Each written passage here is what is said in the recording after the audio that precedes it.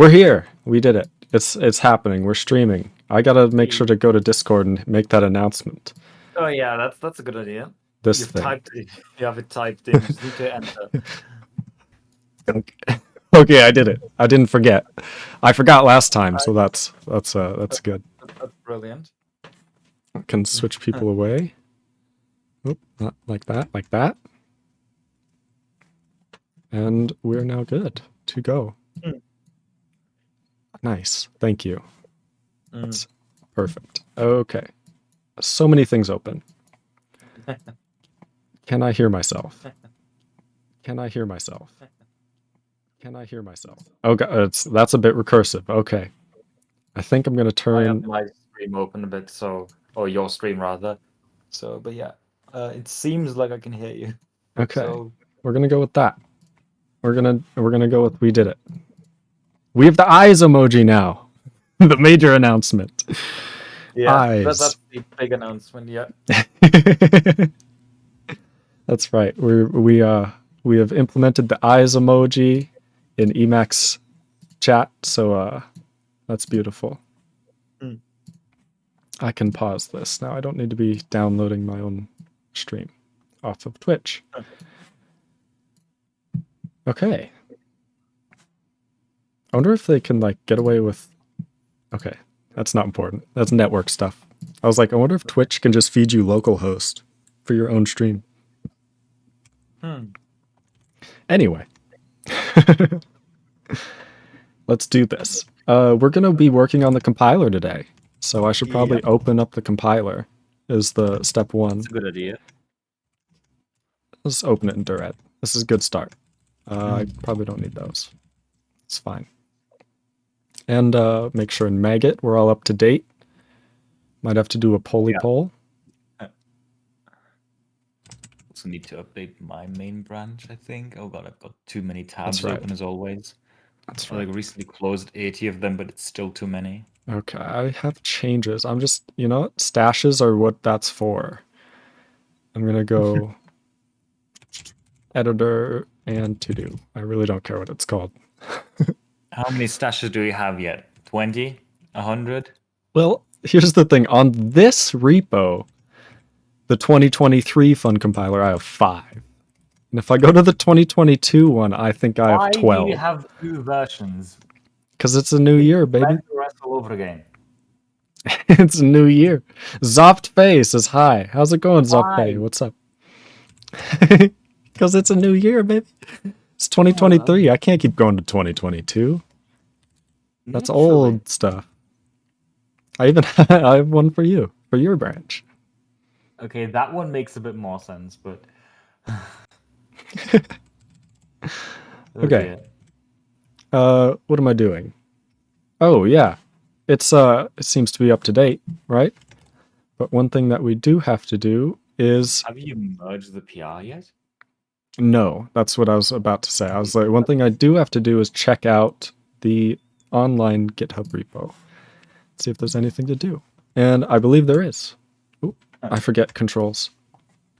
Thank you so much for tuning in, Zoftfei. How's it going? What brings you in here? There is a PR. There's 2, but there's one open one. And a new issue that I opened this morning that this fixes. Wonderful. How beautiful. Did I open that yesterday? I will say I didn't actually check if it fixes it. I just put, because I can't see that in my terminal, so I just put like the color reset at the very end of where it makes sense. So I hope it fixes it. I'm going to assume it fixes it and merge it. At the end of AST print node, because that's what's called everywhere. Honestly, we could probably go here. And the thing is that it's on a separate branch, though. It's not on main. It's on... I don't even know what I called it. Oh, there's a lot of branches. Term color reset, I think it is. Yeah, I gotta delete like 10 of those. I think it's called I have to term color fetch. reset or something.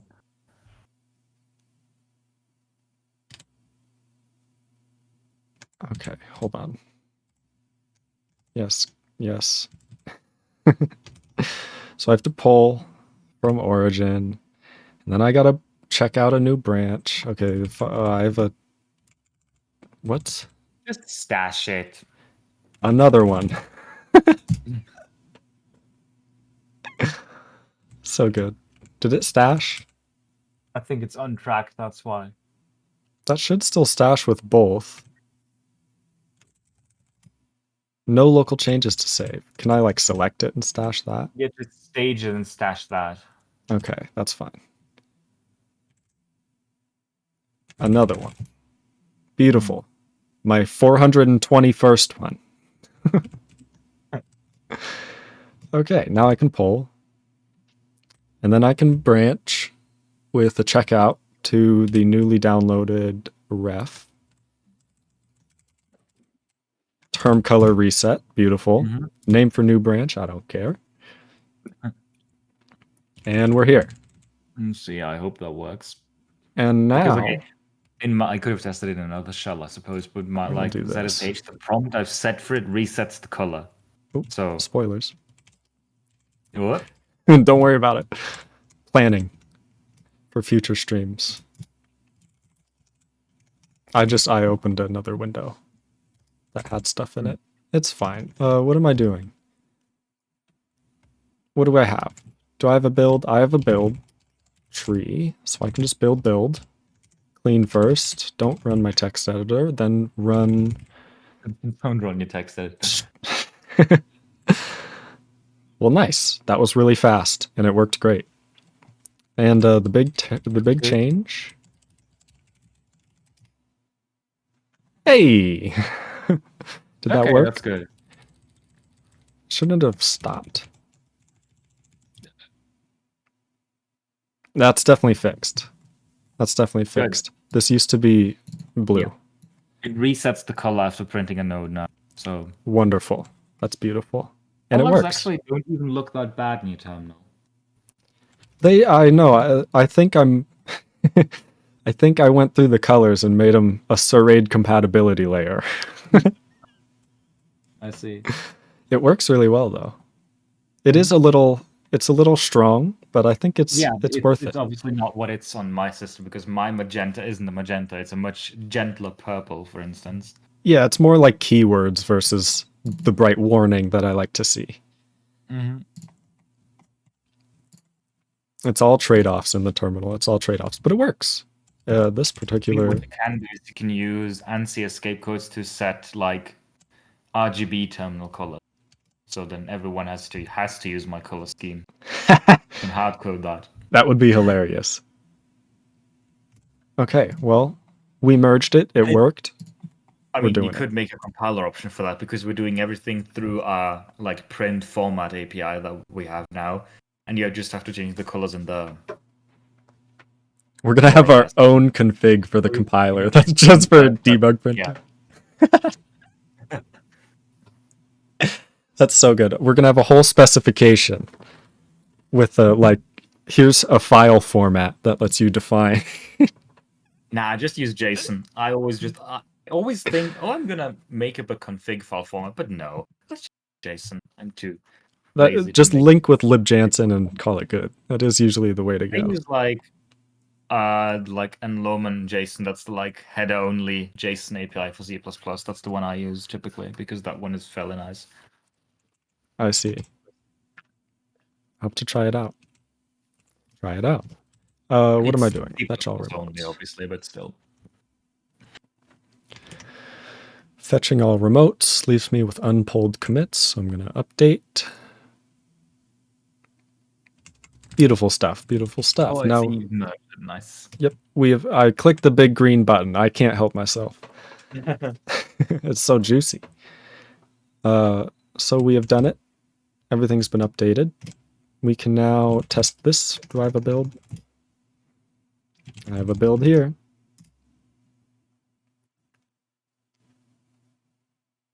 Beautiful stuff. And it works just the same, which we would expect because I already tested it. But just in case. Yeah. It's good to know. Okay, so we are at a point where we can start expanding, doing the rest of the stuff. First plan, big announcement. It has a name. We get to name it now. It's no longer the stupid unnamed stuff. So we get to go through and rename things. How about it? How about that? Let's do it. First of all, I guess first of all, we should rename the repo. That is correct. And luckily, GitHub makes it easy. I did not know this. You can just type it here. Legendary. You can, yeah. Okay, question. Do we want, like, Pascal case? But And for repos, I would just even omit compiler. Just Intercept. That's a good idea. That's a very good idea. It has to be Pascal case because your name is Pascal case. Because Lens play games in Pascal case, so it has to do it. Otherwise, it's a mismatch, and that's not nice. I have to go update idle C. It's idle-C. Okay. Intercept. We did it. We named it. That's the name. It's called Intercept.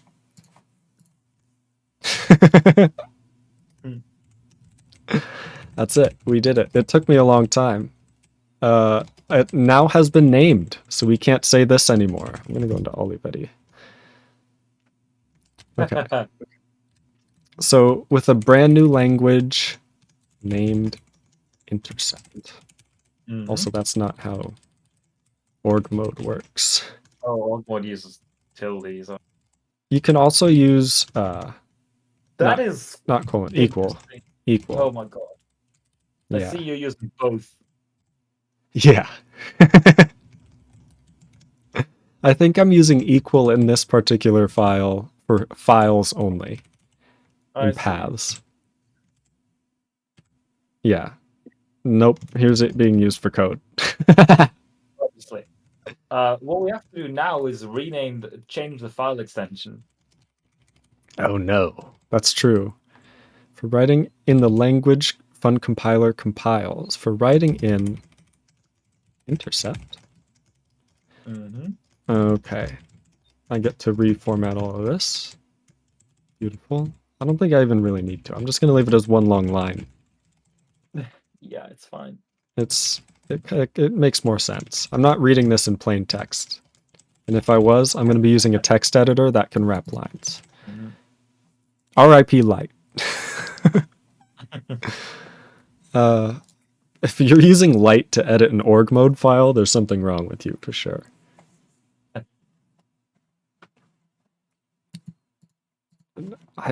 This sentence doesn't even make sense. I'm not going to change it because it's been there forever, but it doesn't make any sense.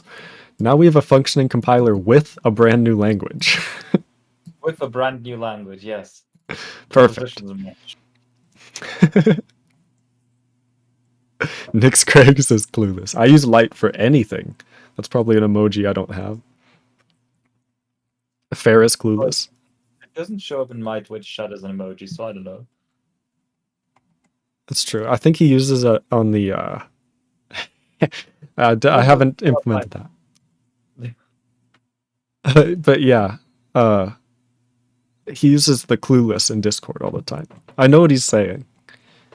And I've seen it, I think, in some chats. There's so many ways to access Twitch chat. I'm just kind of scanning for anywhere we mention a language name. I think I've done it. The language. Intercept. Just search for language.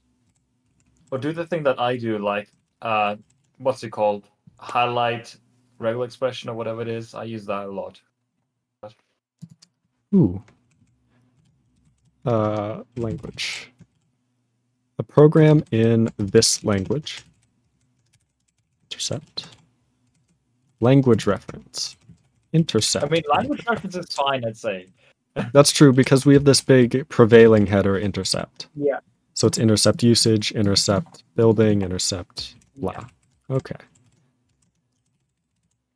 Language.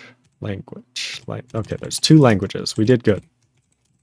Docs are already everything's named intercept because LaTeX is pretty cool. True, yeah. So I believe if we go... Let's just go to the PDF. Beautiful. Yep. Intercept has 3 stages. Beautiful stuff. Okay. Using the default LaTeX font, of course. It's a work in progress. Could use Gentium. I like I use Gentium. Minion 3, but that's not because I really like it as a serif font. But that's not freely available, unfortunately. NyxKrage goes, wait, this isn't fun? Oh. Oh, this isn't fun. It wasn't a question, it's a statement. This isn't fun. This sucks. Hilarious. MouseSX says, is Intercept the name of unnamed language? Yes, it is now. That's right. Okay, so we have to go and change all the file extensions, don't we? Yeah, but that's a simple shell command, so... Yes, it's simple. I'm not sure if new shell has for loops. I hope it does. It does not. Okay, in that case, do you have bash? Yeah. I can do it if you'd like me to. I'm pretty sure I have bash. Okay, good. I have bash. Version 5.17. It's for... As long as you have a POSIX compliant shell, then that's going to be pretty easy.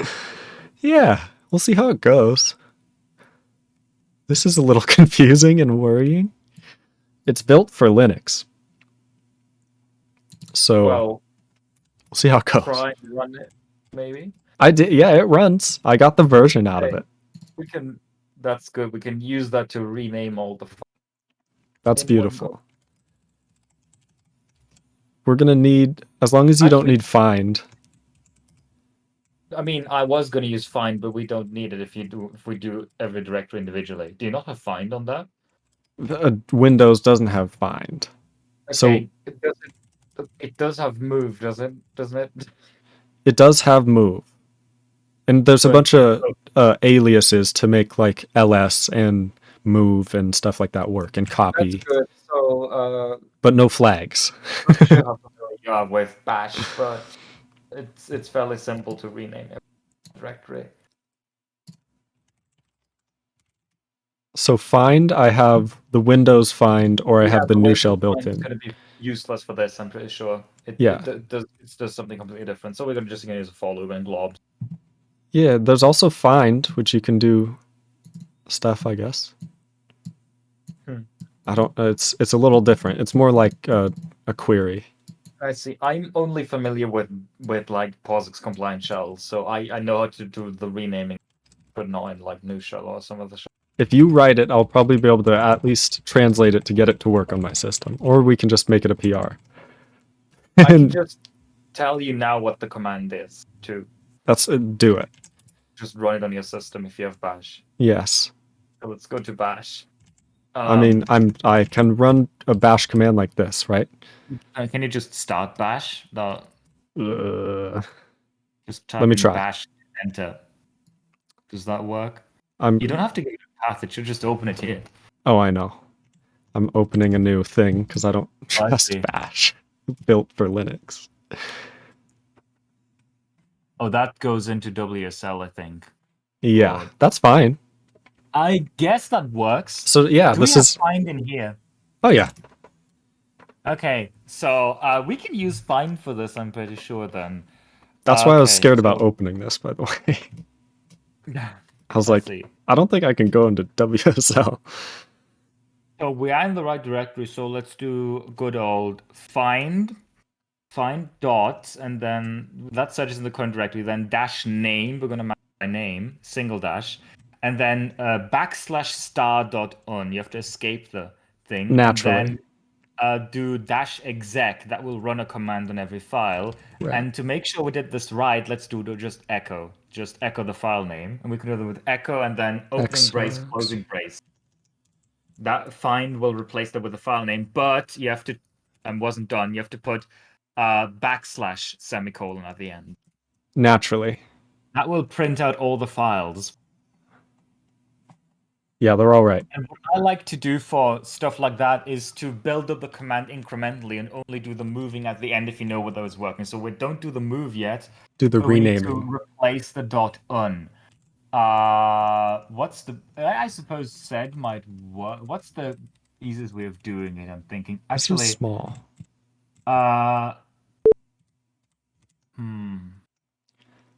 Sed is gonna be like Sed could.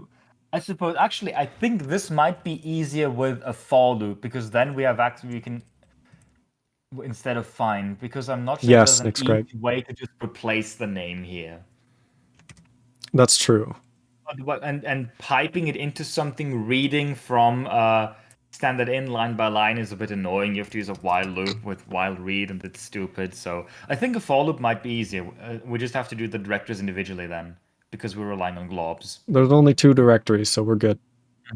So, or can you do like? I think you can do a glob that sets recursively, right? Isn't it like Star. I think it is star. Yeah. Try like oh boy. ls or something and like the *****un, I think. Does that find everything? No. Interesting. Is it */*? I think. How do you do a recursive glob again? It's I one of rarely them. ever use this, honestly. Bash recursive glob. I rarely use recursive glob. Yeah, so it's because there's an optional. It's an option that you need to turn on apparently. So it's like that. You know what I mean? One of them is in tests. Oh, I gotta escape the apparently backslash. you have to. Let's see. There's a bash option that you can turn on for this. Apparently. I don't know. Well, we'll do the directors individually. That also works. There it is. It's not quite there. We can just do the directors individually. It's fine. So yeah. just do example /star.un.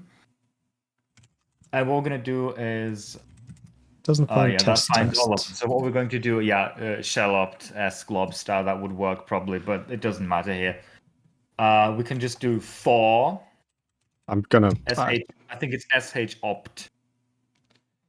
Oh. sh opt. You forgot t, and then we can try the glob again. Does that legendary? Work? That works. Nice. Good. So let's grab that glob, and we're gonna do for I in the glob. And then we need to do no.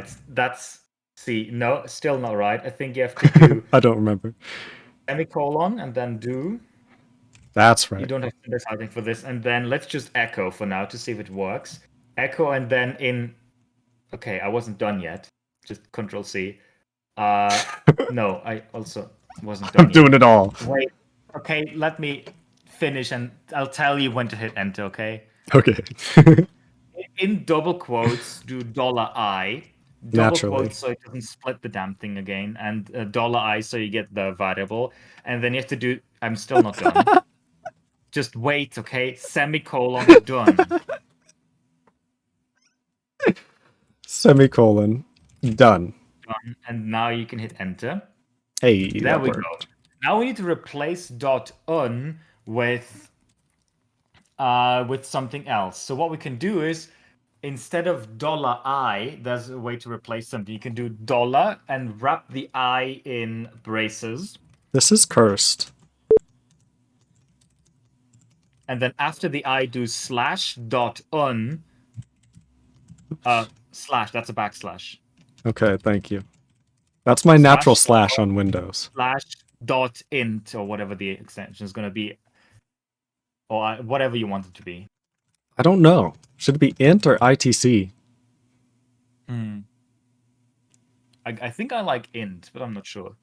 NyxKrage says like int. You say int. NyxKrage says bash is cursed. Yep. MouseSX says this is next level remote host coding.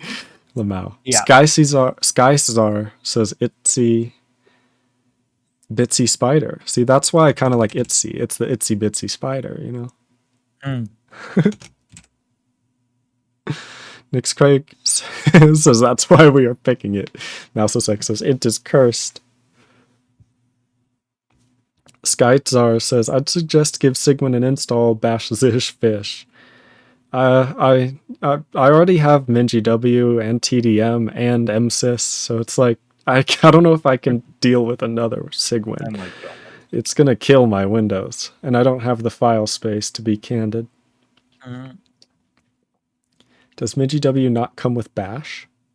I think it does. It does. I have a MinGW bash. It's just not in my path, so it's not accessible. It's fine. This will do. This should work, right? So, yeah, if you hit enter, it will just it just prints out the Beautiful. names. We haven't moved anything yet. So are we going to go with int or? Who feels? I feel like we've seen int, and we've also seen not int, but we haven't seen anything on ITSY. So One person said ITSY, but I think that was it. Oh, SkySAR, that's right. Agreed on bad OS. Nice. Sudo nix collect garbage and free up your space. Yeah, that'll work great. On Ubuntu 2004 LTS. Basically, I'd then just have to do... I would just, do I here, and then we'll see if it...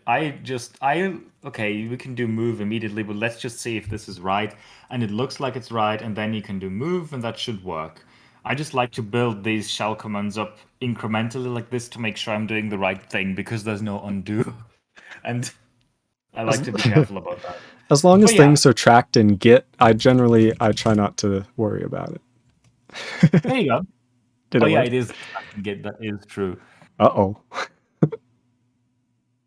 Interesting. 2x. 2x. I'm gonna delete that. You hacked me. Okay. 2x. That's that. I can... Oh God! Wait. If you nice. That X was you've closed already, but I for a brief moment there, look up there, like go left with a down a bit. That's the file name that we just saw. That's the 2x. If you go right a bit, it had oh no! I don't know what happened there, but don't blame me for it. I don't see how that shell command could have resulted in this monstrosity. You hacked me. That's incredible.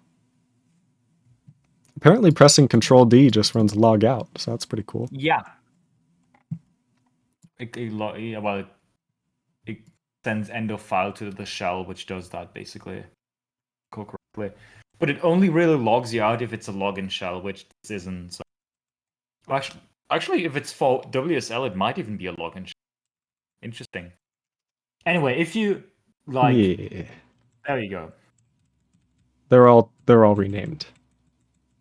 There you go. 2x was probably from Lens just pressing enter a bunch. God.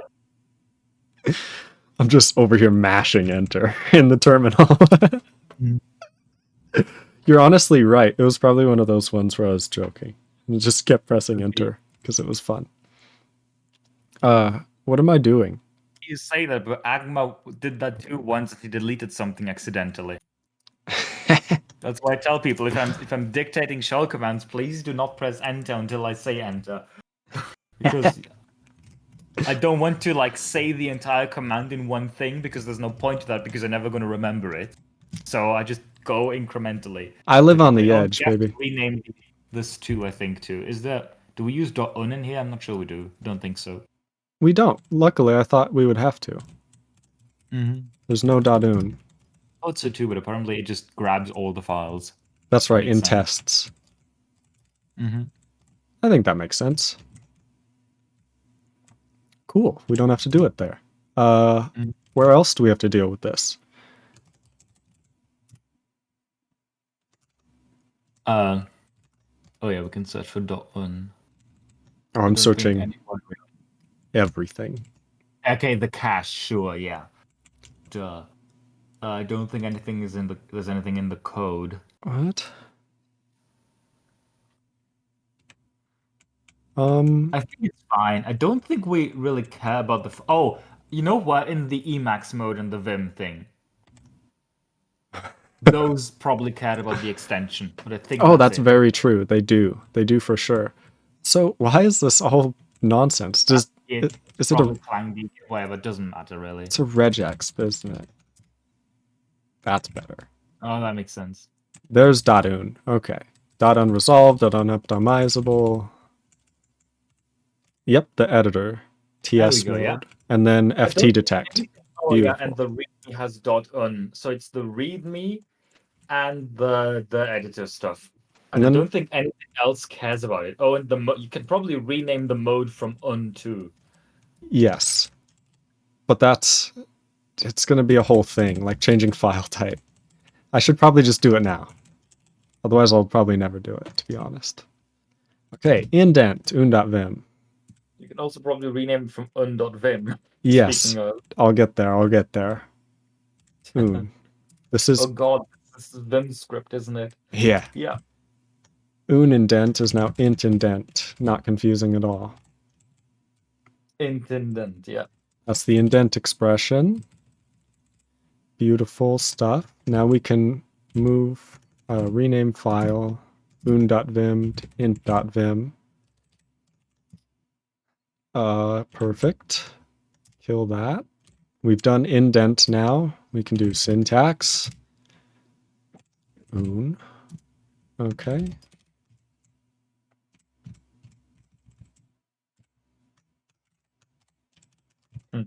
Okay. We now have int. Int number is kind of confusing, but it doesn't matter. Int operators, int keywords, int primitive types, int comment. We updated too. Get rid of that. I mean, this isn't Rust. Yeah. What am I doing? So I'm now renaming the file. I'll get there. After syntax is ft detect, which we've already replaced, so now we just need to rename. int.vim. Jeez. Oh, don't do that. Okay. Editor / int. This is the readme. Editor / int. Un. Int. Int. Oh god. Int. Okay, fun compiler. Path to Intercept. We have to search for fun compiler. Oh god, it gets worse. For fun compiler, we could probably just use sed or something, honestly, to replace Hopefully. that. Okay. But I don't think the string fun compiler is used too often. I definitely tried to avoid it as much as possible. So there's no more un in here. I don't think it's used in the code, so at least I can't remember using it. I forgot one of the Vim subdirectories, ft plugin. So many subdirectories. Yeah, Vim plugins suck. Yeah. I'm not gonna lie. They're all segmented. I saw a video by the Primogen about setting up a new Vim config, and he has like 6 subdirectories of different stuff. Yeah. When I'm pretty sure you could just put everything in one file. It's horrifying. I don't know why. I put everything in my .emacs. My .emacs is 1,200 lines of code. I don't care. I put everything in my .emacs. I have the same thing. I have a myinit.l that the .emacs calls, and that's different for each machine. So like my desktop and laptop. My dot files are a Git repo, so I have the same dot files on all of my machines. I have the same thing. I have a branch for each of my machines, though, with the custom myinit.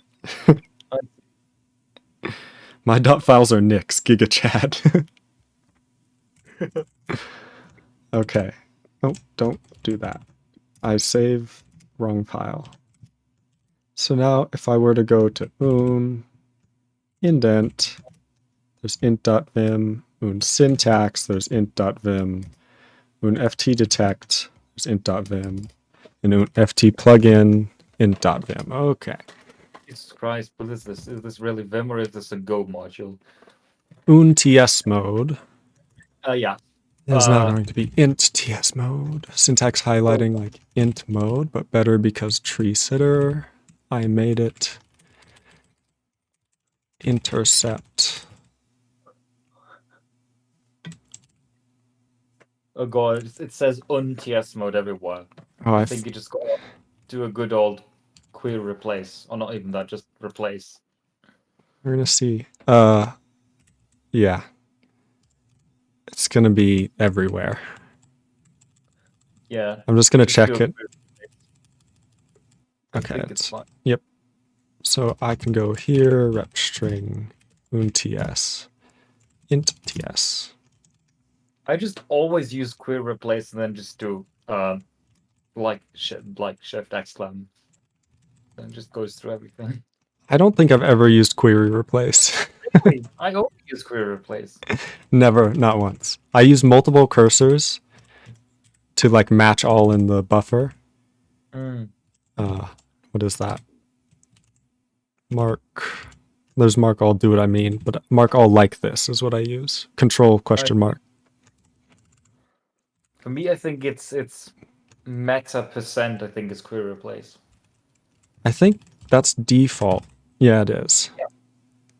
Interesting. How do I see? I can't hit that very easily. Really? Yeah. I have to like twist my whole hand. There, I pressed it. How do I do that? Okay, hold on. I need to open Emacs. I don't know how.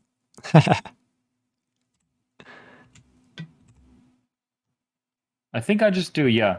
I hit meta and % with my left hand and shift with my right hand. Interesting. So if I do that, Alt for me is like way to the left it's under V, directly under V. Oh God. So my thumb goes like under my other keys. I see. Uh-oh. What does that sound? Are you hacking? Are you hacking me? Did you hear that? Chat, okay. You mean my keyboard? Oh my God, what is that? This is my keyboard, if you're wondering. If that's what you mean. It wasn't that. There was silence. What is this sound, chat? Okay, do you hear it in the stream? Am I insane? Okay, hold on. Let me... There's beeping, right? Okay, do you hear it in the stream? Am I insane? Okay, hold on. There's Oh, I can hear it now on your stream, yeah. There's some beeping. Why is... Am I gonna die? Why is there beeping? It's ticking. There's a bomb. It's ticking. There's something on your system that's running in the background. I'm desperately searching it right now. What the fuck is that? It's not coming from mine. I'm gonna check. Okay. It's whenever I press buttons. Why am I just beeping? What the what? So this is me typing ASDF right now. What have I done? What have I done? Interesting. What did you do? If somebody like has hacked me and this is their joke, I appreciate that it's non-destructive. You activate accessibility stuff? How would I can't search now. I'm gonna open VIA. My keyboard's fine, right?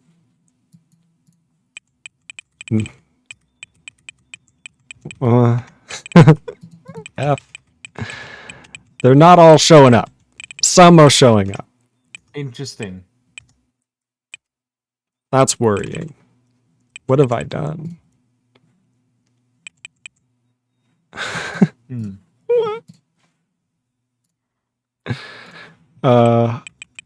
you like, click on the Windows Sticky mixer keys. and maybe there's a program that's making the sound? Windows. Oh, good idea. I can't see it though. Okay. Oh. Okay. What do you see on stream right now? I think it says BEG, and like I saw on stream. Yeah, you can see your desktop on stream. Okay, just checking. I can't press buttons, so you guys are gonna see everything I see.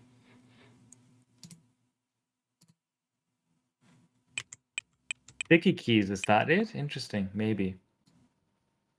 There's no window pop up. It might be it might be a Windows thing, yeah. Maybe it's sticky keys, I don't know.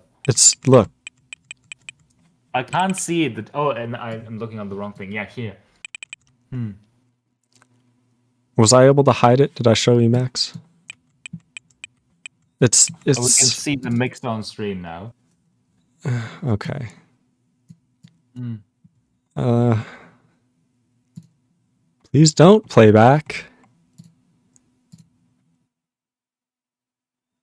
It's just beeping. There's not like beep when I type. There's not an option. What have I done? I'm gonna have to restart my computer. I can't type. Apparently, it's filter keys. What is filter? Who's saying? Where do I see this? Read chat. Okay. I think it's filter keys. Hold right shift. That is what I was doing. Oh, I see. Because you right shift, yeah. It's like a time bomb. Windows has this stupid thing to where if you hold shift for too long, it does stupid things. I don't know why. How long do I have to hold right shift for? It didn't fix anything. Right shift for 8 seconds. Oh, apparently. Jesus Christ. Okay.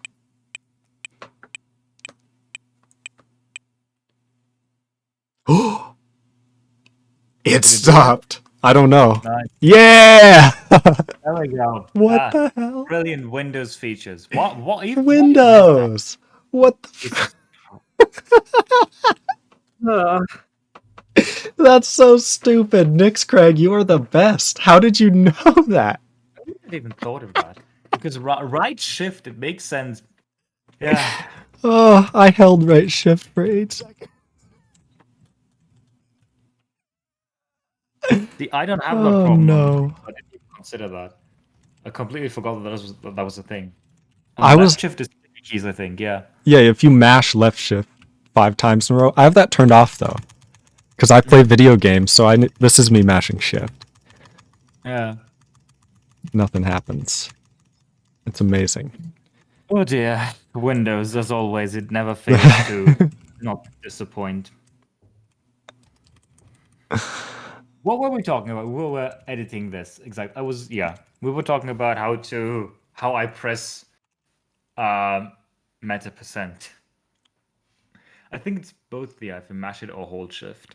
I don't know. I always remember that in video games, when you would have to, like, in GTA, the older ones, you'd have to mash shift to run fast. Interesting. Like on controllers, you would mash A to run fast in, like, Red Dead Redemption 2. So I'd have to mash shift and I would get sticky keys, so I'd turn that off indefinitely. I was like, I'm not dealing with that. Yeah, I think you turned that off. I never even heard of filter key. I haven't either, and now I have. I really am curious. Filter keys is an accessibility option that you can use to control the keyboard repeat rate and ignore repeated keys. This article discusses how to use the filter key shortcut key to enable various levels of filter keys functionality. It's a very short article. Interesting. Skyzar says now Lens can move to Linux. Lamau. NyxKrage says now time to disable filter keys. Yeah, if I'm able. By the way, did you see that I figured out the fix for the stupid chat indenting? It looks nice now. Yeah. What was the fix? So ERC fill mode. Oh, I'm in the wrong Emacs. You guys probably can't see that. ERC fill mode. Basically, if we go and look at it, implements filling of messages sent and received. This vague commentary and docstring means they do this indenting to make it line up with the name on a line wrap. So I just call ERC fill mode, or ERC fill disable is what it is. Oh, And then- I see. That makes sense. And then all new chat messages sent do it, which I forgot until this moment. Sure. I don't know why this would ever be useful. There's like hard-coded... It's I don't know. Hard-coded limits, brilliant. I mean, they're def custom, so I think you can set. But yeah. It's extensible, yes, but a default of 78 is quite confusing. And having it be a def custom instead of like having to do with the window width is a little confusing. It's just like, yeah, it doesn't matter how wide your window is or if there's line breaks or visual wrapping, just, break it at 78 bytes. Replace quote un with quote int. That's probably, yeah, there's 2 left. Okay, I was too late. Un for editing Intercept. The unnamed language in Intercept source code. Perfect.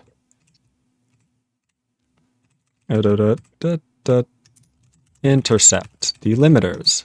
Intercept operators. Intercept keywords.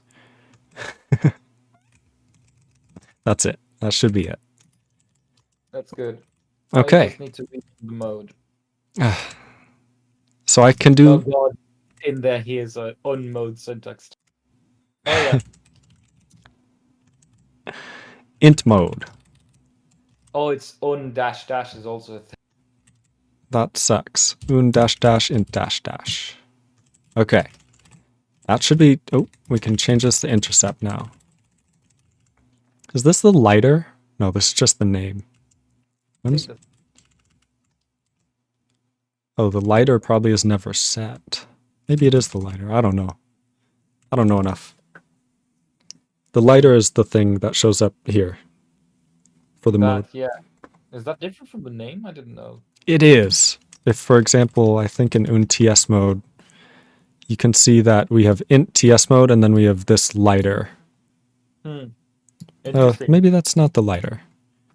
What am I remembering? I'm remembering not define derived mode, but define major mode. Minor mode. There it is. And then there's a lighter. Yeah, see? Here it is. You can set it when you define minor mode like this. I see. Oh yeah, I don't think I've ever defined a minor mode. I always just make major mode. I see. I've pretty much only ever made minor modes. Okay, it's for me. It's like I have a mode for EBNF if you're interested. Yeah, I have one as well. I have one for IP tables, which is on Linux. It's probably not relevant to you, but if you ever run a Linux server, that's how you configure like IP forwarding and what addresses can be accessed and whatnot, or what ports rather. And IP tables suck, yeah. But I find it's best to do that manually rather than just to rely on some random packages to do weird stuff for you with them. What else do I have in here? I have one for my programming language, obviously. I think that's pretty much it, honestly. Very nice. I have a bunch of dumb stuff. I see. Most of it's packages. So I have like org jump mode, I have shell on bottom mode, I have line count mode, that's right. And they're all in org mode literate programming. So you can see like... Oh, I see. Yeah, I've seen Emacs. People do that. Yeah, so this is all the package definition, and then you can see... I'm so mad that this doesn't work, by the way. It's aggravating.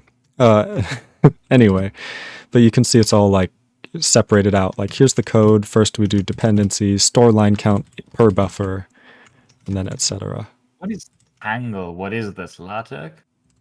What are you looking at? Tangle. Tangle. Yeah. Tangle is org babel. Do you know what org babel is? Nope. Okay, so these are a bunch of source code blocks, which originally in org mode was just syntax highlighting. I see. And the syntax highlighting was done by Babel. And then eventually they realized you can do more stuff with these source code blocks. Like, what if there was a way to like extract all the source code blocks of the same language into a file? I see. So then that's what org babel tangle is. So when you org babel tangle, you can basically tangle this source code block into its own file. And that's what this is, linecount.l. So you can tangle multiple source code blocks into the same file and they'll append, or you can do into different files and it'll create them. And with make dir p, then it'll make a directory if it doesn't exist. You know what I mean? it'll just Interesting. Do you know where that probably comes from? no. Do you know that the original text source code, like LaTeX, is written in Donald Knuth's own programming language called Web, which has both the documentation and the source code. And you can compile it in two ways. You can compile it to a LaTeX document or to Pascal code. And the program that that compiles it to Pascal is called Tango. So if you run Tango some file.web, it converts it to Pascal mode. There's even a way. There's something called no web. I didn't know why it was called that. That's probably why it's called that. Could be, yeah. So, but yeah, there's all these ways to tell Tangle what to do. Is that why it's called Tangle? Probably. That's really cool. Yeah. Also, detangle. Is detangle a thing? What does that do? Angle and the weave is used to extract it to docs. Yeah, Tangle and weave. there it is. So detangle is also a thing, apparently. Is orgbabble weave a thing? There's no web wrap. Where is source blockhead Python with earmuffs? Earmuffs? What does that even mean? What are earmuffs again? I know that's a term in Python, I think. They're things that warm your ears up, man. What? Yeah, Not- I know,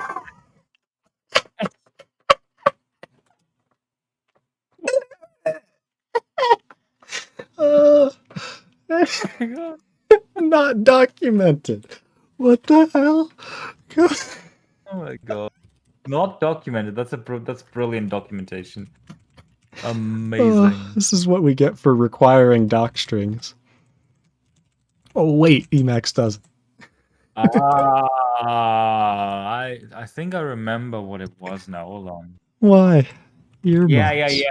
So earmuffs is actually, it's a common Lisp term. I remember that now. That's where I know it from. In common Lisp, I think it's like dynamic variables are surrounded by asterisks by convention. So you do asterisk name asterisks. That's the type of variable name that you use for like certain types of variables, and those are called earmuffs. I remember that now, yeah. Are these the same? No, they're not. Okay. I was like, what is happening? Probably that's where that comes from. Earmuffs. Funny. It does look like earmuffs.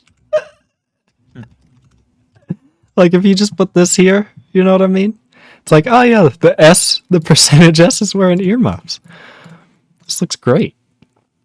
I mean, there are some funny terms sometimes, like, I don't know, but in CSS, have you ever heard of the lobotomized owl selector?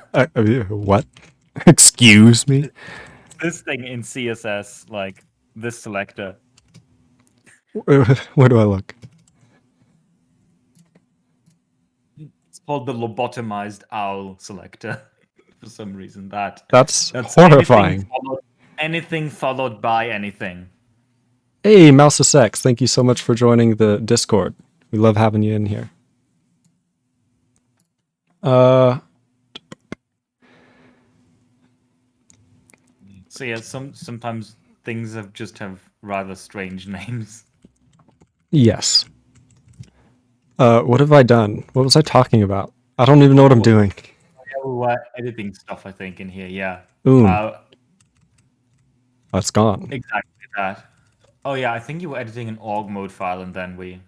So I have to rename. unmode.l to intmode.l. Close that. Something literate programming. Yeah, exactly. That'll be the name of the video. Something literate programming.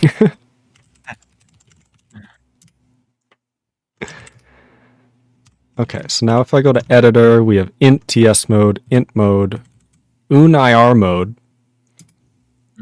This one should be on an article here, and it just calls it the owl selector throughout. You didn't write a. They're like, we just don't. Is that AWL? No, OWL. It's an owl. Yeah. Okay. I can't believe you haven't put a package header at the top of this. What now? What even is this? This. Oh, I was also asking in regards to the code. What even is this? This looks like something I've written. Yeah, you definitely wrote this. This is UNIR mode. I knew it looked like something that I've written because I do font lock like this. I just put everything in one like huge essay. Yeah, this isn't how you should do things. That's how I know that it was. Also, look at the concat. Oh no. In a macro, you have a quasi quote and then you unquote a concat Yeah. with Yes. So because identifier, it's the same thing for identifier. Where is the name? Ah, that's Oh, yeah, that's no. a def. So I don't have to spell that out every time. average Lisp code. This is not average Lisp code. Average Lisp code that I read, yeah. My Lisp code looks like this. This is terrible. I'm just gonna say it's not ideal. You're right, it's not ideal. You know what would be ideal if this were a tree sitter based mode instead. Okay, that is very fair. That would look much better. Yeah. NyxKrage. But also, you're not even supposed to edit IR like this. That's just for looking at it mostly. So You're right. It's a scuffed mode in itself. also, I couldn't figure out how to do comments properly for the life of me. So that's if you look at the very first line in the font lock. That's how I do comments. Oh no. So Oh yes. so that means, so for example, when I have like a long line, right? I wrote a function that splits it based on this function beginning of line text, which goes to the beginning of line text, which means it skips the comment delimiter. So the fact that you haven't set the comment delimiter means that it'll go to the beginning, and when I run this to split it, that didn't work at all. It just made like hundreds of lines. When I don't know why that doesn't work. Your beginning this is why I don't use this beginning of line function, and I don't have these problems because of that. See, It's true, but it works in everything except like all the modes I write. I make the syntax table work really well, so you can even like skip past comments. But you're right, it's not required. I have to get the skull emoji. And commands that I use in any editor that isn't Vim is my arrow keys. That's the only. I use the arrow keys as well as control and the arrow keys to go up and down, and also of course like home and end. But that's about it. I don't use anything else. So I rarely go forward by an expression or something like that. So I That's don't fair. have all of these problems because I don't use any of this. But Jesus Christ. Just stage everything. Nearly all of that.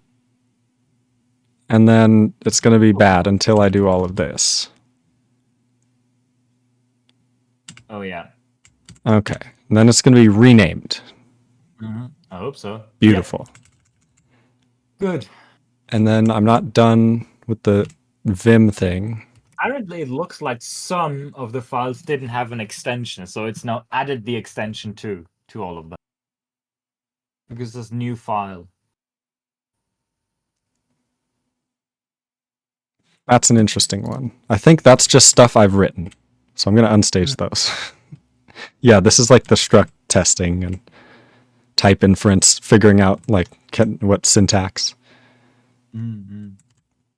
Beautiful.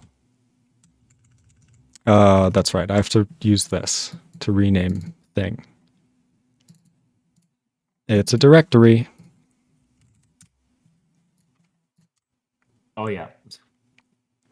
Beautiful stuff. Like page 2. What was that? That was a little skippy. Oh, now I can stage all of that too. Yes. Nice. 87 stage changes. Why is FT detect not renamed? It is.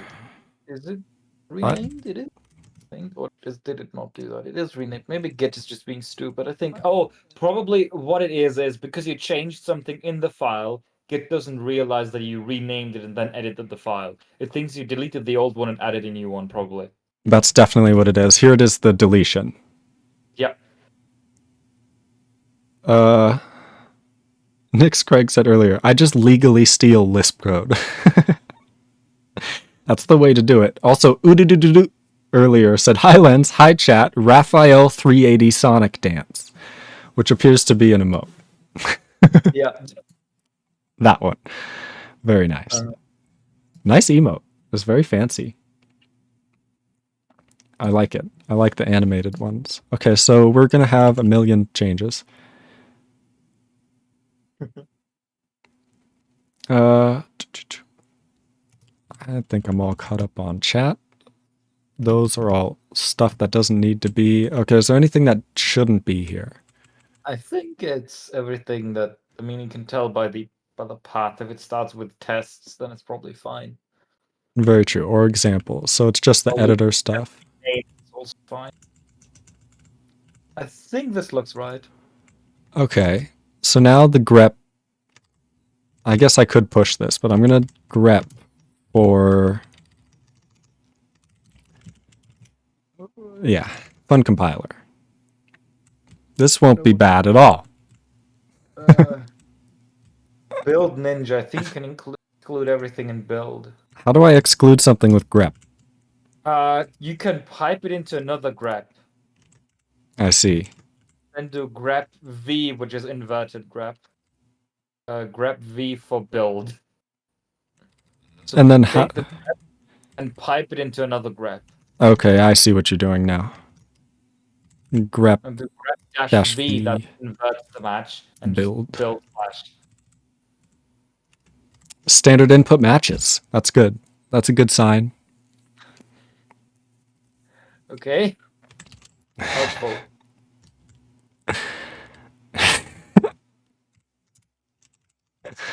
It's fine. Compile commands, yes. Okay, no one can. I think it's only in build. Maybe there aren't. Yeah. Maybe there literally aren't any. I think it's just in build because that that probably has the absolute path. And .git. Directory is called fun compiler. Yes. And in .git, but no one cares about that. Well, how do you do? That's awesome. That's good. Renamed. I feel like I'm forgetting something. Nah. Fine.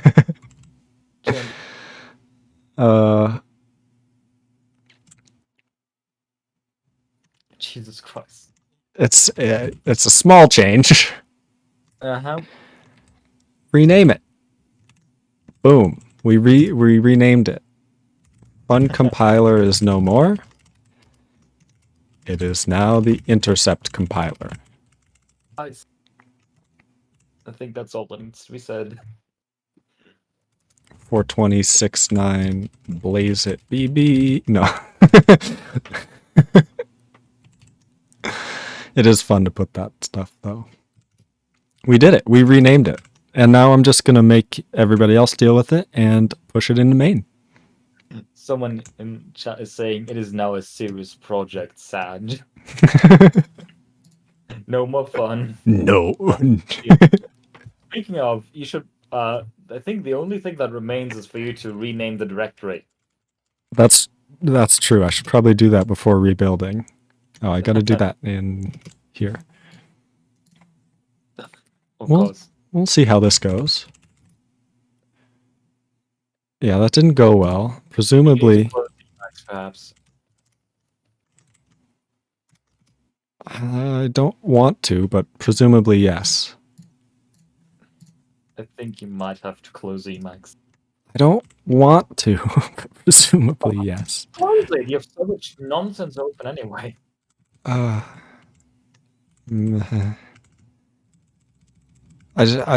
just need to keep. I'd have to redo chat, and I don't want to do that. I see. That makes sense. This is open. Grep. I think if you look at the right where it says file name process, if you're not doing that. Oh, already, nice. I was just not. with file in the name. That's much smarter. I was looking at the name over on the left here, the MR in this thing, and I was not paying much attention. So with all of that, we should be able to kill all kill all those buffers. And they're now closed. And hope to God. Okay, something else. Your shell or terminal rather. Oh, that's...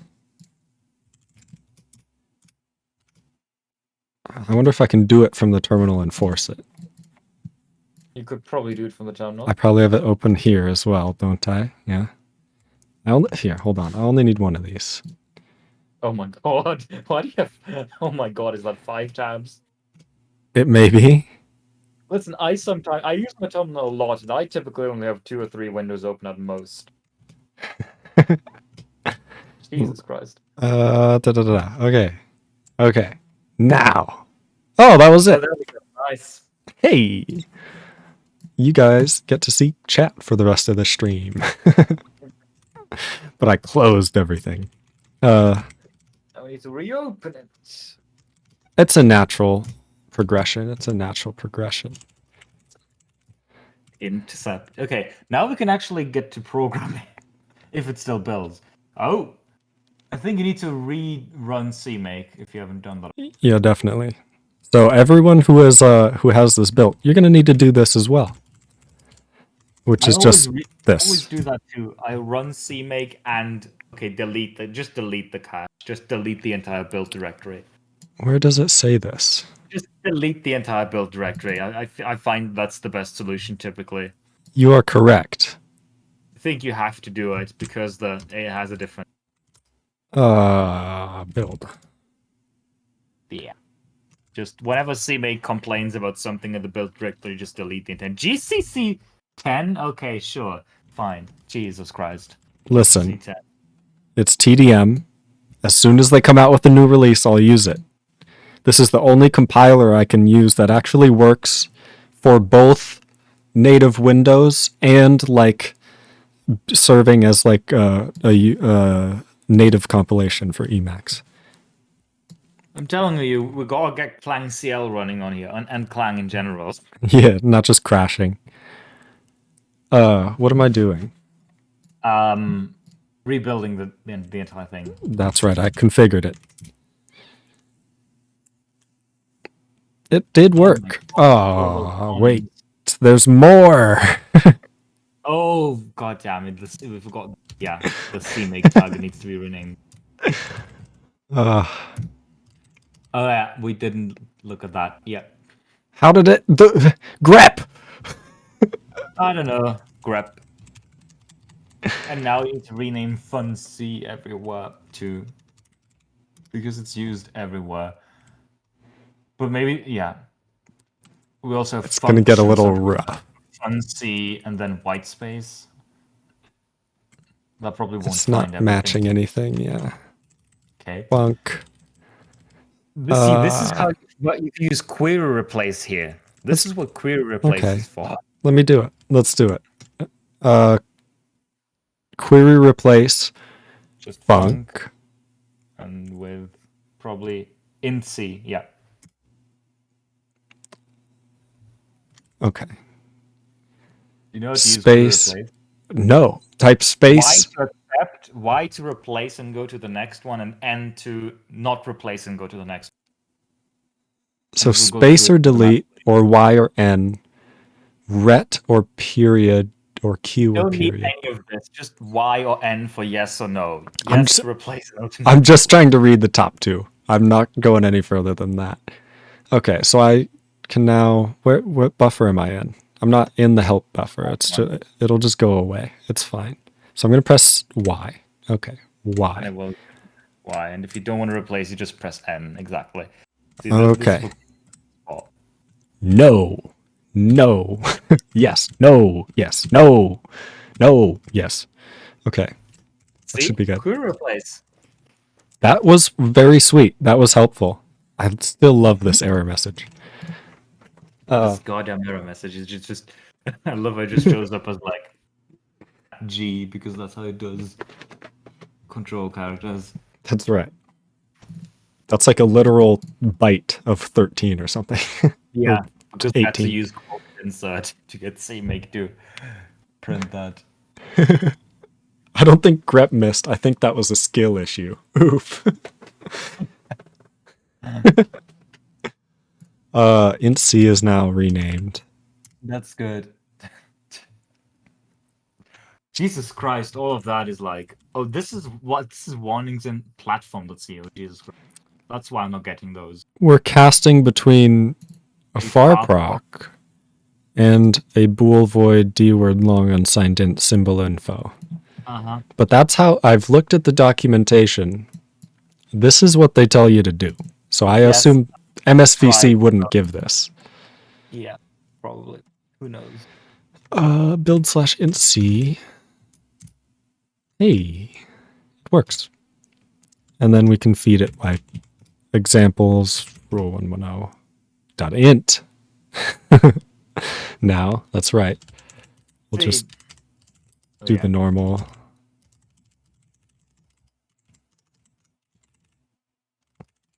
You know, it's simple. Is it env dot? I don't know. I don't remember. It is. Oh, nice. Look at all that. Look at all that, yeah. Well, the optimized version doesn't work. It does get smaller, but it doesn't. It also doesn't work. It's true. I don't think. Maybe it fixed somehow. Yeah, no. You can print the AST and see if that works. The optimized one.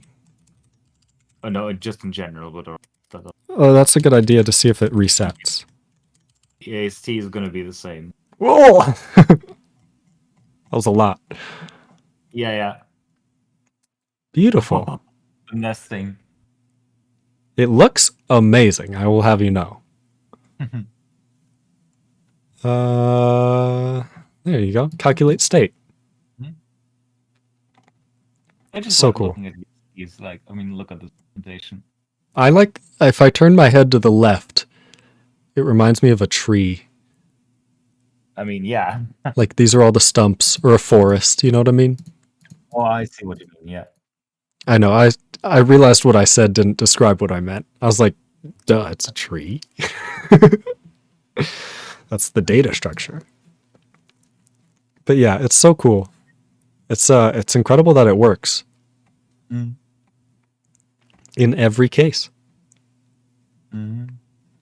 It's beautiful. That's pink. The painful thing is figuring out how to do like that the lines are that all the lines connect properly, and basically I think I always forget what the trick is. I have to look it up again. I think you have to print the leading text when you print the children, I think, but not when you print a node or something like that.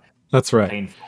Like there's a trick that to get this right. If you do that, then printing a true representation of this is very simple. If you don't get it right, it looks horrible. That's right. It's very good. Okay, what do we end up with? We end up with it working.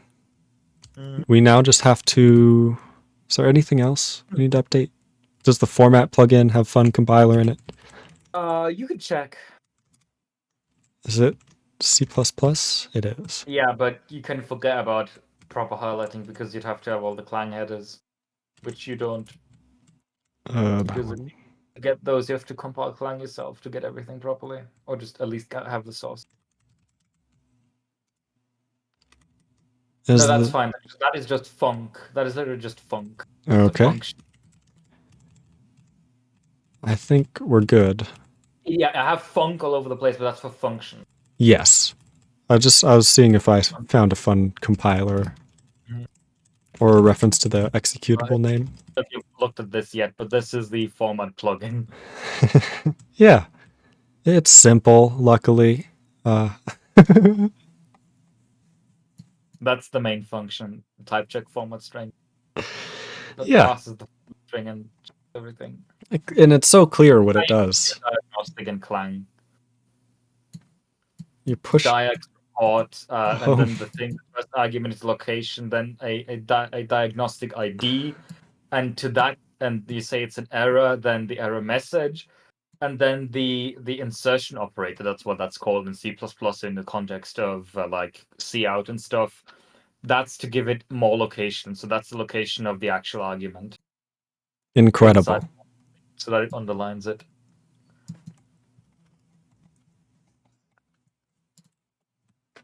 There's some, I think the more complicated ones are like, what is it for, like S, capital S, because that just checks if it's something that looks like a span. That one, yeah.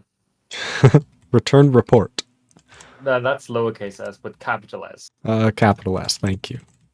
Oh yeah, that's a little more in depth. Jesus. It checks if it's a struct that's, I'm not sure if I'm checking the size, but which has a char pointer field and followed by a size t field, basically. So anything that looks like a span. It doesn't have to be a span. Anything that looks like a span can be printed with this, basically. That's incredible.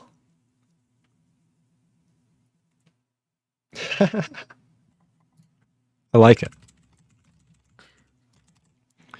Yeah, I don't see any references to the name. I think we can officially do it. I think so. Okay, so I'm going to make another commit right away. Mm-hmm. Bop. Bop. This will be like build, I guess. I'll just do CMake. Date name. Good enough. We have updated thy name, and now we can start programming. Oh, we can start Yep. Okay, so in the Lexer, we're going to need nothing for now. We are going to need a type keyword. That's a good point. So, Also type token, so we need to add that to the Lexer. how do I do this?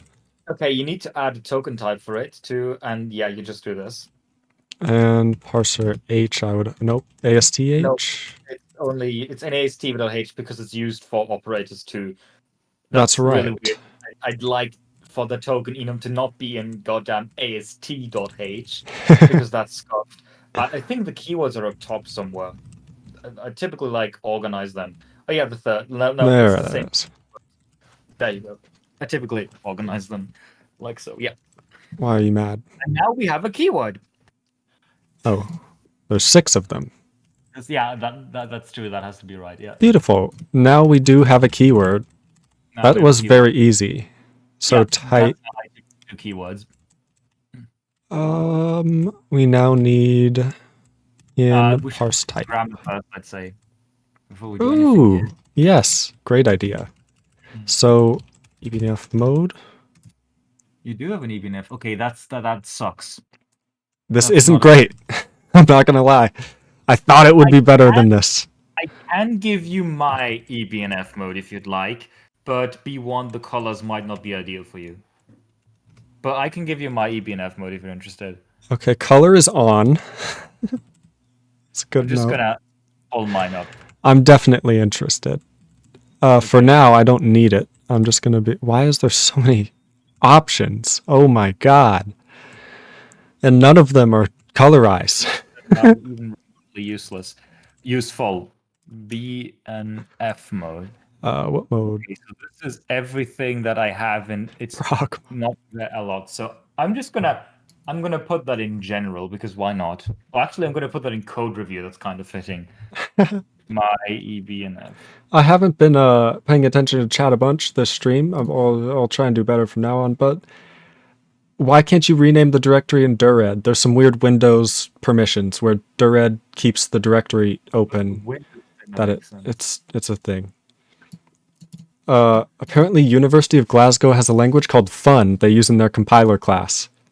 That's actually why we had to change it. I was sued by U of G. NyxKrage just switched to Linux and it's fixed. Ooh. That's true. That's true. Yeah, it would be. Skysar says it is a tree. It And is then- a tree. XWS Max, like the Windows system, what are you working on? Your friend is smart. Hey, you're smart. Thanks. Yeah. I agree. Sirraide is very smart, and I appreciate that he's our friend. Never mind, he's not. Aw. Shots Aw. fired. Aw. We're gonna end the stream now. This is horrific. Okay, sorry. It's all good, man. You're just joking. It's clear.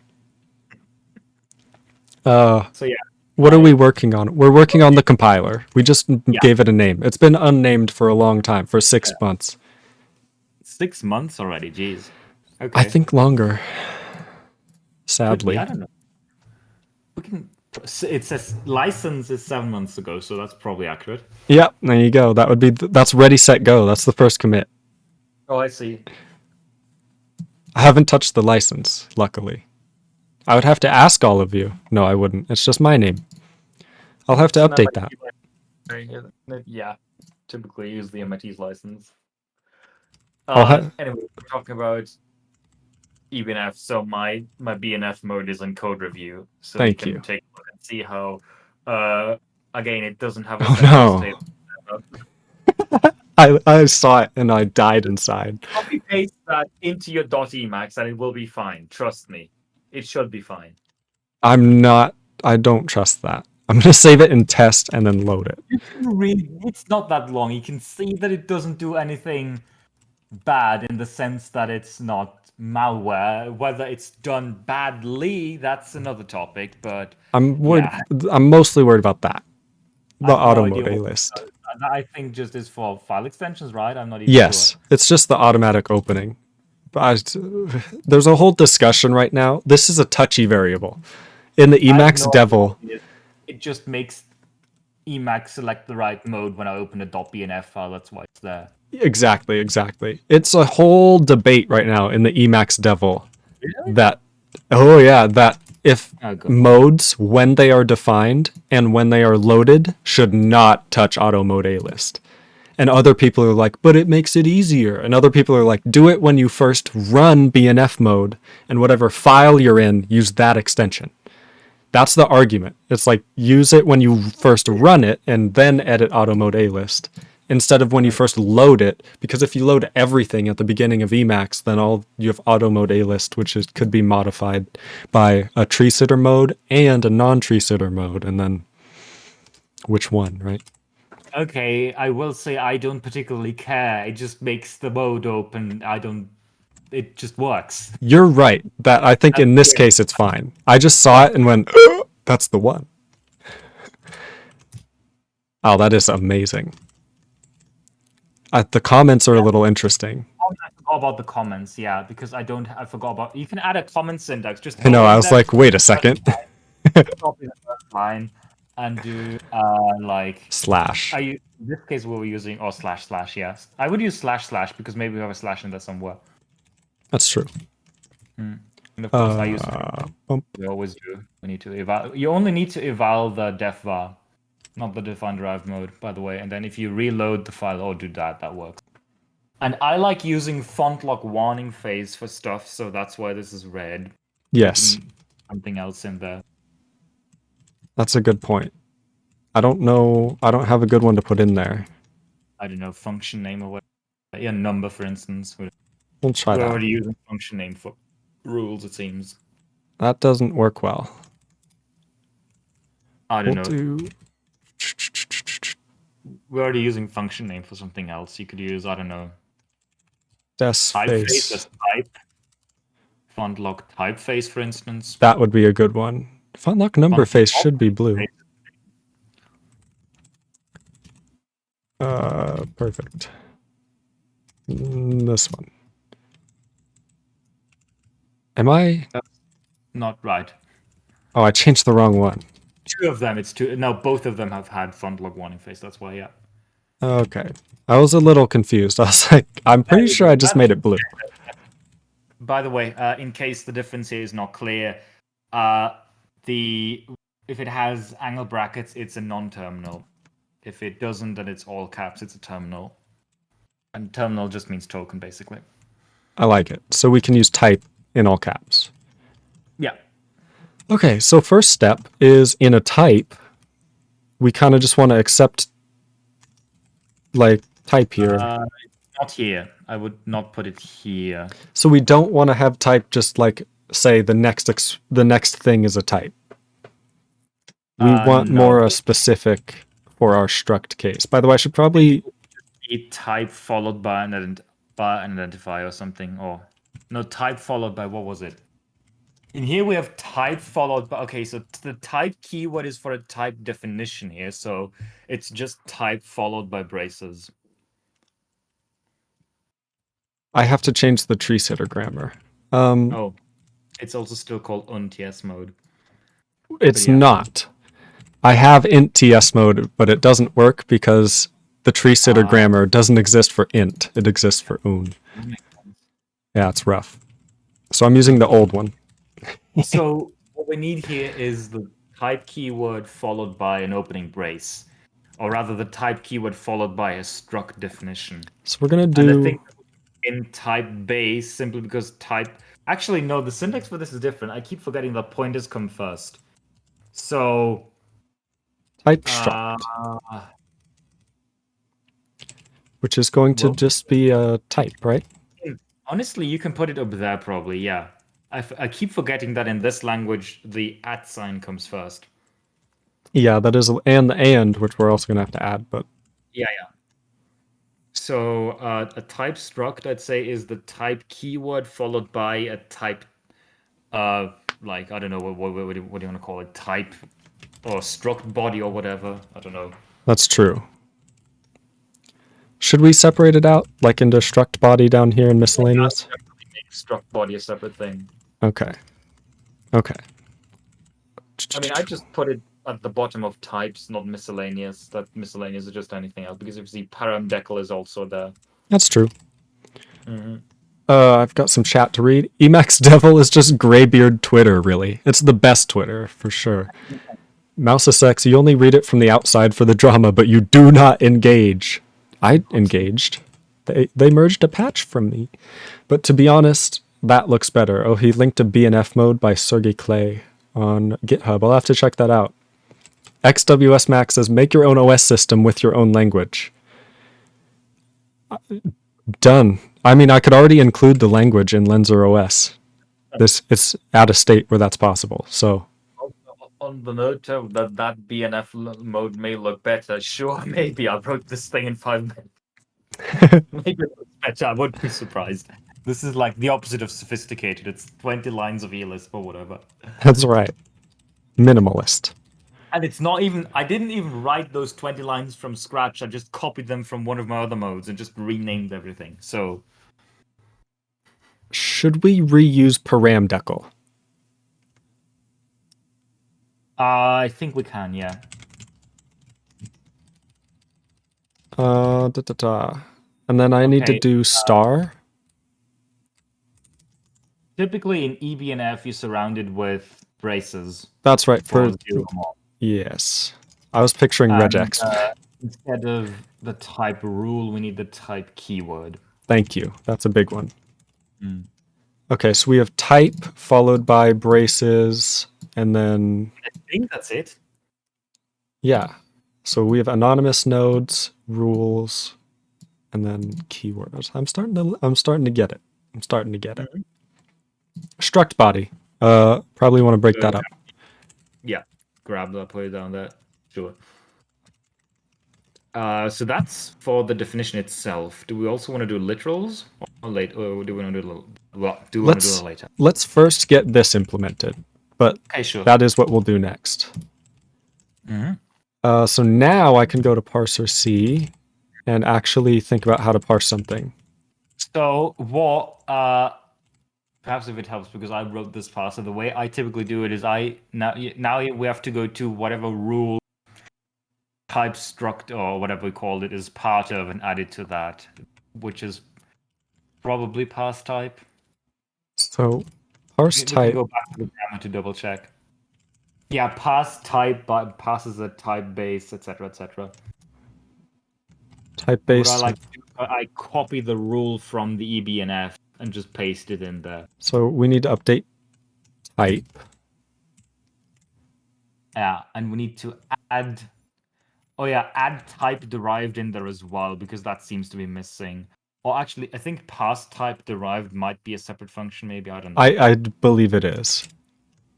So we have type It could very well pointer be. and Yeah, then it is a separate function. That's why. type base. And the reason why type derived is a separate function, I'm pretty sure, is because type derived passes everything that comes after it, like postfix, meaning the array literal and the function, like the parent, the argument list, and all of that. Whereas pass Yes. type passes the beginning of a type. I'm gonna move that out of the way so I can read this. It's at the bottom of my screen now. Ah. Mhm. Make a language and make an OS where the language will be native. Native. I mean, this compiles to native code, so Yeah, this, I think we've done that. I think I've maybe they checked mean, those like, boxes. maybe what they're saying is like holy C in like TempleOS, how that's the shell and everything. Maybe they mean that. I don't know. I see. Well, that's definitely doable for the compiler. We don't have any libraries.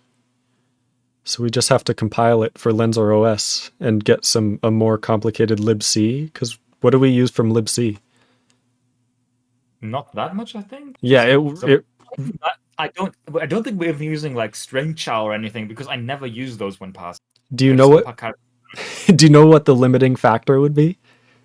What? I haven't written an AHCI SATA driver, SATA controller to interact with the write command portion of it. I've done the read command, but not the write command.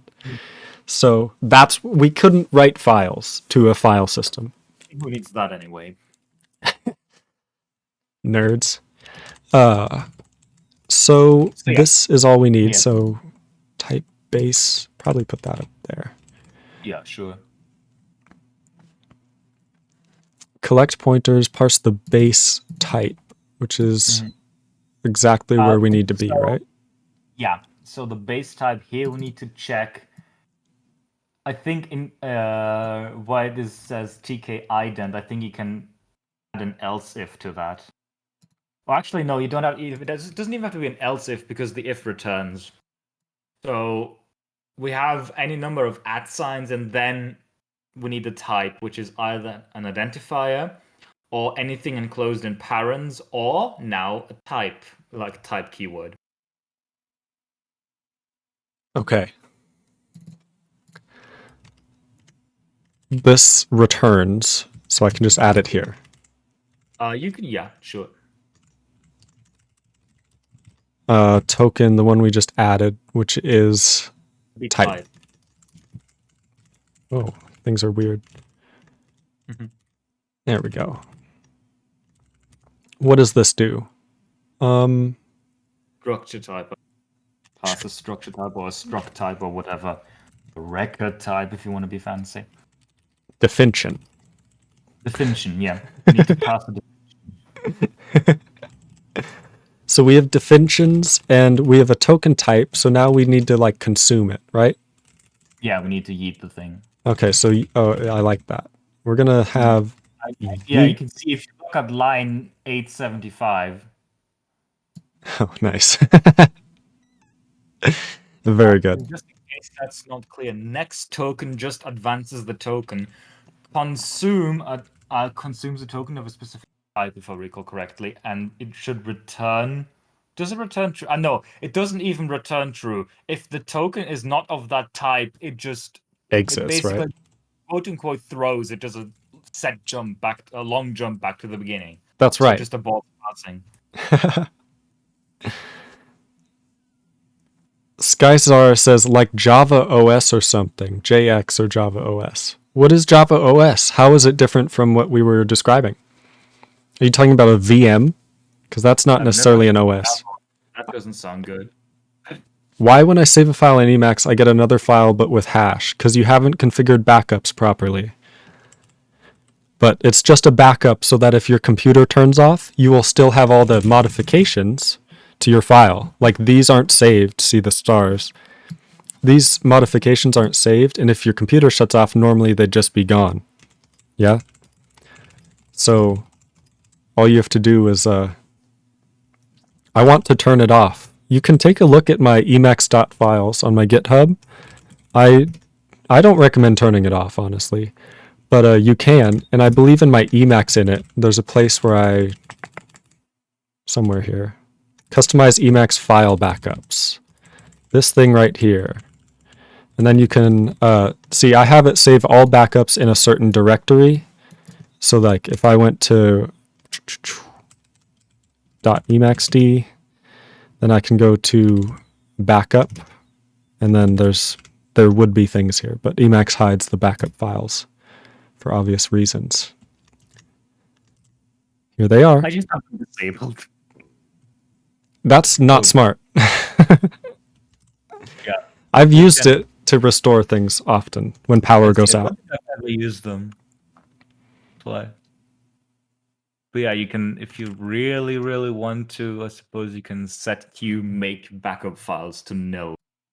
They'll disable them.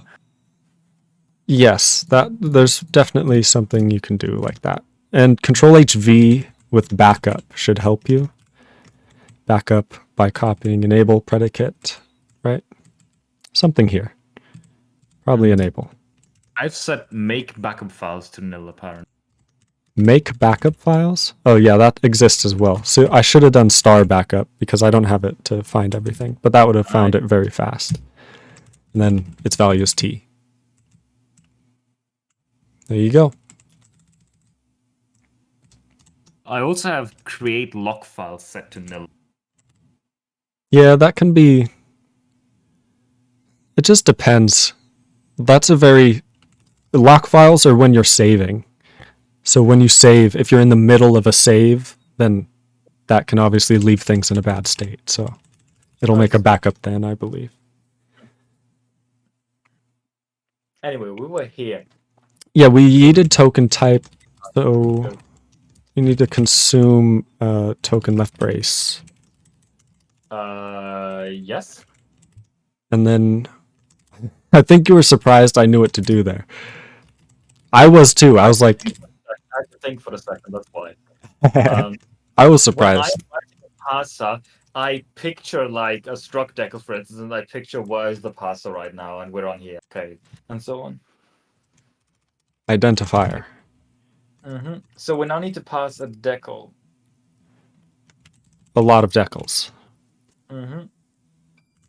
I think, can we use... Param decal? That is not a thing, no. What was I saying? Can we pass maybe param decal? That's just a parameter. That might work. Actually, that might work. What is a parameter again? I forgot. I have no it's clue. a name type. It should be in the AST, I think. Okay. Oh, it's a struct parameter, clearly. And whereas, okay, it's a type plus a name plus a source location. That works. That works great. I think we can use that because it doesn't add anything. It doesn't add a declaration to the scope. I'm pretty sure, but we'd have to check.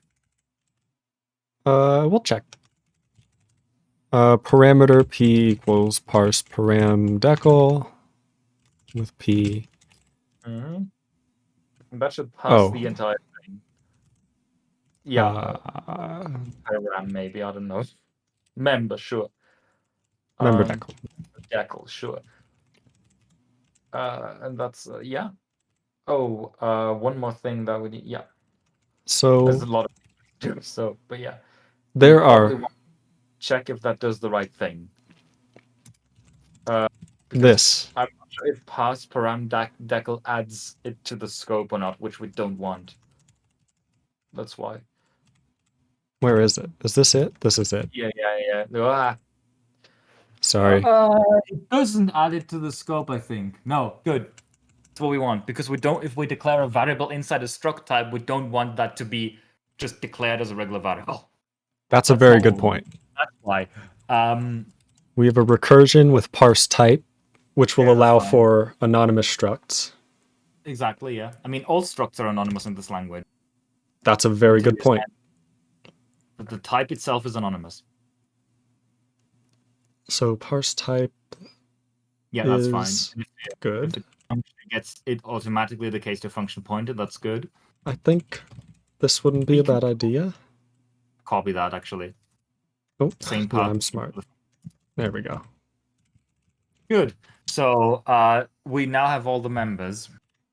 Brace. Yeah, that works just fine.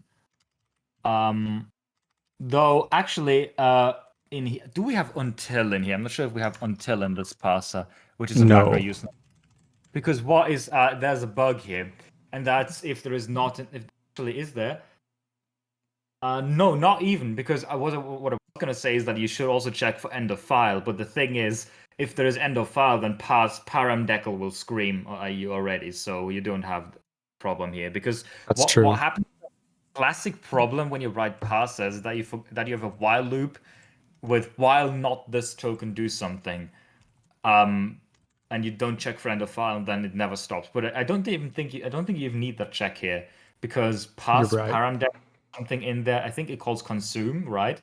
So that will just scream at you violently if you're at end of file anyway. So you don't need the end of file check in this case.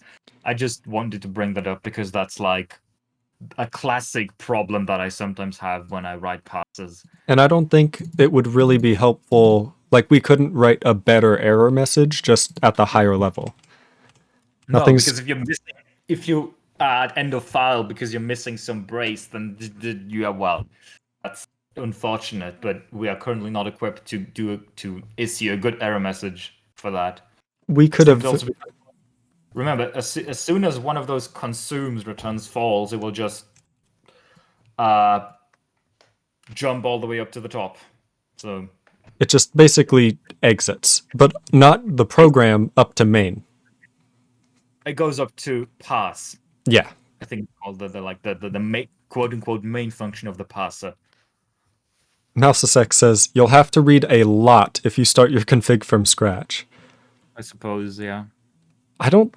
I have a hard time knowing what is a lot of reading. Because, like, I don't think I do a lot of reading, but people ask me, like, how do you read manuals? It's like, well, I just don't know something, so I have to figure it out. Shadow Prof confirming the identity.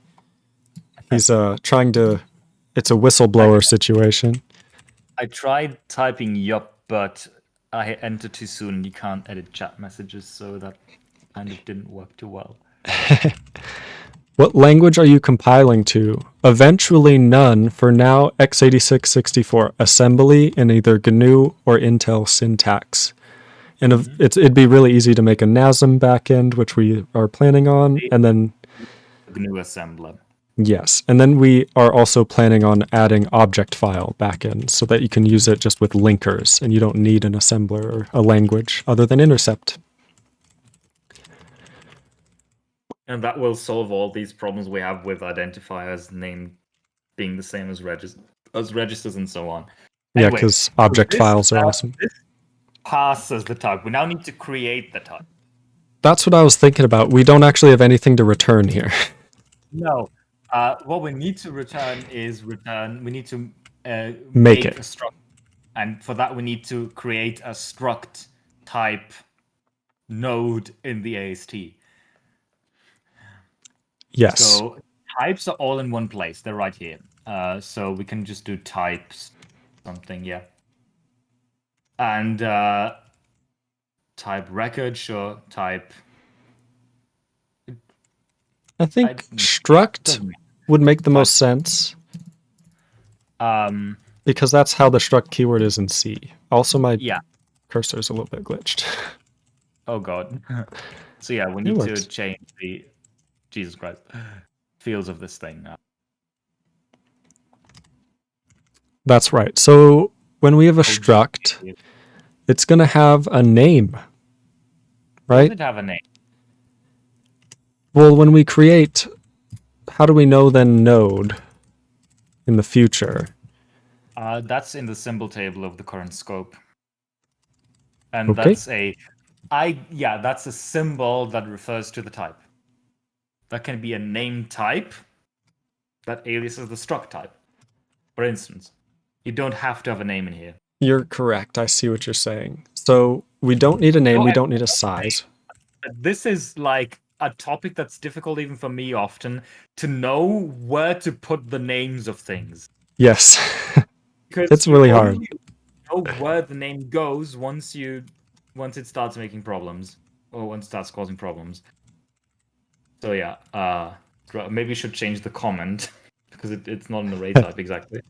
So, and for this, it helps to maybe cache a few things like size and alignment. Byte size. Yeah, I mean, yeah, sure, byte size, sure. I mean, LLVM, man. and we're not a clan. These never need negative. No. Okay. A negative sized struct, negative alignment. Listen. I hope there's no system in the world that uses that. That would be like a negative length. Like this desk is negative 10 centimeters high. What does that even mean? It's low. 10 Is there anything centimeters else low. we need here? We definitely size alignment and members. Is there anything else we need? I'm not sure we do. I mean, if we're caching things. We don't need that. Parameters is a vector that has a size. Oh, size. Okay. But I forget. I think that's it then. I think this might be it. Otherwise, we can add it later. Yeah. I would not do that. Don't do that ever. Okay. Create an AST node manually. Just add a function for that here because the AST nodes are saved in the AST and heap allocated. If you create them manually, you're gonna end up deleting them, not deleting them or whatever. So just do that. Yeah, make type function is actually a good. Yeah, make type struct and just pass in the parameters and the rest is computed. That's good. We don't need a return type of thing. And maybe we don't have to rename the struct name, but instead of parameters, we maybe want to call it, I don't know. Oh, members. Or something, yeah. Members. What's it called in the type struct? What do we call it? If we go back to the type struct, I think members. Okay, I want to talk about the C type called type struct that defines a struct type. It's like, simple. Because there's this type that describes a fun compiler type, and the type is a struct. It describes a struct. Like this is like horrible to talk about. Anyway, somewhere in here, we just need to do this. And see, there's this make type macro for that and all of that. Oh, that's too big. No return type. So we have to go to the AST tagged union. Yes, that's true. And make a new node kind. No. No. Type kind. That's wrong. Below that, Okay. type kind. Because in this compiler, types, so actual AST nodes that refer to expressions and types are different. So that you don't assign a node to a type or a type to a node. Which is quite important. So node and type are different types, if you will. See, yeah. So we need to go to type, to struct type. Struct type. You're right, because then we need to add type struct. Yeah, there it is. There it is. We can't call it struct, unfortunately. Structure, yeah. I'm sometimes just lazy and do struct underscore. In my compilers, you'll see if underscore else underscore. It's not bad. I think we call it members. And this as well. Yeah. Type struct. Brilliant. And that should mostly be it. I think that since we're here already in write type name, we could just do that down here. Ooh, this doesn't have a name now, so we can just do. I think the only thing we can do is just do struct. We don't want to print out the entire struct type every time because that would be painful if it's a huge thing, I think. So just, I don't know, do it struct in like angle brackets or whatever. I don't really have a good solution to this, honestly. Do I use format too? What is happening here? Yes, use format. So format 2 is like format, but it's like S and printf basically. Into S. Into S, yeah. Okay. I see, yeah, typical Lisp programmer. Yes. I was just looking at this. Okay. Struct. Return. So now we need to do AST type, make type. I would do that after passing the parameters, but yes. Okay. Oh, that way we don't have a bunch of leftover. Yeah. I guess it would be fine, but it's a good idea either way. St make type Make struct. type struct probably. Yeah.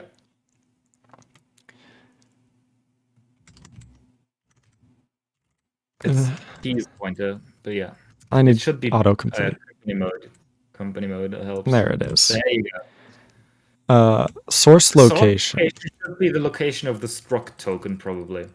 Or the type token, my bad. And it is stored in the token itself. So we can copy that out. We don't have to copy the entire token, just the location. And I think it's a lock. Yeah, I think that's what the type is called. Sometimes I have to think for a bit because I keep calling them different things. Like in a different parser, it's called source location. And here And the member it's is swapped. source location. Yeah, it's swapped. Literally. That's amazing. And then members. Args. Okay. Oh yeah, it's probably args because we copied it from the function. Yeah, and we just need to return that. Optional You can actually comma. just return the entire function call. Preferably, yeah, after consuming the token. But yeah, this should be it, actually. Yeah. I think this is right. I want to take a look at the diff a little bit. The diff, really? I'm just curious what I changed. I'm a little scared I screwed something up. That looks fine. Did I I think everything's right. did I remove this? I feel like I removed this. I need this. It's still there. So where even is this? This is somewhere else. Git. Wait. Hold on. Interesting. What happened here? Where's that? That's in right type name. So Where where does is... that go? Digit. Oh my god. Head. Why? Jesus Christ. This is the old version. Oh, that makes sense. Because I pressed enter on a red spot. Oh, Oh. brilliant. So I need to press enter on the green spot. Oh my god. Naturally. There we go. That makes sense. There we go. Might want to break. Oh yeah, that's Might a be good important. idea. I mean, the compiler will scream at you if you don't break anyway. I hope at least it will. So I would hope. Shadow Mine Prof. does. Mine Yours does. does. Mhm. Putrefato said that's cool when we were talking about what language it compiles to. Awesome. I'm glad you think it's cool. Shadow Prof says, is the entire thing called Fun Compiler or Intercept? I've seen the latter name pop up in docs. If you caught the beginning of the stream today, we renamed the entire thing. So Intercept is now the official name of the language the compiler compiles, and the compiler is now the Intercept compiler. So yeah, Fun Compiler was more of a temporary name. Yeah. It was. I Intercept. literally made it up in 5 minutes. This all looks fine. This looks fine, yeah. So we can now parse struct types. Ideally, so we should be able to print AST. Oh yeah, that should work actually. For print A, now, actually that won't work. Yeah. And you will see why. I hope you will see why. Or it's gonna fail miserably. Yeah, it's fine. It's supposed to. Oh, You need those to still actually give a exist. file that unknown type. What? Did you So recompile? Did you recompile? No. Do it. Because that's not a warning you would ever get if type was a keyword. I know. I was like, that makes more sense. Brilliant. That is not good either, but Brilliant. that. That. Yeah. Just put kind in. We'll get to it. Yes, that's looking at unknown type node. Yeah. So what we need to do here is we need as soon as we start passing. Oh, this is actually tough. We need to add an okay. incomplete type node. Yes, but we need to do that somewhere else. We need to do that in pass. What's okay? Normally, expressions that start with an identifier are annoying. So there's probably a pass ident expression or something, anywhere, somewhere, because so pass identifier. Because no, there is. Yeah, there we go. Yes. Expressions that start with an identifier are the worst in any language. So, or at least in languages, in C definitely is in this language too, somewhat. Function calls. So, do it in here. So, yeah, there we go. If the next token is a colon, then this is some sort of declaration. Apparently, it delegates to pass decal rest. So we can do it in pass decal rest. Yeah, because when we get here, we're just before the type keyword. So what we need to do in here is instead of declaring a variable, declare a type. So that would be for. So yeah, before pass type, what we need to do, I think, is check if the next keyword is type, and if so, node to the symbol table as well. Thing. What I was going to say is add node to the symbol table as an incomplete type. But the thing is, what I just realized is that the actual thing that we should be doing is. Wait, hold on. What was the error message? I'm getting confused. Unknown type node. Where is that? Can you do syntax only? Is that in SEMA or is that in the past? Because if it's in SEMA, then we don't care. It is in the parser. Interesting. Okay, then where's that printed? Because the thing is, if we want I'm being confusing, I know. It's okay. You're doing much better than I would. If we have order independent types, then it shouldn't matter that we're not adding it to the symbol table immediately, is what I'm saying. So if we have pass a base type, and if we get a random identifier, then just, yeah, that's the thing. Instead of scope find symbol, do scope find or add symbol. Or whatever that function is called. I don't know what it's called anymore. It appears to be that. Scope find or add symbol. Yeah. Just call that, and name, that is it. So current scope. This seems to be the name, so we need a symbol kind. That's sim type, probably. I hope it is sim type. Yep. And then the name, then this scope only is that's for if we want shadowing. So I think it would be true, right? Because we want to shadow type names. Shadow, that I think makes sense. I'd agree. So if you define type as some other thing in a nested scope. And in the next line, remove the not sim. So if it's not a type, then we still have an error. But remove the not sim, and the error message isn't accurate either. Yeah. This is why scope finder add symbol exists. It's for like order independence. Redefinition of symbol, no, that's very interesting. Where is that error? Is that in SEMA or in the past? Parser. Also in the past. Interesting. Where though? In here. So in here. Where is this? Wait. Okay, this is in past. That's what I was. Okay, hold on. Okay, this is if type kind is type function. Okay, this is definitely not what we should be to begin with. I don't think it's in here. That's also not in here. It's down here. It's down here apparently. So because variables cannot be like forward declared or anything, so that makes sense. And also, we shouldn't even get here if we're passing a type. So what we could do is go up a bit. Yes. I'm going to make it smaller.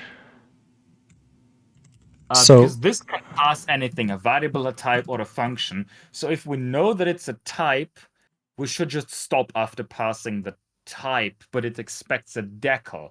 See, this is the problem that we have. It expects a decal here. It expects to return a decal, but if we only have a type, then the result will be a type and not a node. But it expects a node.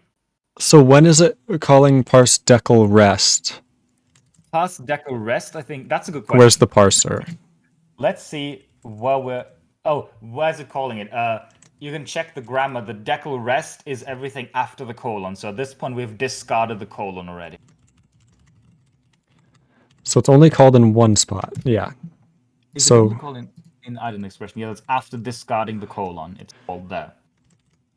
So we've done node, we've done colon, we now call parse decal rest. What is parse decal rest supposed to do? Parse decal rest. It passes everything after the colon.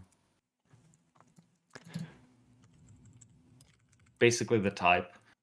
Type function, expression, or type and equals expression. So this should cover the struct type. Yeah. Okay. So the problem that I'm getting at here that we have is parse decal rest returns a node, right? Yes. If we only There's have no a type. struct decal, then that's a type and not a node. So what do we return from here? We need like an empty node or something. What about a struct literal node? Or a struct decal node. Yeah, I think in source I have a struct decal node. We can add one that's just has a struct decal and is kind of... yeah, that makes perfect... Actually, yeah. That's how I solved the problem in source. I added a struct decal node that just contains, I think, the name and the reference to the type. So that would be a node struct decal, rather, yeah. Which is going to be different than node struct literal. Yes. Okay, just And I checking. think if we go to like one of these, a variable reference one is just a symbol. I think we can just make that a type for a symbol pointer, can't we? Just like a variable reference. That's Because a good point. it's going to be a symbol. Right? I think so, yeah. I think you're right. I think so, yeah. Because a symbol has a name and a value, and the value can be a type, so that should work for this. Structure declaration. And we need to add a node kind for it too, but that's it then. So now it is a node. But see, this is like the weird thing that you have if you split it like this. You have a type, but I also have a node for a struct that holds a struct. So this is like, it's a AST layout is hard. It is. I kind of see the issue, but this will be a big help for user-defined types in the future as well. Yeah. So I think before pass type even, actually no, after pass type. AST make, we can make struct or structure declaration, sure, very fancy, and we'll keep it because these are all full. That I think works. And a variable decal is past a symbol, so we should maybe pass this a symbol as well, symbol pointer. But yeah, and then just copy whatever we're doing in variable reference, except for the. There you go. Just copy this entire thing and change the type, basically. Yes. Node var, it's technically node. Not that makes a difference, except unless you care about the active member of a union, but it's technically nodes, whatever we called it, struct decal or whatever. Yeah. Good. So this weird duplicity of structure types is a problem that I always run into. And now, actually, we don't even need to do that before. We can do that after passing the type. After passing the type, we can check if it's... We can make it. When do we when do we call this? We will call this now. Okay. After passing the type, just put it before the entire type function block, for instance, because So after this, we've just passed the type. So now we need to add that thing to the symbol table. So Okay. So what's our if here?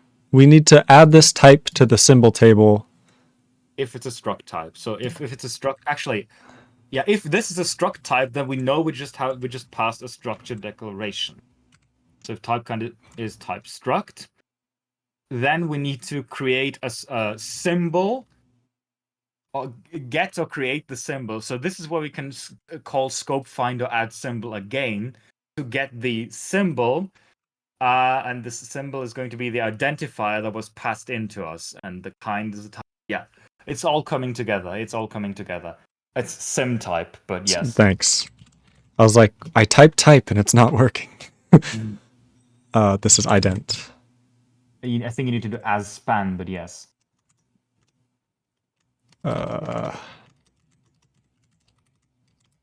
True. This scope only. Yeah, true. And This is void. That's the symbol that gets the symbol that we need to pass to the declaration. AST make struct declaration. Maybe I wouldn't do everything in one line because that's going to be a horribly long line if you do this. That's fair. Symbol pointer. And yeah, now we can not just make, we can sort of return the struct declaration. Yes. Oh, it's beautiful. Okay, and then this needs together. AST source location. Source can be the same thing again. And then that. And it's called location in here. Like there's a parameter for location. Yes. Oh, not locatoin. Locatoin. There we go. There we go. What's it complaining about? Make structure. I think it's called make. You called it make structure declaration. Naturally. Yeah. Okay. That should do it. Beautiful. Yeah. Expected. See, because we now need to. That's correct. That's fine. Because you don't need to run it that often. I was testing without syntax only. Yeah, that's a good idea, but it's not even getting there if you do. Actually, that means summer works. That's good. But we now need to tell it how to print the damn thing, and that's in, I think, print AST now. That's right. AST print. Print node internal, probably. Print node internal. Yeah, we need to add a node. I think you can just copy for one of these. Yeah. Struct. And what we can do here is for a struct decal, we could go fancy and print the members. We probably should. Not sure if we need to do this now, but we could do that. Oh, all ready to do. Print the struct members, yeah. The members. We'll keep it consistent. Mm-hmm. And we need to obviously change that because it's not a funcref anymore. This will now be, we need to get the name from the symbol. So which is in struct decal. Yeah. And that should be a pointer. And I think that works. And the type of the node, that's something we can set immediately in either in Semma, but we can also just set it in the parser directly because we know what the type is going to be. So instead of returning it, just grab the node that it returns and set the type to the struct type. That makes sense. Yeah.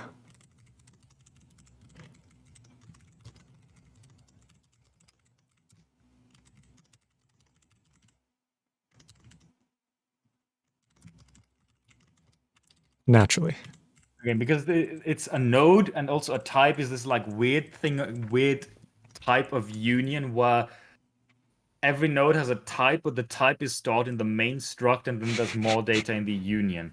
Unreachable. What is it? Interesting. Okay, so case, it's probably a, I don't know, honestly.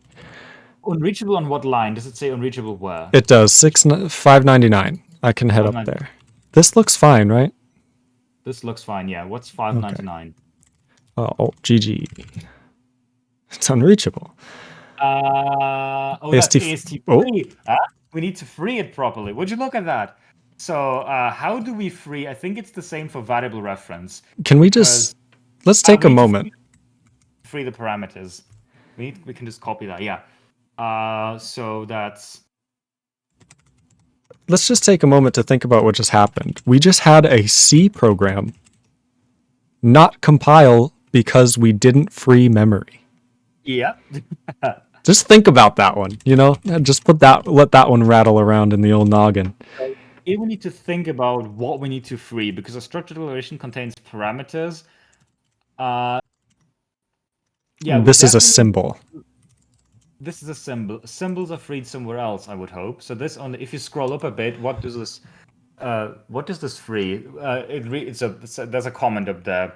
Strings, vectors. So we need to free any strings and vectors, but not symbols. I'm pretty sure symbols are freed further down. So it goes in this list with the variable Okay. reference. No, because a structure declaration has the parameters, right? We need to free the parameters. Not the, it's a symbol, the node. The type has parameters. Yes, the type has the type has parameters, but no, the type what? Right here. Okay, right here. Okay, yeah, I'm here. You Yeah. knew you were in the right mindset. Right, just that up there was just the nodes. So yeah, it's exactly the same thing basically. Do we need to do this thing? Yes, because the parameters also have names. I see, string names. So for each, It's not type function parameters now. It's member. You can call it member. just for semantics.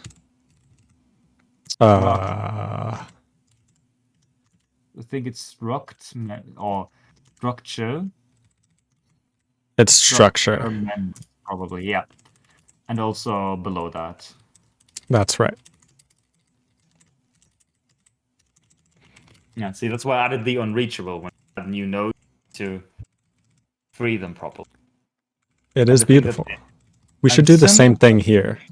In here, yeah, free all scopes, but called scope delete, and scope delete will delete the symbols in the scope because the scope owns the symbols. So we're good there. Yeah, because if you recall, when we called scope find or add symbol, we always passed in current scope, and that actually contains the symbol. That's right. I think this is a good little addendum. Yeah. Yeah, and when in doubt, you can always go to scope delete and check there. That's true. It should be somewhere further up because all the scope stuff is at the top of AST.c. Is it in here? No, it's No, just that's internal. Only AST free. It's static. Nice. Yeah. And yeah, that Free. beautiful stuff. Good. This also deletes all symbols. Blah blah blah. Free all types. Done. Hey. Ain't that nice? Look what happened there. So, all right, I'll be back in a couple minutes. Okay. Awesome. I'll be back. Yeah.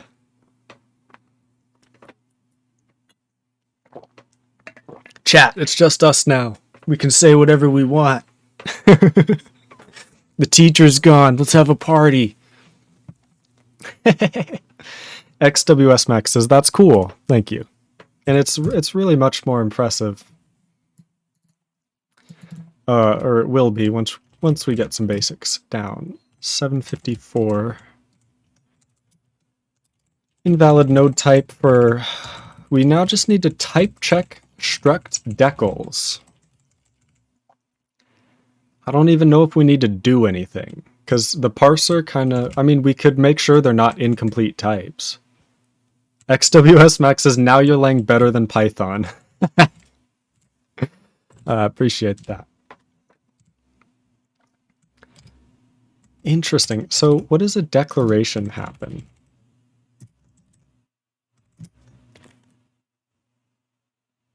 That's a crazy sound. I don't know what that is. Maybe they're doing construction or something. So we get a node decal. What type is that? The reason I'm curious...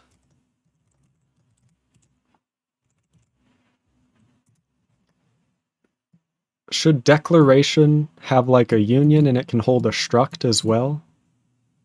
Instead of having struct decal be its own thing? Why are you complaining? You're fine. Token type to string. Where is that from? What? Where would that be defined? Parser? It is in the parser, okay. And I'm guessing that we're missing one of the token types.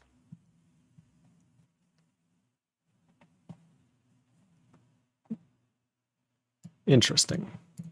I think there should probably be an unreachable here. Rather than returning question mark, question mark, question mark. Yeah, that seems like it makes much more sense. And then where's all the things? That's not going to work. Token type, return type. Thank you. Invalid node type still. Conflicting types for token type to string. No discard, const char pointer. Okay, it's not that. Const char pointer, enum token type. I don't know what it thinks it's complaining about. Everything's fine.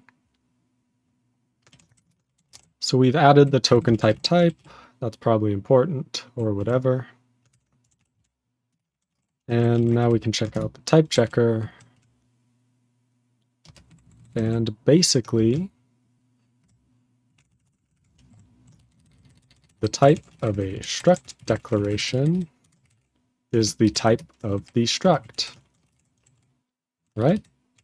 I would hope.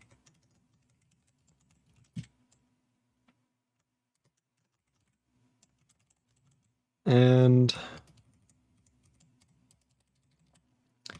we don't have var. We now have expression. We need that symbol. Is that what var is? What's var? Var is a node variable reference, which is a symbol. Okay, so we can handle it in a very similar way. XWSMax says, I hate Python. I don't know why, Lamau. I don't write a lot in it. Zarios, does Emacs has a Copilot interface / plugin? No, and it never should. XWSMax says, we need the teacher. We're good. We're fine. I know what I'm doing.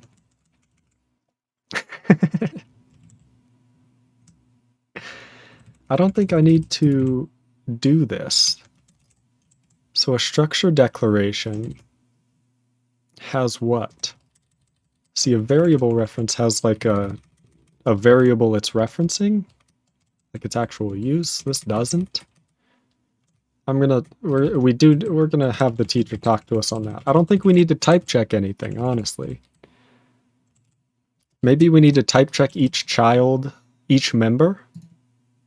Yeah, let's do that. And I think this prevails, but it may need to be val type. Can I print a symbol? That would honestly be helpful. AST print. Node scope tree. So let's go take a look at the AST. Print scope. Print all symbols in the scope. This is print symbol. This is print symbol. Just gonna copy it for now. And now file. Let's go with like standard error. I want to see it. And then symbol. Well, that's probably not good. Symbol is going to be, in fact, expr struct decl.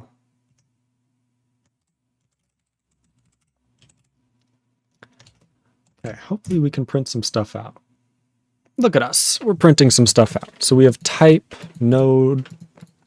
Okay, what's happening here? We didn't print a new line is what it looks like. That'd probably be important. Let's see. /n standard error. Bootsy.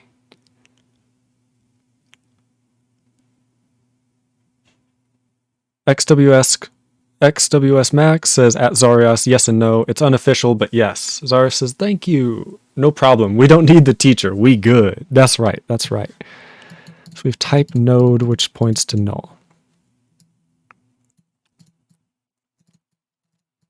Okay. I think that makes sense. So we have a structure declaration node. Yeah. And it's a type, which is has the name of node, but it doesn't actually point to anything, which is a little worrying. So do we need to set the symbol type? Where did we even do that? Struct. type struct, yes? When did we create the symbol, question mark? I feel like I remember doing that. Max says, just say Max, Lamau. You got it, you got it. XWS Max just prefers Max. And that is okay. I will do it from now on. I'm mostly saying it out loud so I remember. AST make type struct. So this, I don't think there's symbols jumping around here. This is a type.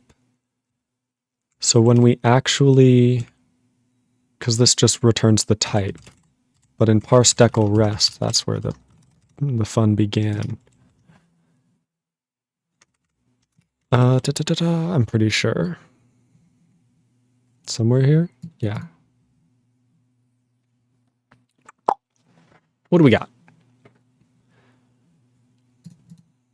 So we have a symbol, scope finder add symbol, which has a name. So I wonder if I can find somewhere else. Okay. So I don't see any setting here of symbol type or symbol value. I searched for symbol. I'm smart. So there's one down here. See, we then set the node here. So because it's a type, oh, I'm an idiot. I set it right here. I'm not that smart. Lol. Thank you. So struct decal type equals type. Type is parse type. So we've parsed a struct, and the type is null? Question mark. That doesn't make it. Well, no, it's not null. That's right. It just is a type that points to null. So type structure, right? And that's what we have to set, which we should be setting in make structure declaration.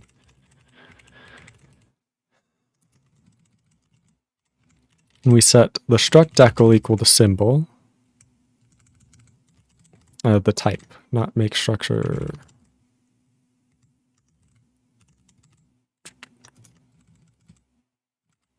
We set type structure members to members.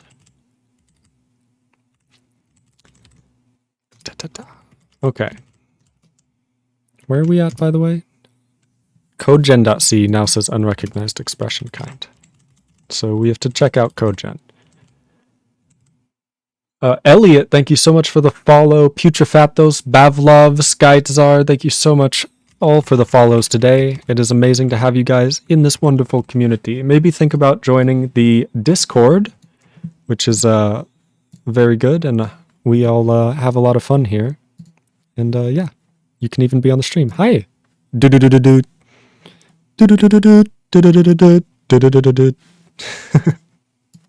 a good name.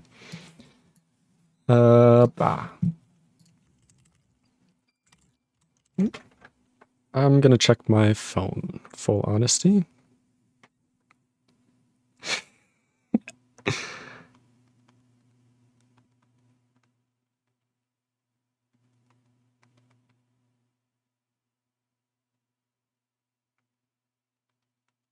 Okay, sorry about that. I figure it's best to just deal with stuff rather than pretend I'm not. NyxKrage says, very good, the Kappa. Max says, true, true. Okay, so let's check out codegen. Let's just keep going. What line were we on? We were on 135. 135. Okay, and we're basically saying that we just don't know how to codegen this.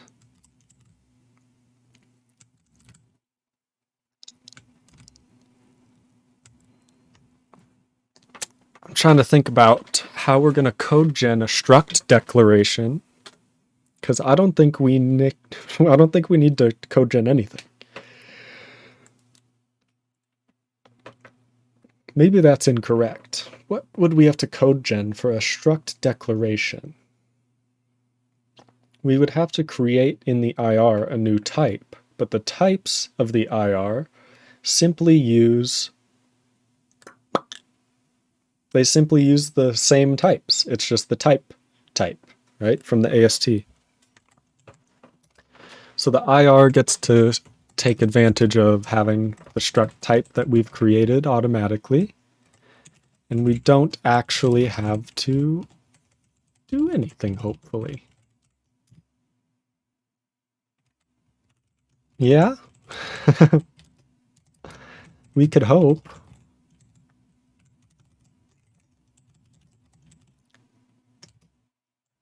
Let's see what happens. Well, that looks correct. We define a structure, and then we return 0, so nothing happens. I think that's correct. The real issue would come in when we have a use. Yeah? And it says we have an incomplete type. What have I done? Max says, wait, do you want to make a package manager in the future? I'm not sure exactly the scope of that question. I'll explain. Are you asking if I would ever want to make a package manager in general? Or are you asking, do I want to make a package manager for Intercept? Just in general, I would say, yeah, it's something I'm interested in. For Intercept, I'm interested in it, but I'm not as, yes, for Intercept. Oh, I see. I mean, I don't know. I plan on making libraries that make it easy to do things, but I don't plan on making it easy, like making a server that hosts popular packages. I don't think that's necessary for a long, long time. I think what would be more useful is making it so that you can easily clone a Git project, build it, and then use it in your current project by linking with it or etc. Or by making it a module and importing it, which is probably what we'll do eventually. Incomplete type node. Node is incomplete.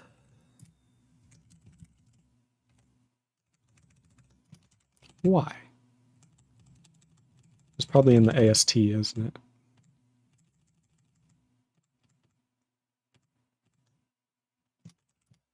Didn't mean to close that. That's fine.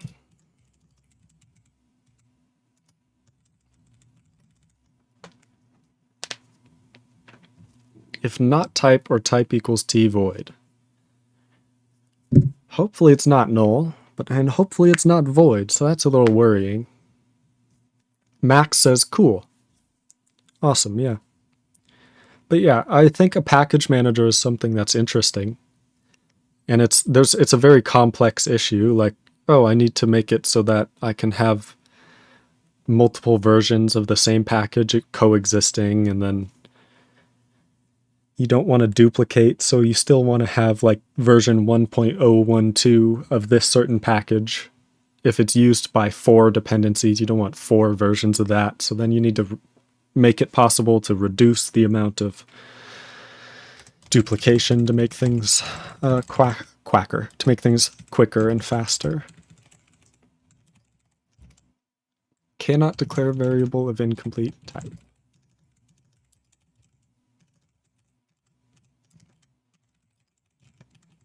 Where is that from? Cannot declare variable.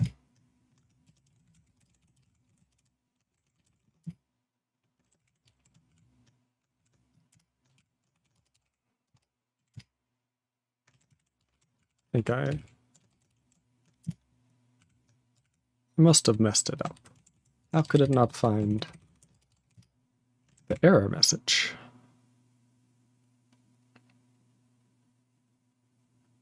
Am I insane?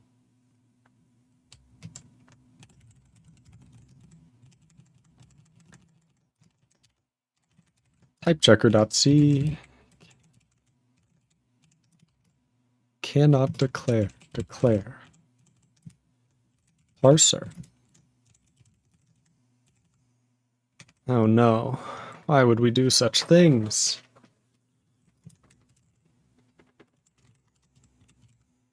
If base type equals function, cannot declare array or variable. Okay, this is why I didn't find it. Why are we invalidate decal type? That's in parse function, but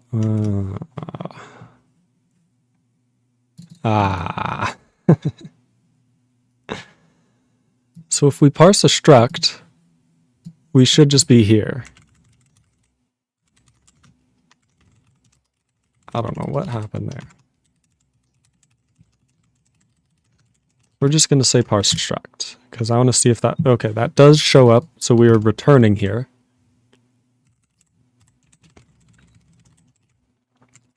Parse type.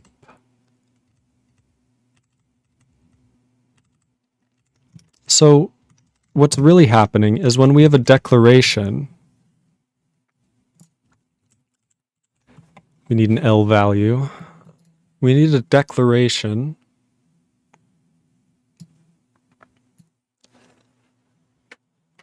This is function overloading. So, oh, that's because we're in the function overloading. I need declaration. Type check declarations. That's much more understandable. So this is type inference. And else if not convertible, error not convertible, expression type. Expression is our node that we've created. Structure. Struct.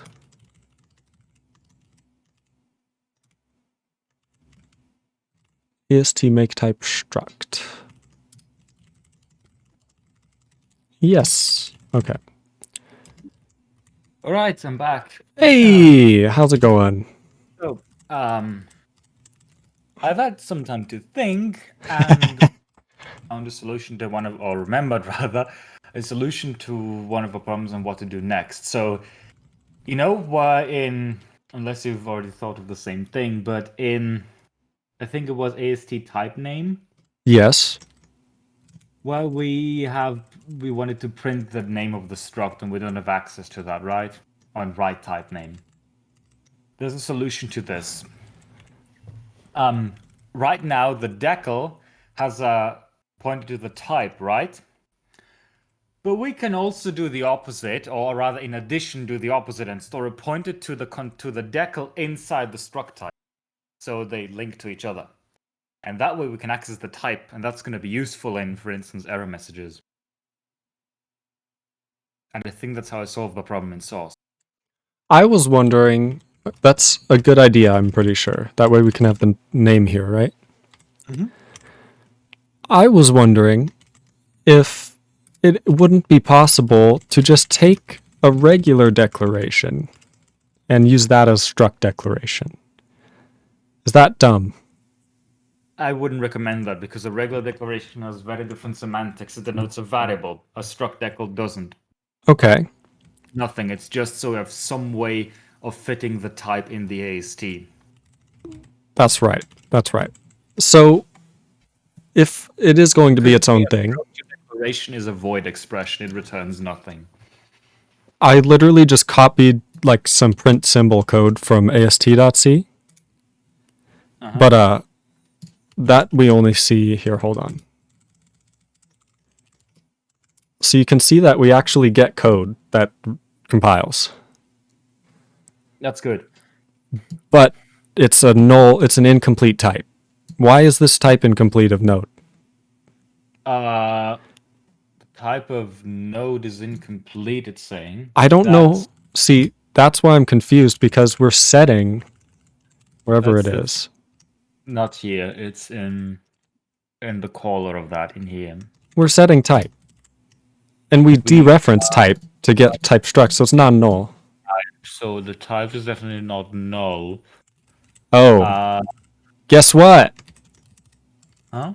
Guess what? Val type? No. Isn't that what we That's need? No. Ah, Struct decal, that's somewhere else. I've already fixed the val thing. struct decal. It is type. That's a node. Yeah, it is a node. type. Let's hold on. The way you do this is you find where the error message is. Where's the error message? Well, see, that is an interesting thing. So there is none because sema for structs is currently just printing out thing. This. So that's the next thing I was going to say. So what I would suggest doing next is what the to do we added to, like in print AST, we should really print out the members there to make sure everything is working. Yes. That's really what we should do next. And before we do that, we should do the thing where we add the decal to the type, like that pointer, because then we can also print out the name. So what does that actually entail? In the type struct type, Mm-hmm. type struct, whatever you call it, just add a pointer to a node pointer in here that is like the decal for this type. That, and then So in pass decal rest, we need to set that. is it this, or is it a declaration? It's that. It's okay. The node structure decal has a pointer to the type, and the type has a pointer to the node structure decal. Struct, no, that's in type. You need to go into the type. You're on the decal. Oh. No, the other way. Struct. I know the words don't work. It's okay. It's not you. It's the other way around. The struct decal is the node. You need to do type arrow. Yep. Because structure, type struct. That's where it is. Struct decal. There we go. That's sad. Right, it's this link. And now in right type name, I think it was, we can grab that. If it exists, because I think that's allowed to be null if we have an anonymous struct. So we always print struct, and I would really print it in lowercase. I don't mind. And then if it's not null, we print it. What do we Otherwise, have? Anonymous. Or something like that. Type structure decal, I think it is, yeah. Declaration. Declaration. No, it's not declaration. It's worse than that. It's struct decal.name probably, because declaration is a var decal. Okay, so this is wait. It's type arrow struct dot decal arrow struct decal. So replace declaration with struct decal. Yeah. It's horrible, isn't it? Struct decal name. But type structure decal is allowed to be null. Okay, hold on.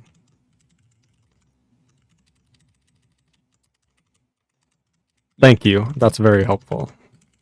There we go. Otherwise, just do,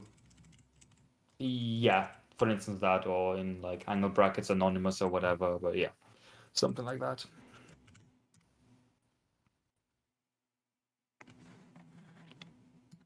Struct node, good. It's the right type. It's the right type. That's all we need to know. It's good. In what was that? In print AST, we can now print out the members, because that will help us make sure that it's the right thing. I think it's AST print node internal. That's like the thing that actually prints the node. Okay. Yeah, here we just have to iterate over the members. Okay, so this is going to be like for each. Just for each, I think, because the parameters are not pointers. What are the three things? I need type, element, vector. Name and vector. So the type would be parameter. And then member. And then this is going to be node.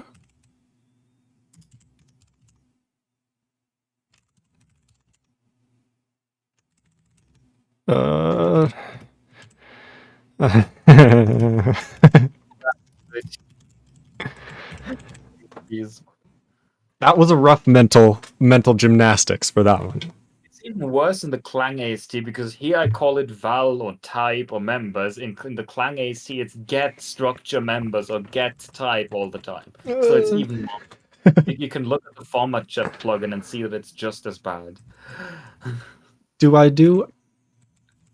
So for this, I think you have to do it manually, the thing where we do the indentation. So the way this works is that if you scroll up all the way to the signature, you'll see that it has a few parameters, and one of them is leading text. And the invariant of this AST printer is that leading text is printed every time before you print the child node.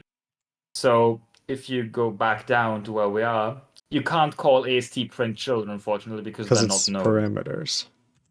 The parameters. So actually, you can just. I'm not sure if we're printing function parameters at all. I don't think we are because those are part of the type. But in here, what you basically need to do is you need to first always print the leading text.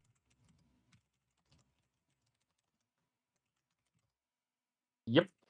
And then after that, we need to print either the sign. You can go to AST print. Yeah, it's not that. Just go. No. But yeah, just go to. I think it's AST print children. It's in there somewhere. You need the two things, like the vertical line and the line that goes to the right. It's Three forward things, declared. Okay. Yeah, that you need those two. Just copy all of that for now. We'll see. Struct. Okay. Okay. Let's make sense of that.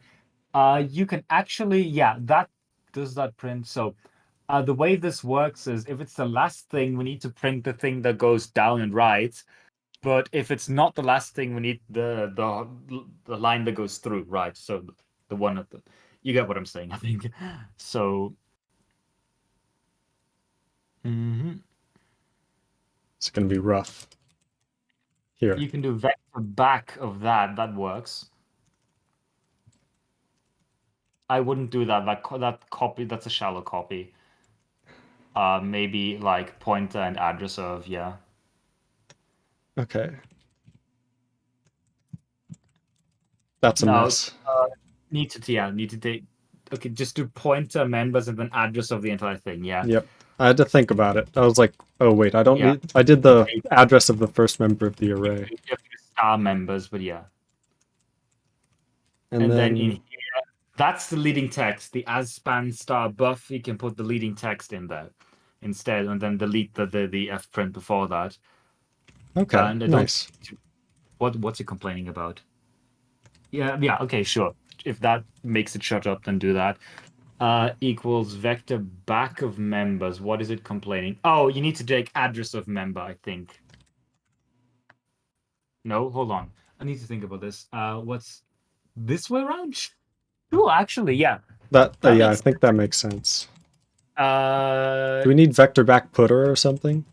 No, I think this might work. We'll see. If it looks horrible, then we'll go back here. That's a good point. This prints just the lines, and then we need to actually print So we can print like I printed in red typically, so that's 31. Which is already done.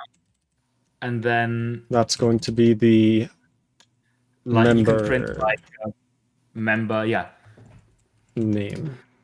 Member name, and maybe you want to print like member before that or something, or I don't know, or the no indentation. That's not necessary, but I just print. See how the f print that prints the structure declaration? I do a line like that. So like member, and then maybe the location. Yeah, that entire thing basically. I do something like that. No, not in here. No, but no, no. below that, yeah. This is... It is confusing. This entire machinery of printing ASTs is horrible. No, it's easy. It's horribly confusing. So yeah, that. But that's... is that right? We'll see. No. That's a second. That's not exactly good. Let me see this again. Hold on. That might be an issue. Nodes. I don't think it's that. That was working before. That it prints that out. That's not the problem. Okay. You can see actually, if you go back, you can see where the problem is because of what. Okay, you can't. It's Okay, hold on. here. What does this do? Nodes. Is this right? Hold on. Node struct decal val type structure members. I think is right. Right. So we have a structure declaration node which has a symbol, right?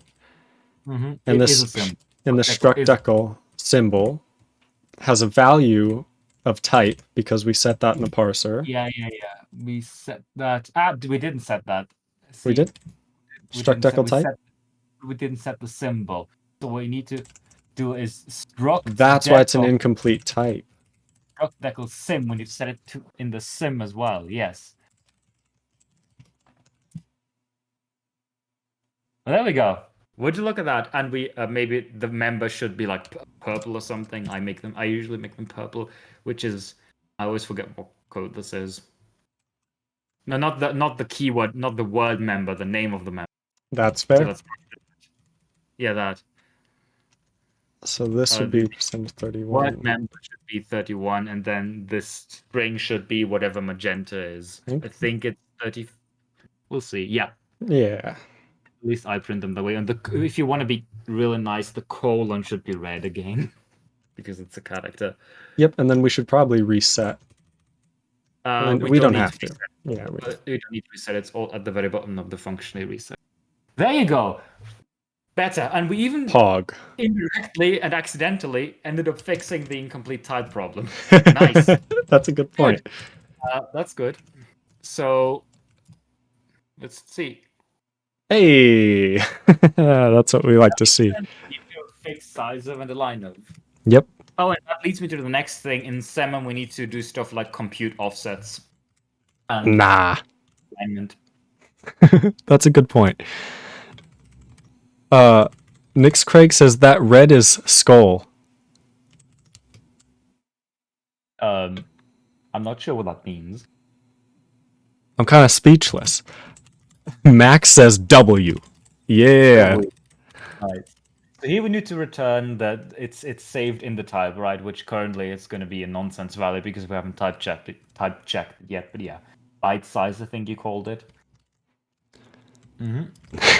And type alignment. That made me laugh a little too hard. That makes me happy. Ugh. Oh my god. Okay, we'll come back to that one. Yeah. We'll come back to that one. Don't worry about it. Don't worry about it. It generated code. I have no idea what the hell it generated because I'm pretty sure we haven't implemented anything right yet, but sure. I mean, it's correct. It allocated a size 40. Is that what the size of this thing is? 40? Could be. Space 0, that's not right. Yeah. Because we haven't checked it yet, that makes sense. It's just going to be nonsense, yeah. So the next thing we need to do... Byte size. Is one thing that I remembered is we can't actually use parameter for this. We need a name, type, and an offset. So we need to make a new struct for this. What if we had a vector of offsets? Don't. No? No, that's going to be painful because you're going to have to search and then you're going to have to remember where you are, and it's just horrible. Well, I don't know if you know this. It's going to be painful changing from parameters. Yeah, but the thing is, I kind of like that we're no longer using parameter for this because it isn't a parameter, right? It's a member. Which arguably is very similar. You're already past it, by the way. It was further down.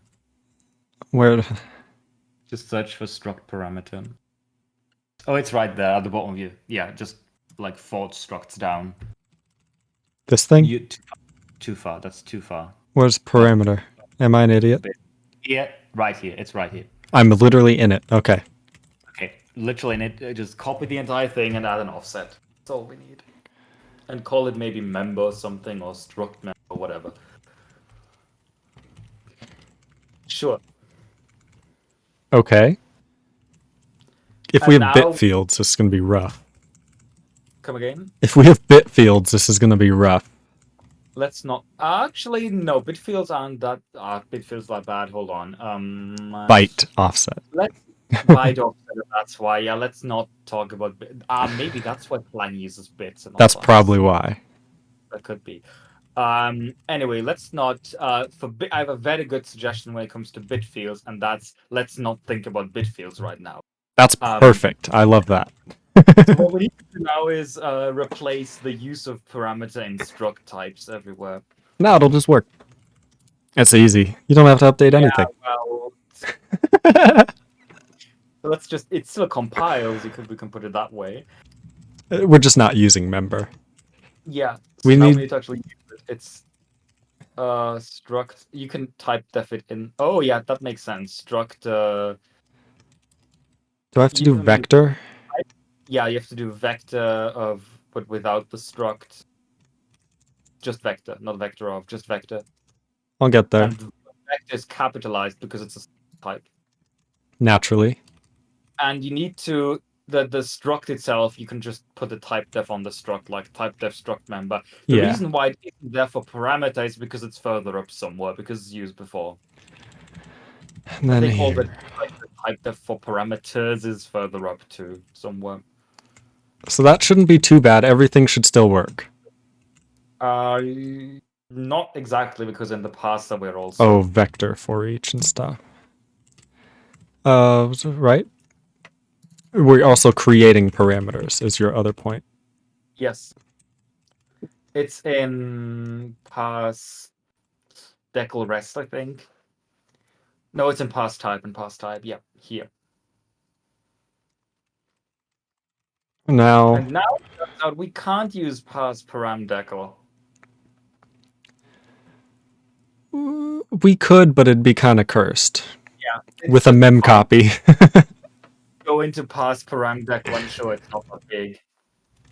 Yeah, just copy that entire thing and make a pass struct member or something. I don't know.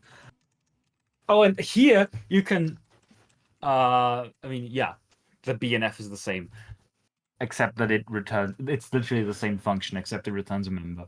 Parse the name, colon, and type. I think that's all valid. But if we ever add like struct member specific things like attributes that go on struct members and only struct members and not parameters, we can put them in here, something like that. It's beautiful.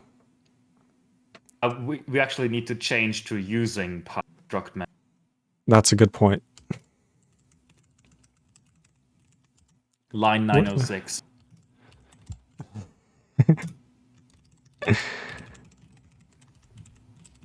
Okay.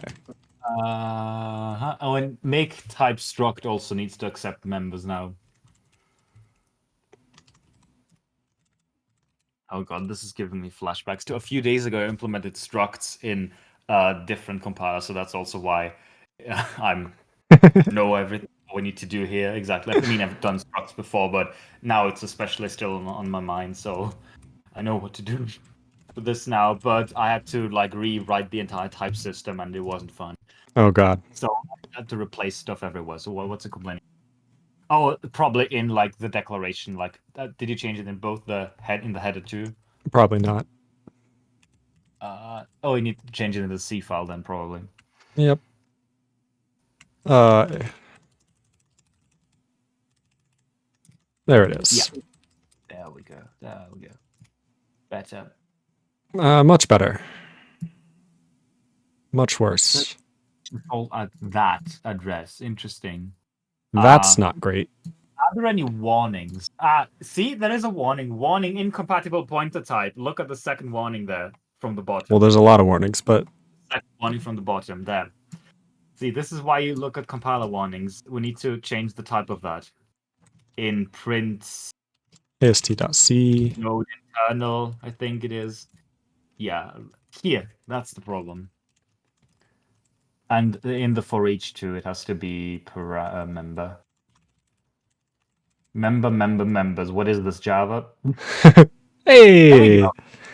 See, we updated everything, and now we're back to where we were just a few seconds ago. That's Isn't right. programming brilliant? But one thing that's huge, it's no longer an incomplete type. That's good. So I think we're done with the parsing part of it. I mean, we have. I would agree. But we can now. I mean, and member access. We're gonna get to that. That's like easy. That's not the hard part. That's a binary. Now what we can do is in a binary. Oh yeah, struct. It's not actually a binary because the right hand side is not an.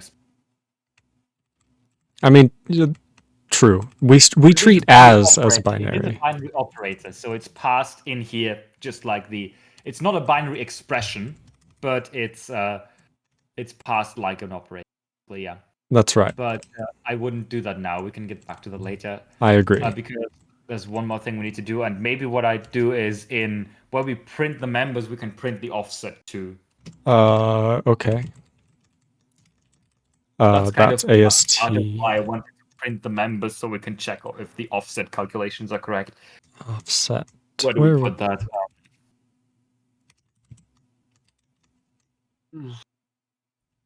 I don't know. That syntax is used for source locations currently.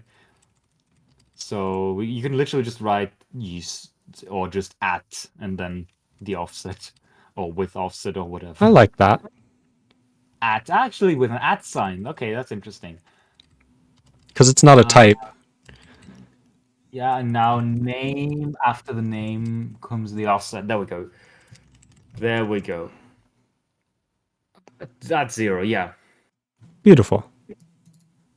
You could make the at sign red if you like. I like my all the punctuation as a different color, and then the number magenta or white, I suppose. Magenta makes more sense. Magenta for both numbers as well as properties. So if you look at struct fields, those are that color. That's why I chose that here.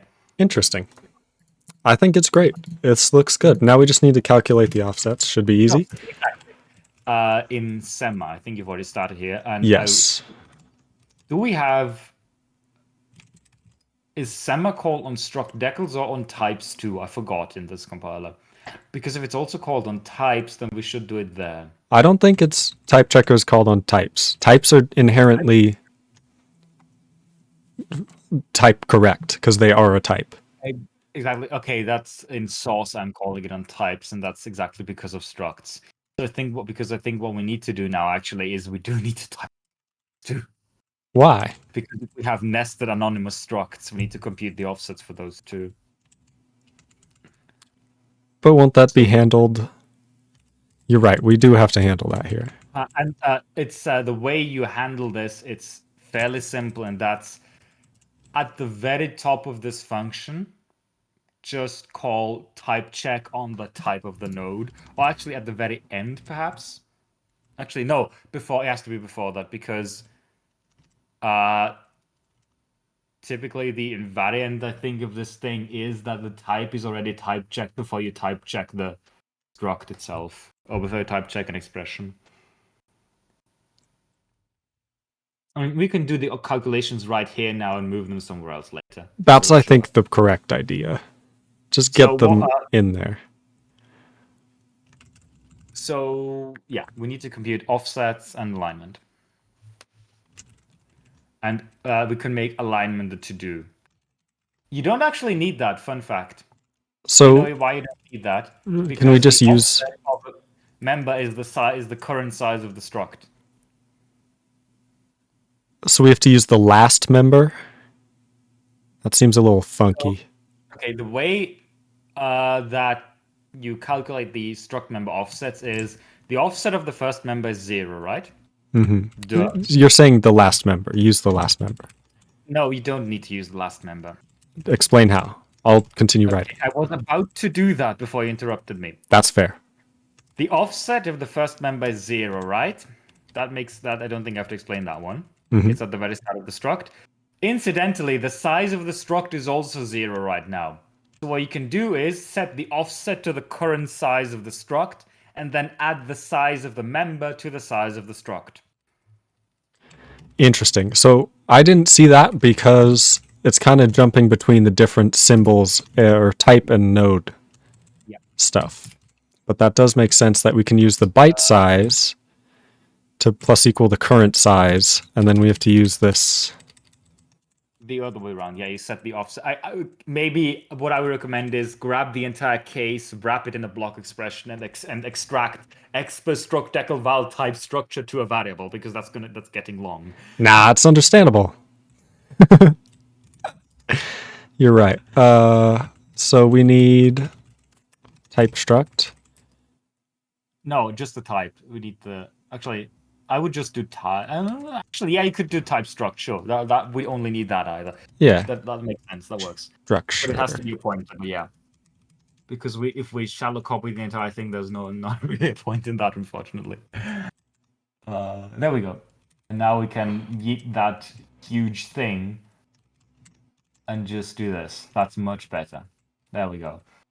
Set the offset to the current size, and you can also replace it on the left-hand side of the plus equals type size Thank of you. that. Exactly. That's part one. Now we forgot alignment here, but we don't have alignment. We'll do that. Just add a to-do for alignment. Because the way alignment would be handled here is that there's two things we need to compute: the alignment of the struct, and we need to align each member to its proper alignment, right? So the alignment of a struct is the alignment of its largest member. So we just need to keep check for each member what's the alignment, and then keep track of the largest one. That's easy. Yes.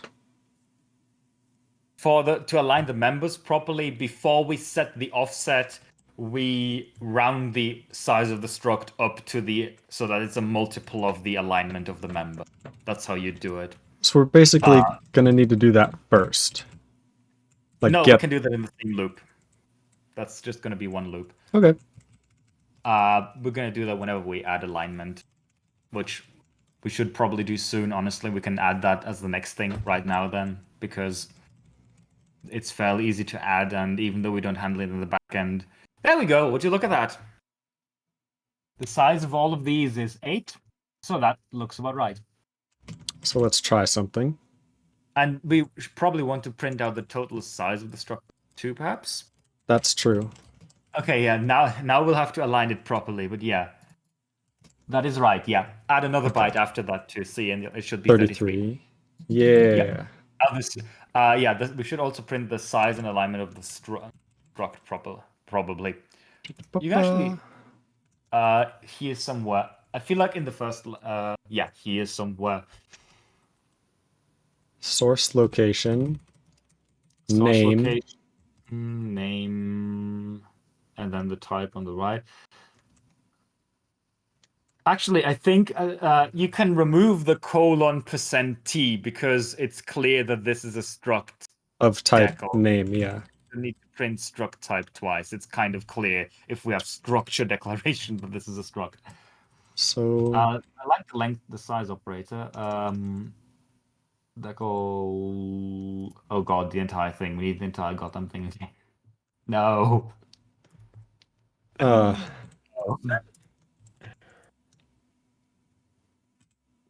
Yeah. And alignment, sure. And we can then, it's in the wrong order. Everything is in the wrong order. The name before all of that. No, the name before both of these, and remove the type at the end. There you go. Maybe reset the color. That may be a good idea. Using 32 for this, interesting. I'd probably use... What were we using for 30? What were we using for type? Actually, I have the code base. I can just check it right here. I have a it in mess. font. We can use for types, we can use 36. I was using 36 for type. Because node is highlighted as though it were a function. So instead of 32, just do 36. It is a mess, but it works, I suppose. And you did the hash and the thing, the slash is red. Very nice. Yes. I like it. Okay. So now for testing, maybe go back to the file and add like 2 bytes at the end. Or That's actually, even better, add a byte before next and a byte after next, because that will showcase 2 problems with this. Oh god. The right Yeah. you can see that the node pointer is not aligned at all, and that the size of the node is also very weird because it's not aligned properly either. That's another thing. The size of a struct needs to be a multiple of its alignment. So that's 3 things we need to do. But luckily, all of that is fairly easy to do. Basically, what do we need to do?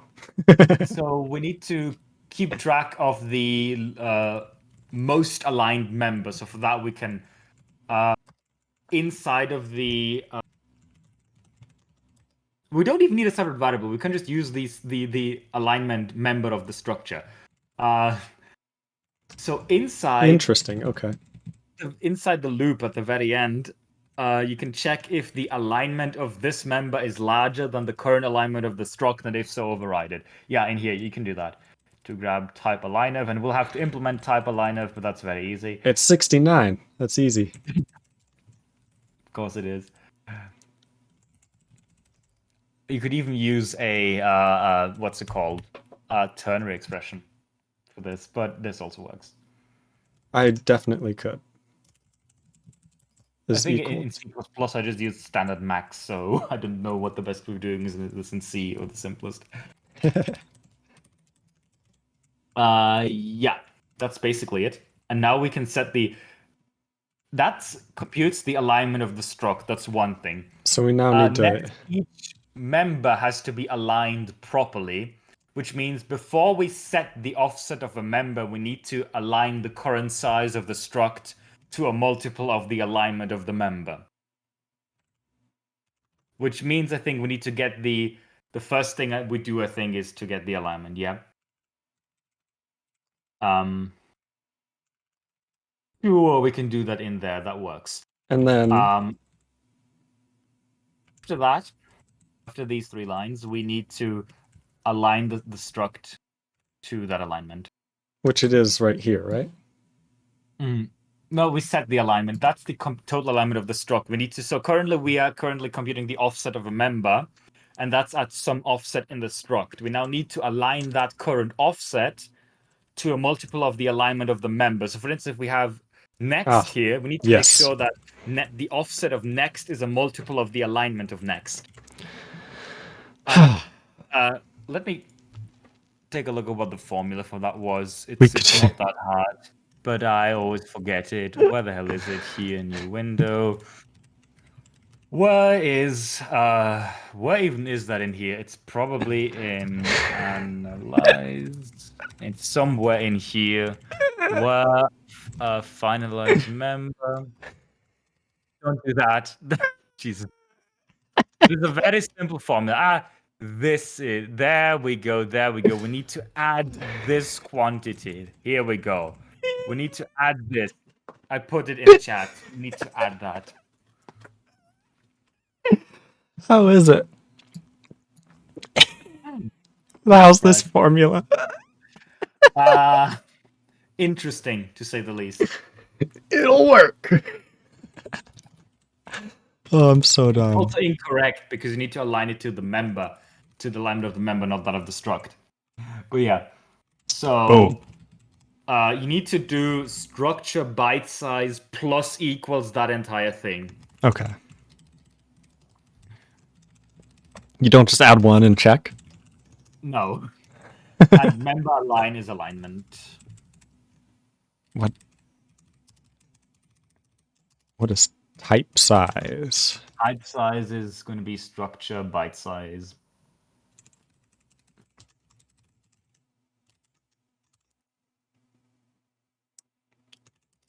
Mm-hmm. And the hardest part about this formula is the % alignment at the end. And actually, yeah, that way. Because it might not be obvious why you need that. We need to implement alignment. It might not be obvious why you need that last % alignment, but I'm pretty sure that's for if you need that because if the offset is already correct. Otherwise, you would overline it. You'd insert another extra 8 bytes in the middle if it's already correctly aligned. So that's why you need that last % alignment at the end. So here, I do a switch. Just maybe copy the entire switch case that we have for the type size of, and then just Very good idea. can remove all the returns, I think, because we just ice if it's nonsense. Type primitive alignment, sure. For a name type, just leave it at that, but replace size of with align of. Pointer, you can do align of void stand. I think you need to do underscore capital A align of in C. Pointer. So instead of size, I think it's align of so in C. I don't remember. I'd have to check. Looks I think valid. it's that. And type structure alignment. And that should be it. There we go. That's it, I hope. Hey! And I think this is right. Is it? Oh, we forgot one last thing. We forgot. Yeah. 3 steps. Step 1, align all the members. Step 2, align the struct. Compute the alignment of the struct. Step 3, so I can't count. Align the struct. Basically, the last thing we need to do after the loop is a struct needs to be, the size of a struct needs to be a multiple of its alignment. So if we have an array of them, they're all aligned properly, right? Not in here. No. Outside of the loop, copy that entire alignment formula and do all of that except this time with the alignment of the struct. Yes. But not struct alignment plus equals struct byte size. Yeah, that. And replace alignment with... Yeah. That's a mess. There you go. And now it's 48. See? That's much better. Just copy it all again. Someone's saying in chat. Yep. What is this code? A line bigger? Like, how could we define this? Padding. That's the padding. Right. So, like, but could we have like a macro that's like a line 2 or something? It's only needed here. You don't need it anywhere else, I think. It's true. You could say pad number. Oh, actually, what would you call that? A line to something like that, to a number to something. But I think it's fine. Just leave it in here. It's if we need it It's somewhere fine. else, then isn't like the rule of thumb that if you need the same code, the same lines of what's it called? I can't talk today. Okay, slow. The rule of if you have threes. copies of the same code, then it's time to factor that into a function. But if it's only 2, no one cares. So yeah, there you go. This is how you do Beautiful. offset calculations. So first, Very beautiful. do the alignment of a Why- member for each member. Oh, it's probably Compute 8. the alignment. Align the size of the struct to the alignment of the member. If the alignment of the member is bigger, then set that. Then the struct alignment. Then set that to the alignment. Then set the struct alignment to that. Then set the offset of the member to recurrent size. And you do that for all of them. And at the end, you align the struct. You pad the struct to its alignment, basically. So yeah. It's beautiful. Mr. Mugume says, hello! How's it going, Mr. Mugume? Thanks for tuning in. And again, I'm not sure if I explained that well earlier, but if you look at the formula, how this padding is computed, it's alignment, blah, blah, blah. So alignment is the thing we want to align it to, right? And then alignment minus byte size module alignment, that's the difference between the alignment and the thing and the current size. So that's how much we need to add, right? Yes. And then the modular alignment at the end makes sure that if the current size is already a multiple of the alignment, that we don't add an extra. That we don't add the alignment again. So for instance, if the alignment is 8 and the current size of the struct is 5, right? Then byte size modular alignment, that's 5 modulo 8. That's 5. And then 8 minus 5 is 3. And like 3 is what we need to add to 5 to get to 8. That's beautifully said. And if it's already 8, then we have 8 modulo 8 is 0. Alignment minus 0 is... So 8 minus 0 is 8. So if we didn't have that extra % alignment at the end, we'd be adding an extra 8 when we don't need it. So That's why right. this % alignment at the end might be unintuitive. Why do we need that? We need that for that one case when it's already aligned. When structure byte size equals alignment, Is already basically. a multiple of alignment. Yeah, That's right. Mr. Mugame, yes, it is. it is me. Yes. I think we did it. That's structs type checked. I mean, there's still like more stuff to do. Just what I want to say, if this doesn't immediately seem obvious, it isn't. It wasn't obvious for me either the first time I did it. The thing is, this is far from the first time that I've implemented structs. So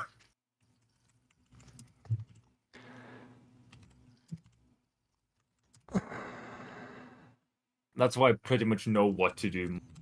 I might still make mistakes here and there, but I have a general idea of how to implement.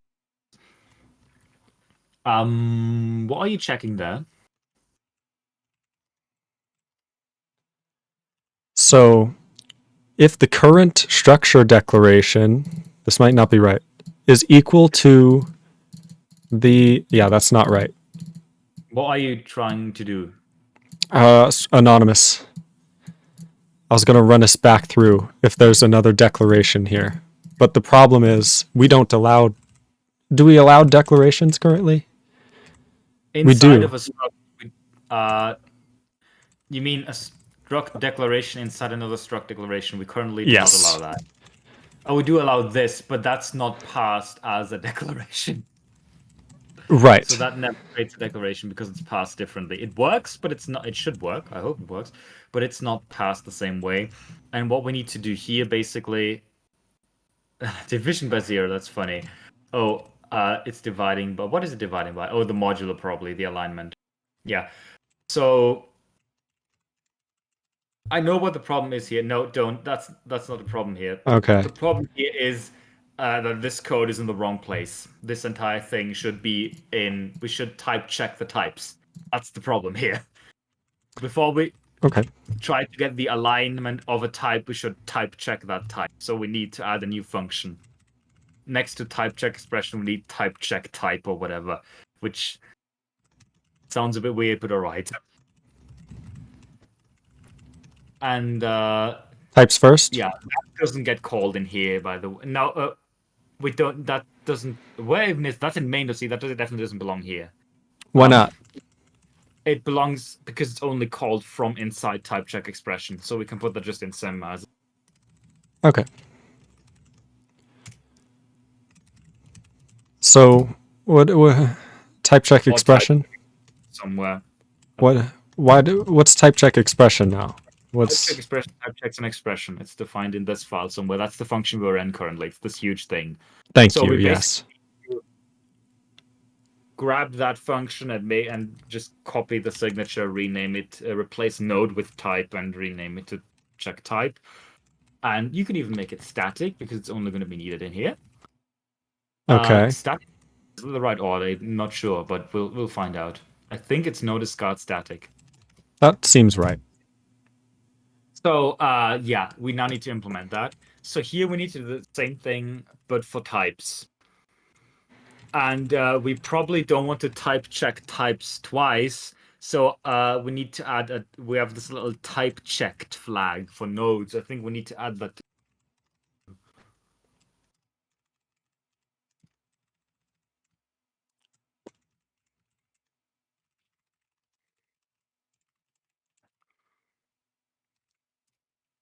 If type check, then return true. Otherwise, we return false. Oh, actually, no. Otherwise, we set it to true. So that's a good point. And then we just need to do the same thing that we're doing below. So switch on the thing and do the thing. Yeah. And for most of these, this will just be type check all types that this contains. So if it's okay. So we have primitive types. That's a no op. Just return true. Let's hope Let's that do- those are right. Default we can ice. Good idea. And say Invalid type kind is typically what I put here.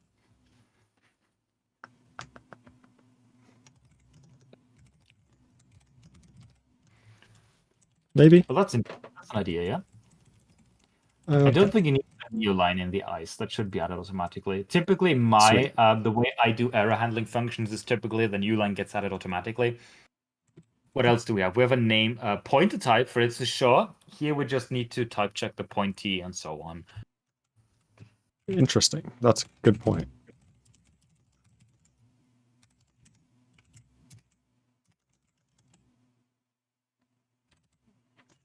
Do you need to pass in the AST for this? I don't think you do. We need that? I'm not sure we do.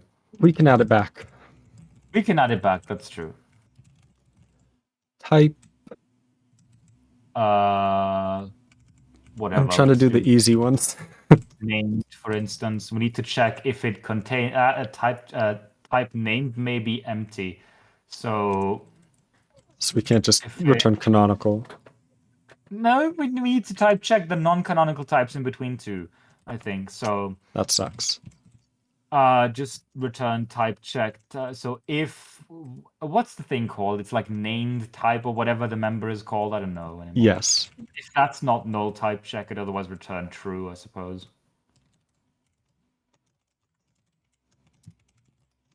T named, is that what it's called? We'll see. T named is the name type, and in there's something else. Named it's a symbol. Val type. It's a symbol. So if named val type is not null, then we return type check type of that entire thing. Yeah. Else return true. Yeah. Technically you don't even need the else because that's true. It returns anyway. But you do. But it needs to break. Yeah. It returns. It doesn't even need to break. True. You've got too many braces there, I think. Yeah, there we go. Function, for instance, sure. This is going to be an interesting one. Okay, yeah. I'm just seeing what I got. We have return type. We have return type. Well, every function must... Yeah, okay, good. Okay. And this is going to be a for each. Yes. Parameters, we need to... Yeah, the parameter types.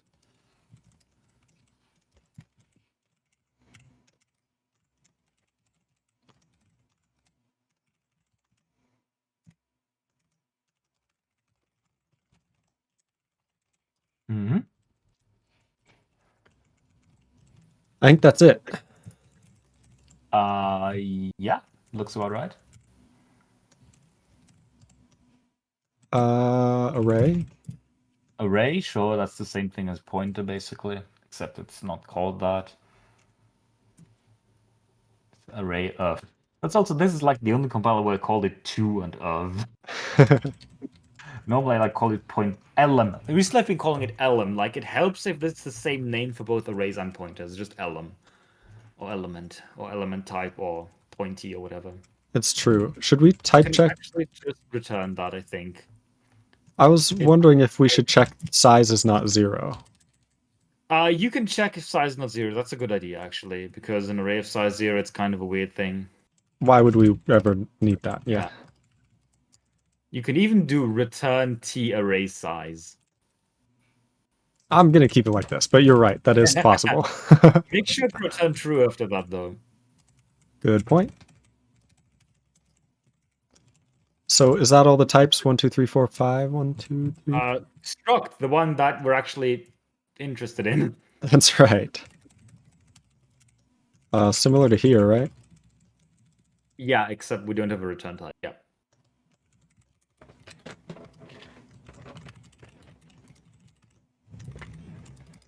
And here's where we actually need to compute the offsets. Ah. Type check all the members, and then we compute the offsets for this thing. This is what I meant is that declaration is not where this goes. Yeah, we need to grab the thing from below and just paste it in here. Where is that? Yeah, just grab that entire block. Yeah, that, and here we just call type check on the type. Yeah. I don't want to lose it. I can't copy that yet. Hold on. You can do Windows V, Where and is then it? you can grab the things you've copied before. If Emacs uses the system. It does code not. order. Okay, rip. Where was I? Type check type. And then I just need to paste that. These. And then, yeah, maybe extract that. I just need T. Oh, T is not that bad. I can't justify it. You could do a query replace here, for instance, or something. Oh, I forget that's a thing. Okay, hold on. It's hard to press. Search for structure arrow, I think, is what you need to replace. With T structure dot. Yeah. Query replace is like the one Emacs command they use. So that's why I know it. Okay, and that should be it. Okay, now type check type Yeah, now we need to actually call the thing. on this I type. don't think it's that variable anymore. There we go. And if we did everything right, then this should be it. Easy. Interesting.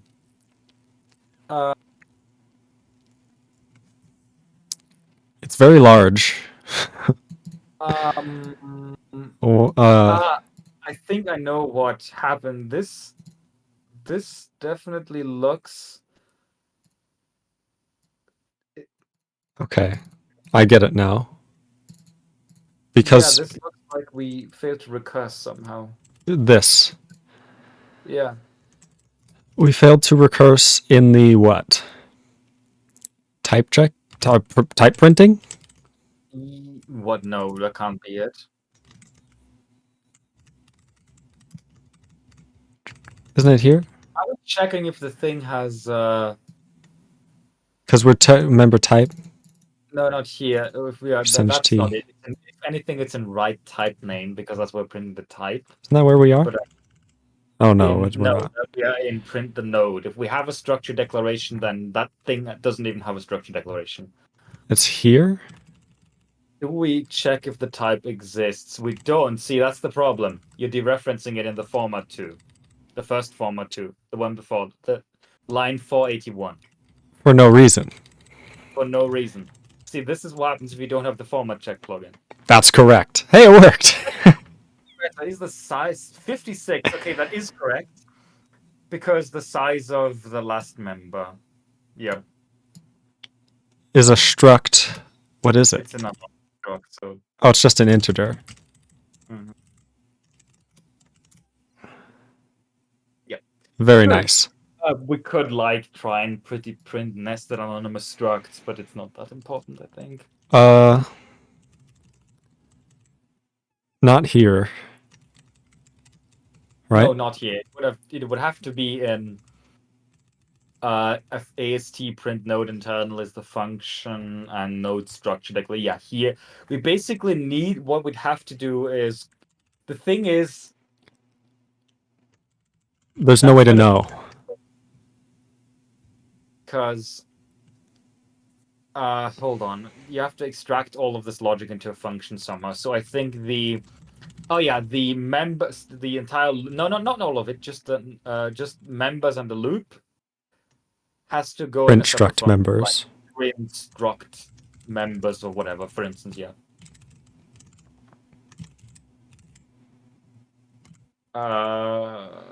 Like this? Yeah, well, that's not quite how C works, but yeah. Okay. Something like this.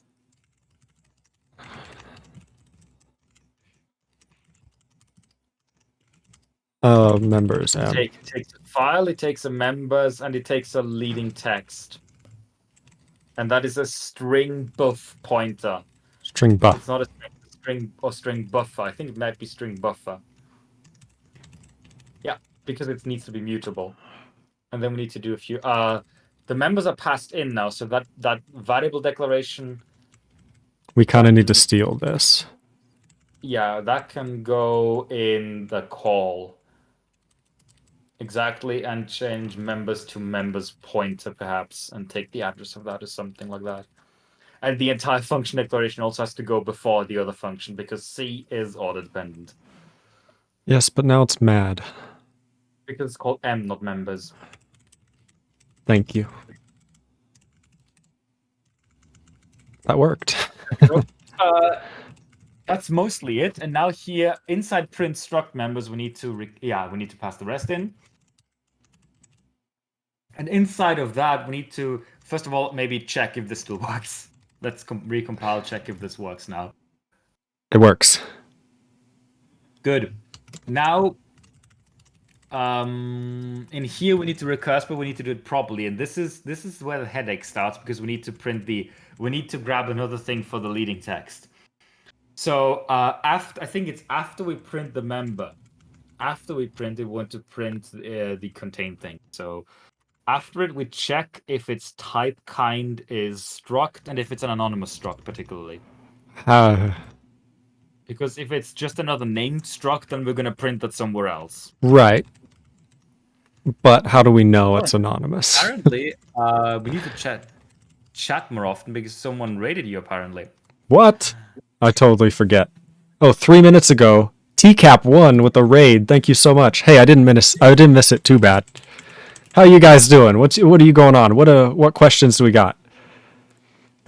Mr. Mugume says, I've been learning some Swift and I can't recommend it. That's fair. Raticide says, CakeZ7D, CakeZ7D with a first time chat. We got some new emotes. How beautiful. And then we have NyxKrage. I have now gotten my password manager integrated with the rest of the system, so I can just hit SP and Emacs pops up and prompts me from which site I need the password for and automatically inserts it into whatever text box is focused. Easy. That's awesome. Raticide then asked, what you making? I'm making a compiler to compile Intercept, and Max is doing amazing with a link to Intercept. Thank you so much. That's beautiful. But yeah, we're making a compiler for this language, and we're working on implementing structs at the moment. We have gotten to as far as parsing and calculating sizes and alignments and offsets of members and such. We're doing pretty good. Currently trying to print nested anonymous structs. Yep, we have this member foo struct, which is this thing here, and we're trying to actually print this as well.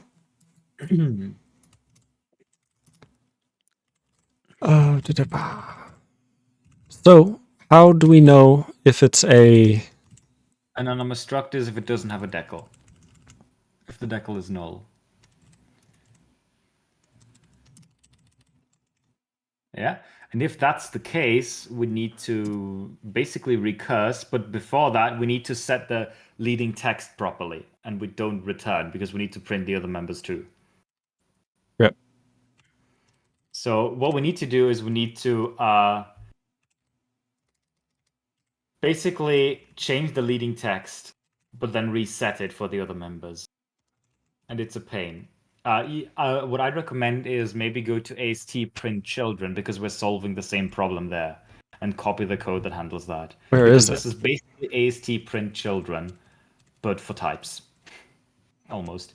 So in this for each pointer, grab everything inside that loop, for instance. Yeah. Okay, so I grab everything inside. Yeah, grab that. And now we go back up to where we were. I should have saved it. Okay.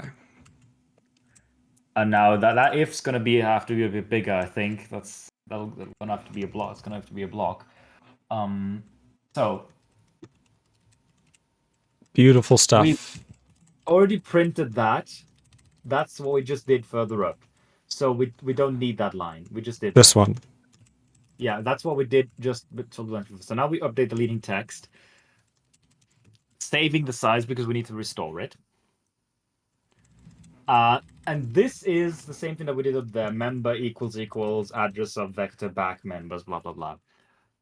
And this is going to recurse to itself. We don't need that. Node. So node is member.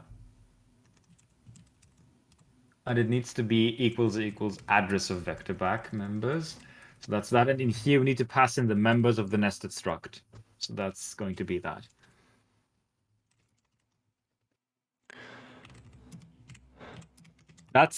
I feel like that's the right way of doing, of printing ASTs. And by that, I mean, copy the way you did it from the last project. Hey, it works. Because trying to figure that out from scratch is a painful. Yes. I just copied it from some other project and put it in here and it works. See, and don't try to think about it too hard. Don't try to make too much sense of it. You're only going to forget how it works again. It's just accept that there is a solution and that it's some that you can just copy it from somewhere. That's how we go about this. Exactly. I mean, it kind of makes sense. We basically just add this. The hardest part is to know when to print the leading text. Yes, like this part. Yeah, then it goes here, and that's when you need to append what, because you need to append either the what would you like the elongated L or the sideways T. Yes. But down here, you need to print either two spaces or the line and the space. Naturally. And perhaps if you want to be nice, what you could do is if it's a struct, instead of printing the word member, we could print the word struct. So that's in here instead of in line 661. You can just actually do that. It might not be anonymous. No, not that. What I'm trying to say is just right. Just replace member. Just that string should be different. But okay, yeah, just copy the entire line. But I was gonna say only if it's a nested anonymous struct. So actually just leave that line as it was and copy it into the F is what I meant. But then any struct member would have a struct, any right? Struct, sure, that works. It's fine. It's just debug output. Sure. How cool. That works. Very cool. So we have the ability to parse a linked list. So that's very important. If it happens to be a struct, you could also print like the size again and the alignment at the end, maybe. But I don't think it's not that important because we're not doing that for the other members either way. It only really matters for the. Though I suppose if it's a nested anonymous struct for offset calculations, it might be nice, but it doesn't really matter too much. That's why I was only doing it for nested anonymous structs. Yeah, let's do it. Because the reason is because if it's a nested anonymous struct, it will only show up in here. If it's not an anonymous struct, it will be printed somewhere else. So we'll have that information. That was my reasoning behind it. This is now how it works, right? This is exactly how it works. And then we can we did further down in where we print the declaration node and just paste it at the end. Look at this. I'm gonna copy that string again. Yeah, don't look at it too hard. It's better than printf and /033, but it's still bad. Yes. And I think in here you need to that, yes. Naturally. The way you forget about it. It's fine. Yeah, it's fine this way. And then it's gonna be struct. What is there? Yes. Instead of we don't need to print the T that we know that it's struct. Right, we can print it doesn't have a name, but just paste it at the end of the format string before the new. Pretty much. Go here, and then we need to. What does this take? The size and alignment, I think. member type, do all of that, yeah. And since you're focused on programming, I can take a look at the chat too. Thank you so much. I don't think much has happened. Asking, will you eventually rewrite the compiler in Intercept? Hot topic, hot topic. I'd say eventually, sure, but or rather, what I would say is we're getting to the point where that becomes more and more feasible. That's, I think, a good way of putting it, perhaps. My statement on the matter is that I don't like the term replace or rewrite. This code base isn't going anywhere. It wouldn't really be a rewrite. It would just be a new program. That's true. It would be, yeah. Yeah. In that case, based on one, but still. In that case, I think that's totally reasonable. We could, and absolutely most likely will, write a compiler implementation for Intercept in Intercept. But the Intercept compiler will probably always be this one, depending on how it goes. Because it might just be like this one was just like the bootstrap codebase, and we don't use this compiler anymore, even though it still exists as a compiler and codebase. Yeah, that's pretty much how I think it will go eventually. And the thing is, we can distribute it as like NASM assembly, because that's pretty portable. And then people can compile it on their systems or whatever. We just have, what we might have to do eventually is if we want to support systems where like a long or an int is a different size, if we need to call into libc or whatever, we might have to write like a little, just a little C file that just returns size of long and size of int, so we have access to that. We might have to do something like that so we can find out whatever the size of certain C types is on whatever host we're compiling on. We might have to, like, some parts of it may have to be written in C or C++ just so we can query a C++ compiler or standard int.h. Oh, yeah. But that's pretty much it, I'd say. But then again, build systems also do that all the time. Like, does file no unlock or locked exist or whatever? They probably just compile a C program for that. So yeah. That's exactly how it works. Compiling a few little C programs to figure out how your system works is a pretty standard way of doing it. Yes. Okay, well, that looks good. That looks really good. Also, Nyx is saying, or rather commenting on the fact that you don't have a bot set up in the Twitch chat, and says that they have one in quote mostly readable bash. Oh no.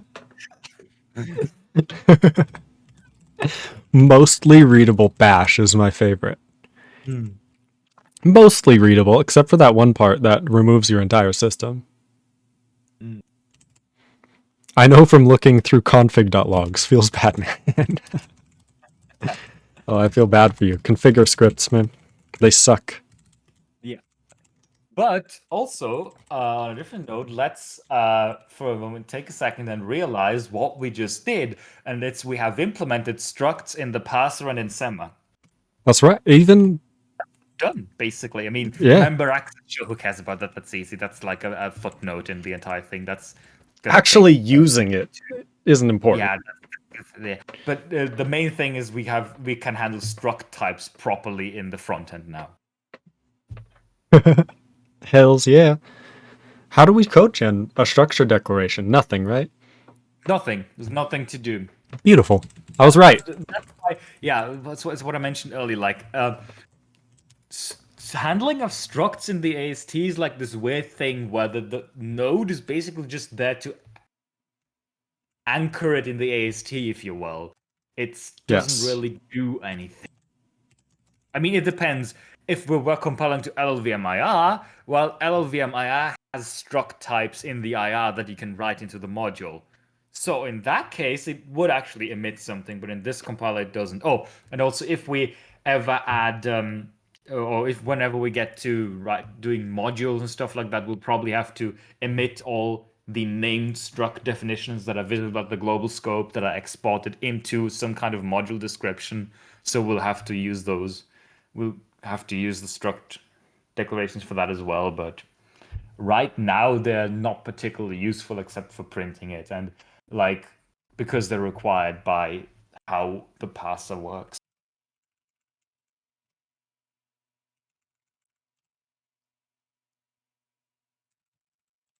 I'm gonna commit a Commiteh.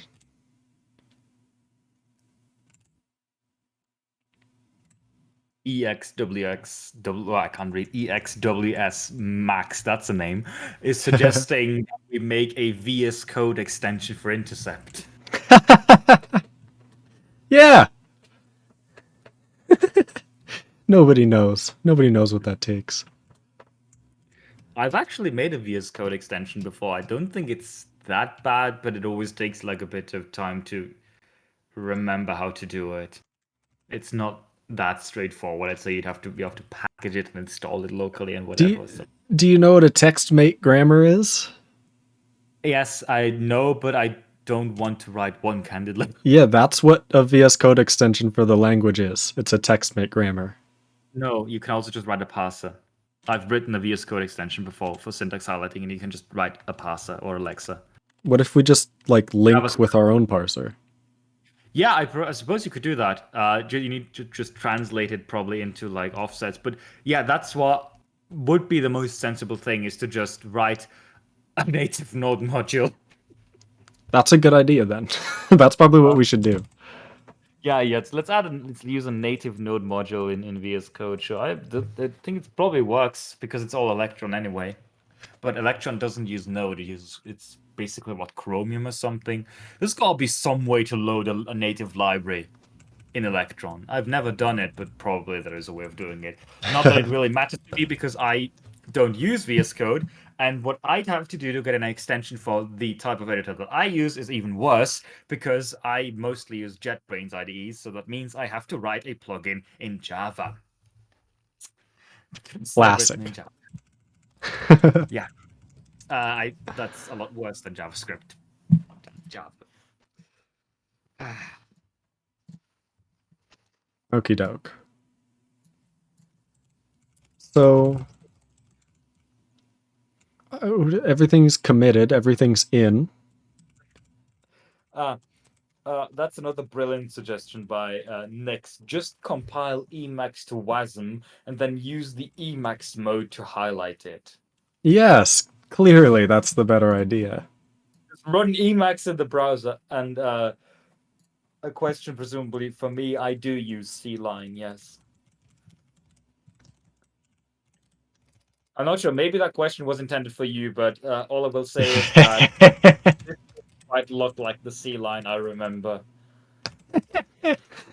All right. I hope it wasn't for me. Practice. Oh, you're already on that. Nice. Yes, pretty much. And speaking of, be right back, and this time it won't be 20 minutes. Awesome. See you soon.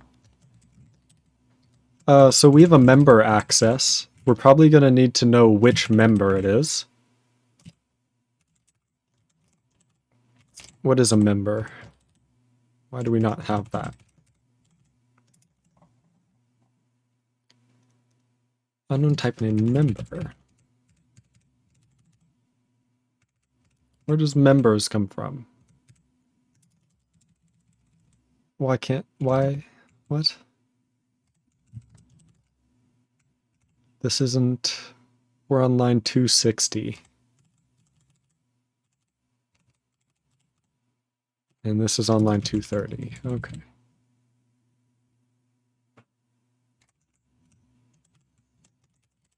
I'm just going to move parameter and member upwards. Actually, there's a... For this exact purpose. That's right. There's this thing.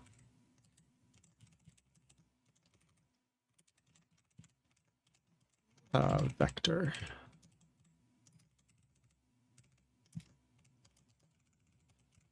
And then we can just do one of these. This should be fine, right? Field has incomplete type member, aka struct member.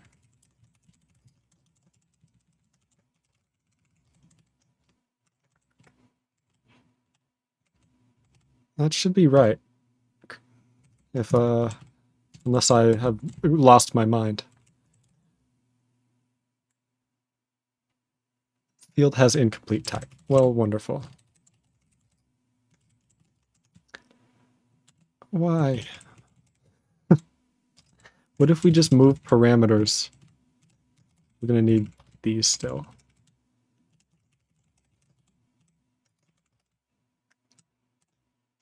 I don't know why they're forward declared, because we don't need anything. I guess we need type pointer, but type pointer can be incomplete, right?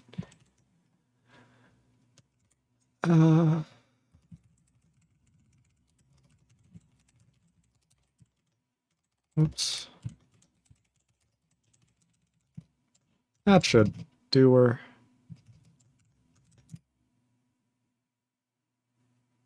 Well, it's still working. That's a good sign. We didn't like error up here. That's good. Alrighty. Max says no more teacher. NyxKrage says sea lion, my beloved. Lol. So we need the struct decal, I think, that we're actually... Well, here's the thing. This isn't correct, because a member access isn't on a declaration of a struct. It's on an actual struct. Right? So this is going to be... I can't name it that. Some node that returns type struct, right? And then we would like to, am I thinking of this wrong? I think I might be thinking of this wrong. Well, no, because like a unary has a value. I guess it could just be a binary node. Can it? It's not really ideal. It's not really ideal. So if we go into the parser and look at token dot, we can see that it already is a binary operator. So let's take a look at this. This is, I think, just how we're going to parse it.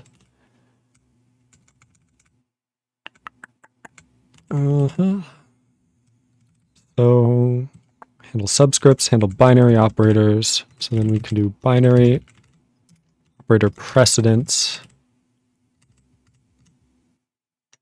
Just returns. You don't need the parser. Very interesting.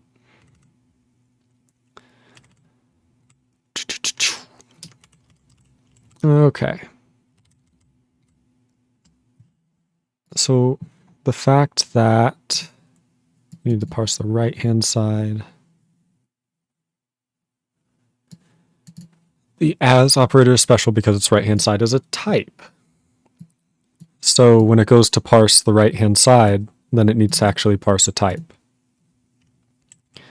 Whereas I think we can just parse another expression. Well, we may want to do it manually, where if token type equals token dot. All right. Hey! What we at? Not very far. I've been thinking conceptually mostly, and I've just been thinking here, for the member access, should it actually be its own node, or should it just be a binary node? Okay, so Because a dot... binary node has a left-hand side and the right-hand side, and both are expressions. The problem is that That's a member. the right-hand side of a member access isn't an expression, it's just an identifier.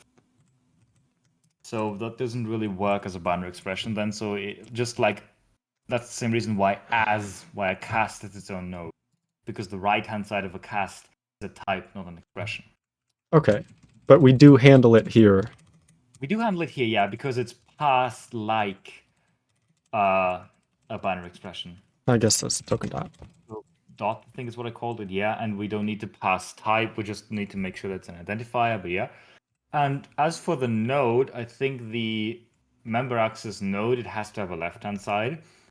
It eventually will also contain a reference or a pointer to the member that we're actually accessing. But also, we don't know, we might not even know what the type is when we pass it, so we can't store reference to the member yet because we don't have that information. So we basically need to do the same thing that we do with function references, where we just store the name of the member and then resolve it in Semma. Like this? Something like that. Yeah, not exactly that, but yeah, because we don't look it up in the scope, we look it up in the type. So instead of a scope, we just have a type, and instead of a symbol, we'll just have a member. Sure. Should this be a string with the member name? Sure. Yeah. Yeah, whatever. I'll just name it ident. Mhm. Make member access. That's what I probably should do now. Probably, yeah. Okay. I guess I need also this thing. Mm-hmm. Make all the makes. All the makes.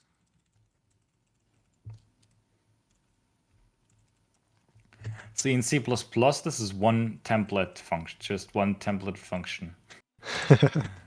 Make that accepts a template parameter, and that's the type.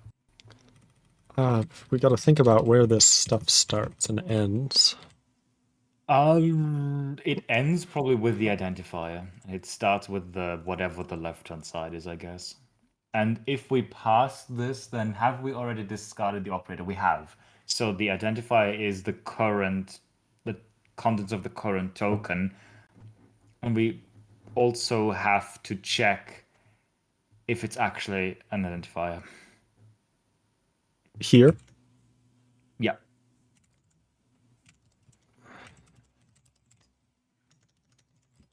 Because with the TT is we save the token type, which is the operator, and then we discard the operator, so we now need to be on the identifier that is the member name.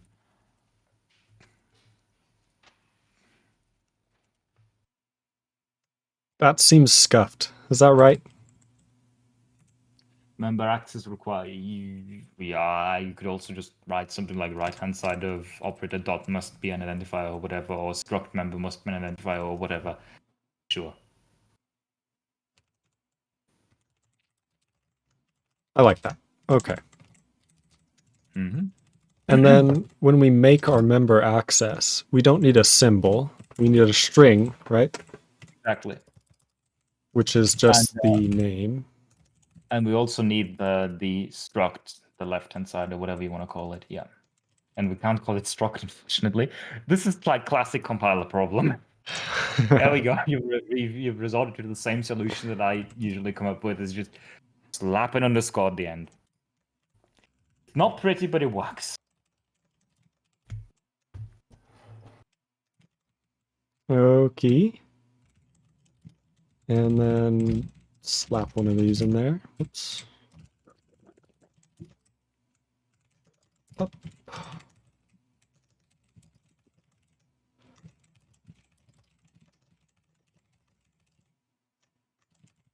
Whoa. Okay, I don't know what just happened. Some Emacs freaked out. It's all good. It Yes. does that sometimes. Make node kind with node member Can you hear access. this, by the way? What was that? Can you hear this? Apparently not. No. It's got some carbonated water here, and it's loud, at least on my end. I see it's fizzing. I'm picking that up. That's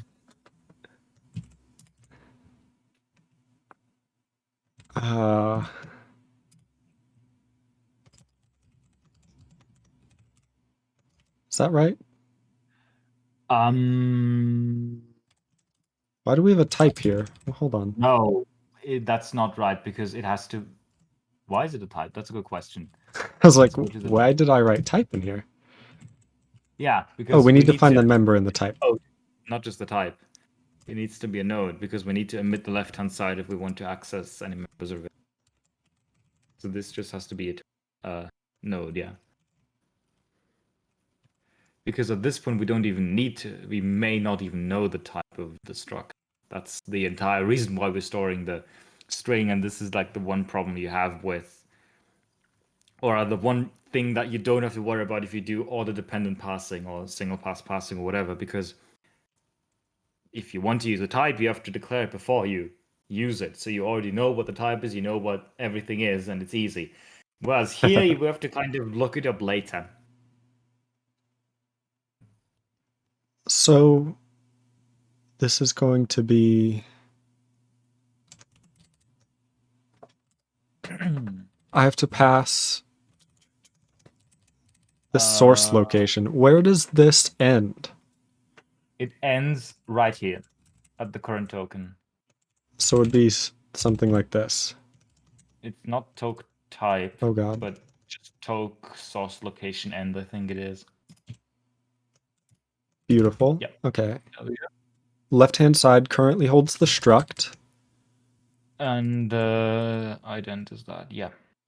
So text, and we need to do an as span on that one, I'm pretty sure. And then to use a span. Yep. And then we can do, I think it's string do. No, not intern string, Jesus. Intern string is for string literals. That's for strings inside the source code. I had a Lisp moment there. And what's it complaining about? Oh, probably in the header. You know what we... Oh, yes.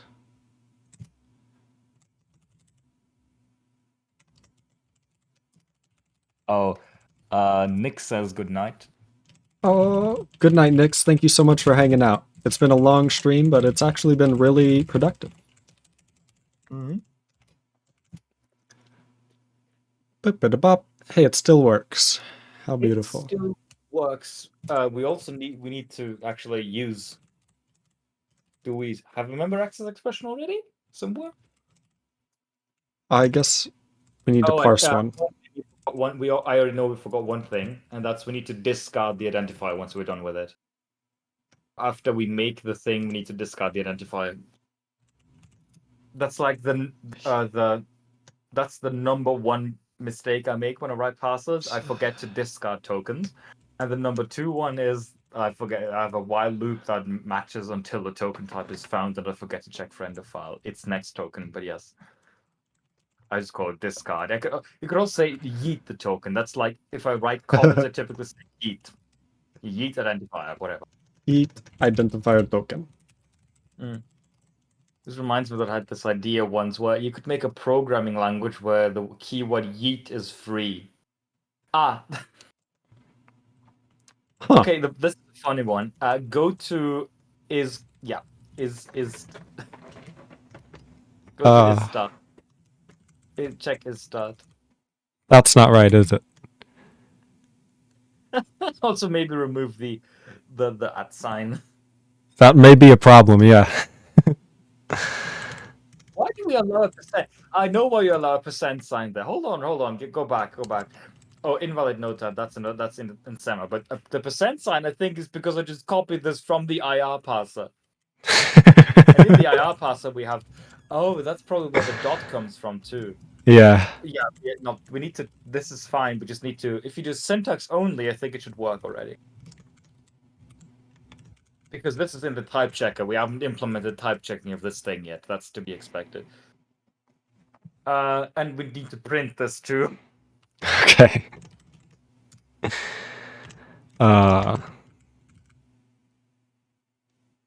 So that would probably just be somewhere here. Sure. Maybe copy the. Do we have unary expressions? Maybe copy the code for that because it's most similar to that.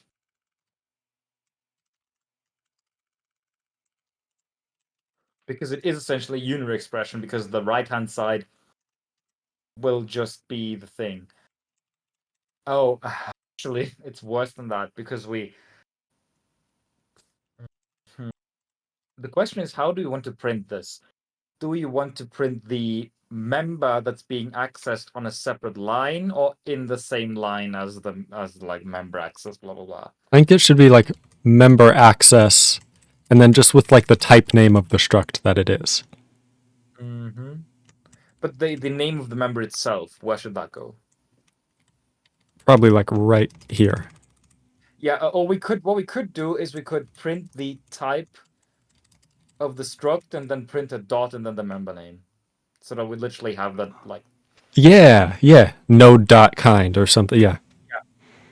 So token type to string, we don't need that. That's because if it's a unit expression. So instead of that, we do 30. I think 36 is what 35 is what we're using for properties okay. or field members. I'm getting my terminology like confused. Is somehow. blue 34, 33? I never know. 33 is yellow. I think it's 36 is for types. 36 should be for Okay. types. Yeah. Beautiful 36 is for stuff. types. And now we need to print the type name. But this is contingent on the fact that this is a struct type, which I guess if it's we assume that it's well formed here. If it's actually no, but if we're printing it syntax only, then we don't know what this is yet. Right. So that's the problem here, actually. We can't do that yet because we don't know what this is. Well, we'll assume. Actually, never mind. I know. Don't do S, just do %t. %t solves all of that. %t knows how to print the type. It knows what to do if the type is not correct. So 36% t. %t, and then We do know the name of the member. That's something that we. and that's So that's the type, the type of the member, or rather the type of the entire member access expression, which we might not know yet. So this is going to be ident, I think. Yeah. And before that, we do member access struct type is what we need to do. Here? Yeah, because we want to print the type of that thing. That's a good point. Yeah. Because that's a node.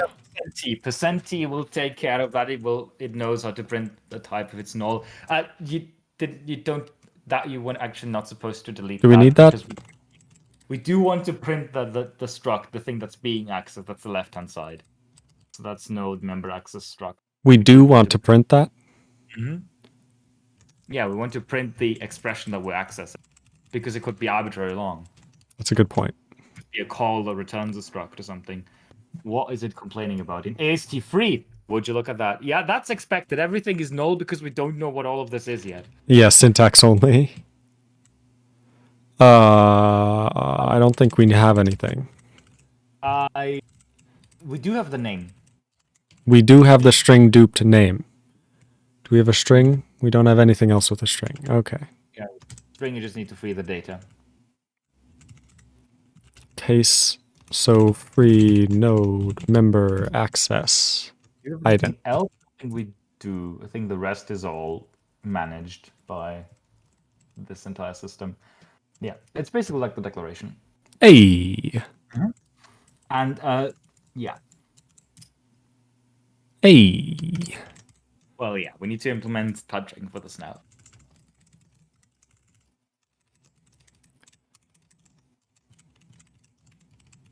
So ensure struct. Oh, is something we of struct. forgot, I think that's very important. Oh no. is actually, where do we put that? That's a good question. That is a good question. Let me think for a second because that's maybe not that trivial. Actually, yes. At the very top of type check expression, what we need to do is if the type is not null, we type check the type. Yeah, that makes sense. Think that. At least I do this in source, I'm pretty sure. Let me check how I do this in here. Analyze. Yeah, we analyze the type if it's not null. So that's type check. Oh yeah, that's a good idea. That's a good idea. I like that. Okie doke. That's that. Ensure struct is of struct type. If That's a good idea, yes. We need to type check the struct first, though. okay.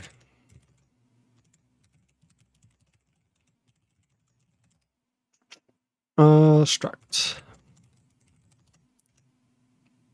Member access.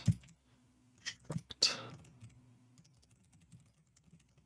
Okay, now if expression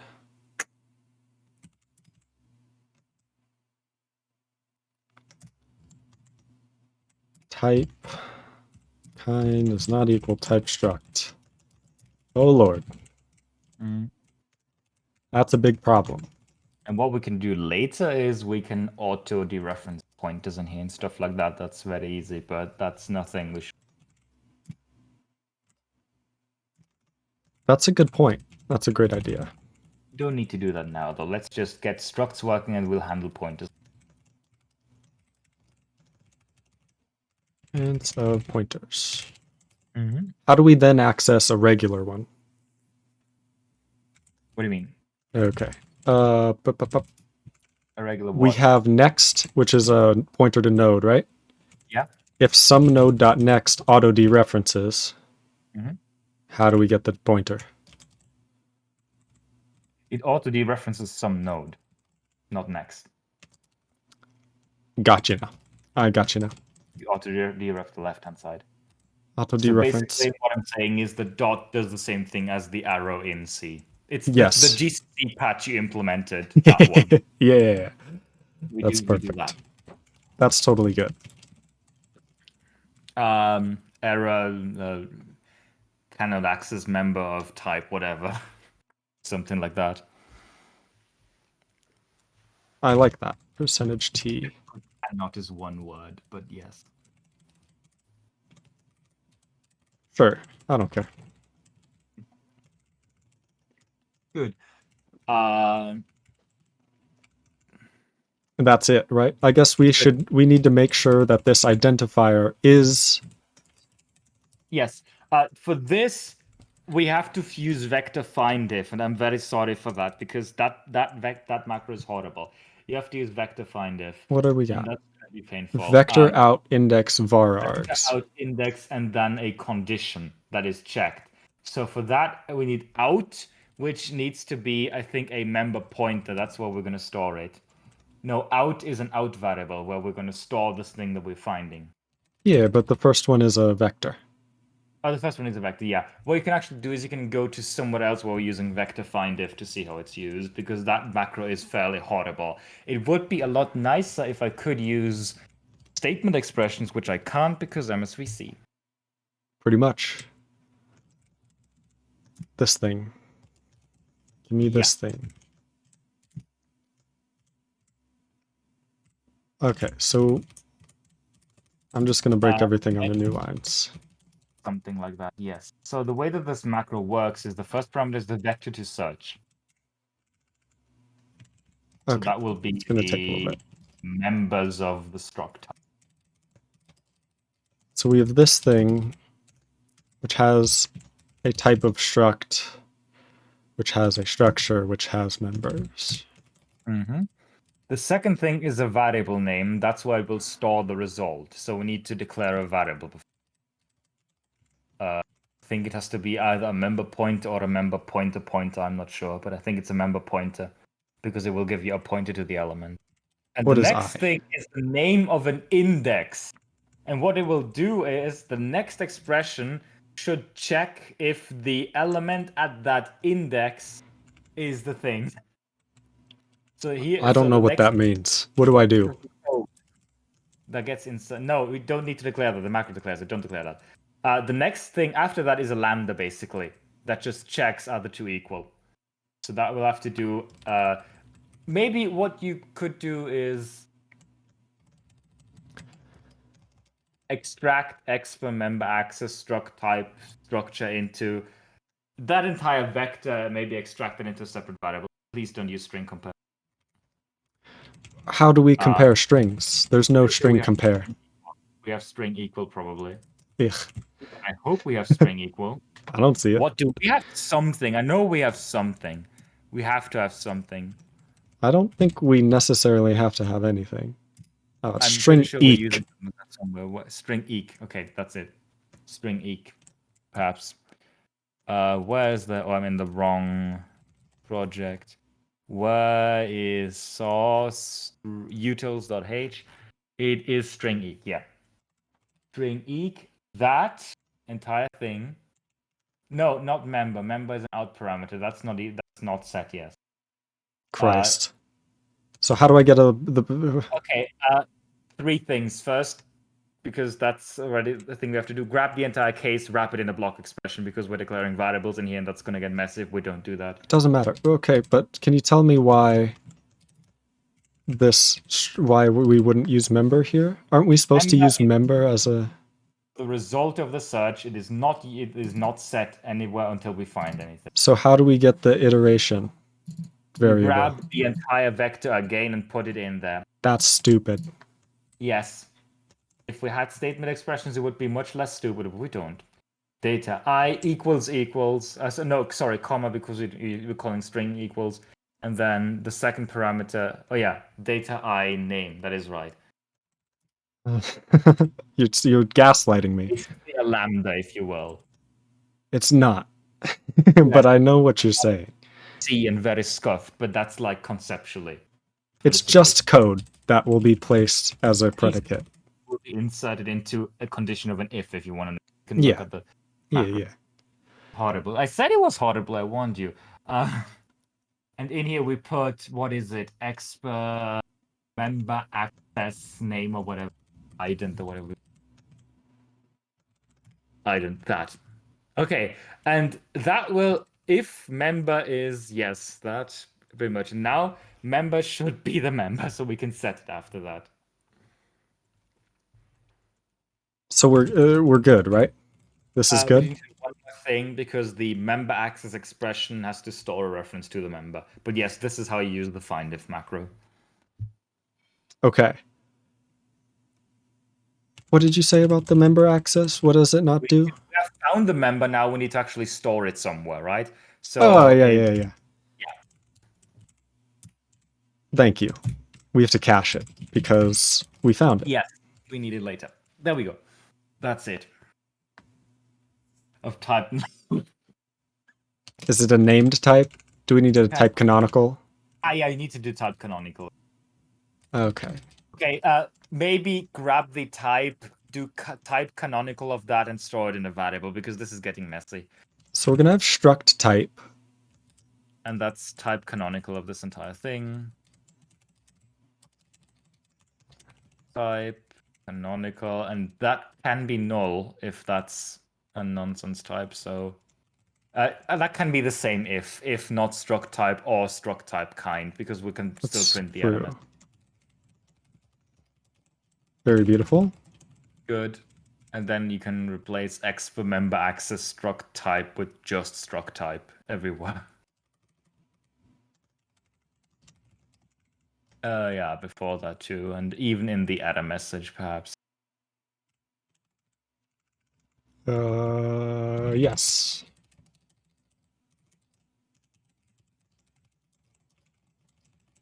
Okay, and then we end up with... I'm gonna collapse those two. Formatting is truly brilliant here. This is definitely a macro if I've ever seen one. Like, I think I'm gonna do this by hand. Like that. I don't think it's format. Like, just leave it as is. I think it's fine mostly. Something. It's horrible. It is horrible. It's. I mean, the only thing that's more horrible than the formatting of this is the implementation of the macro. You can look at the macro if you want. It's not pretty. I'm gonna. Oh my. Yeah. See, if VA Alex. Oh my. That's good enough, right? Mhm.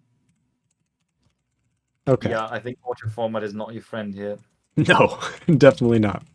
I would outdent the closing brace of the string equal by 2 spaces so that it lines up with that. There we go. Very smart. Yes. Okay, that is it. I hope. We're not using struct. type? Oh, we are. We're good. But yeah, this macro again, I always have to pause and think for a moment. See, codegen Nice. especially, we need to codegen that now. Nah. Just at least do a to-do in that. Yeah, maybe, we gotta do something here. we need to print. Yeah, so what we need to do is basically just add the offset to... See, okay, this is again annoying because we have the same problem that we had with arrays. This also produces an L value. Yes. L value, so for now, just, I don't know. We're not even gonna think about it. We're just gonna... Because, okay. Yeah, actually, you can just do to-do in here, like the to-do macro. Because we don't need code, we can still print the AST and look at that, but we can implement this later. Because in order to implement this properly, we kind of need to do the entire L values thing. Well, no, because we can... Before we handle assigning to a member, which we could handle specifically in the assignment. Yeah, but that's kind of a pain. I agree. We could handle that separately in assignment and everywhere, but it's... It's the same way we handle arrays right now. Yeah, but it's not ideal. We are going to change it. Take and a it while now. is temporary. I don't think it's really worth it to do this now. I mean, we've already been at it for 4 hours, and this is going to take a not longer now. So you know. So let's leave it at a to do for now and check if this works. And if you just do print AST, then that should work. Which I've done. Does print AST not return after printing anymore? I think it used to. I changed that because it was dumb. Because we need to print the AST and then debug the IR is something I very commonly do. I need to like... I do one or the other usually. I see. I often do both. Because I need to see like, okay, there's a member here and that got generated into this set of IR instructions and etc. Okay, I typically just pull up the source and think of that as use that as the AST quote unquote. No dot kind. Everything looks good there. Kind.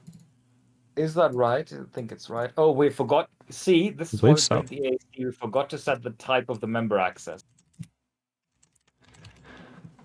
That's why it says null there. We need to set the type of that.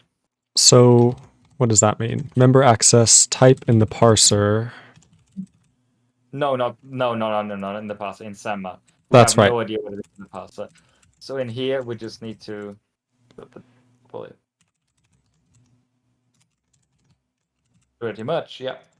Okay. Much better. There we go. Would you look at that? Hey.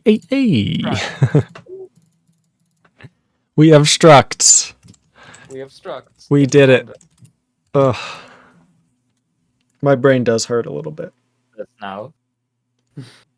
So, code gen wise, what do we need? Why is it difficult? L values. Okay, when it's not an L value, what do we do? It's not an L value. This is also annoying because we still need L values for that because we don't want to load if the struct is like the ext2 super block, it's a kilobyte. We don't want to load the entire goddamn thing. We only want to load that one integer. So we actually need to add an offset to a pointer to the struct and then only load that. So you still need L values, even if you are only loading it. So we need to load... Here's the thing. So we need to get address of structure. Of the member. Yeah, of the struct, and then add the offset of the member, and then load that. Get byte offset of member within structure. And then add IR add, which is going to be address and byte offset. IR load, result of IR add. Pretty much. Okay. And then if this is an L value, there's a whole separate thing we have to do. If it's an L value, then we only do the first two. We don't do the load. We only do the first 3 steps. If the member access itself is used as an L value. So the load is only... See, this is what I mean by we need to separate L values and when they're loaded.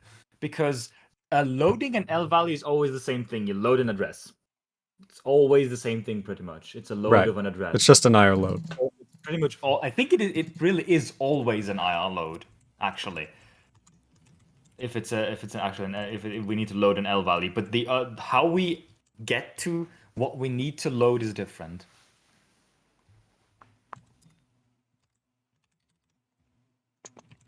We don't have that yet. No. So we can make that a comment or something. Yeah, I'm just gonna kind of. I'm kind of just blocking it out so that when we actually have to do it, it won't be. Comments already explain what we need to do, pretty much. That's very true.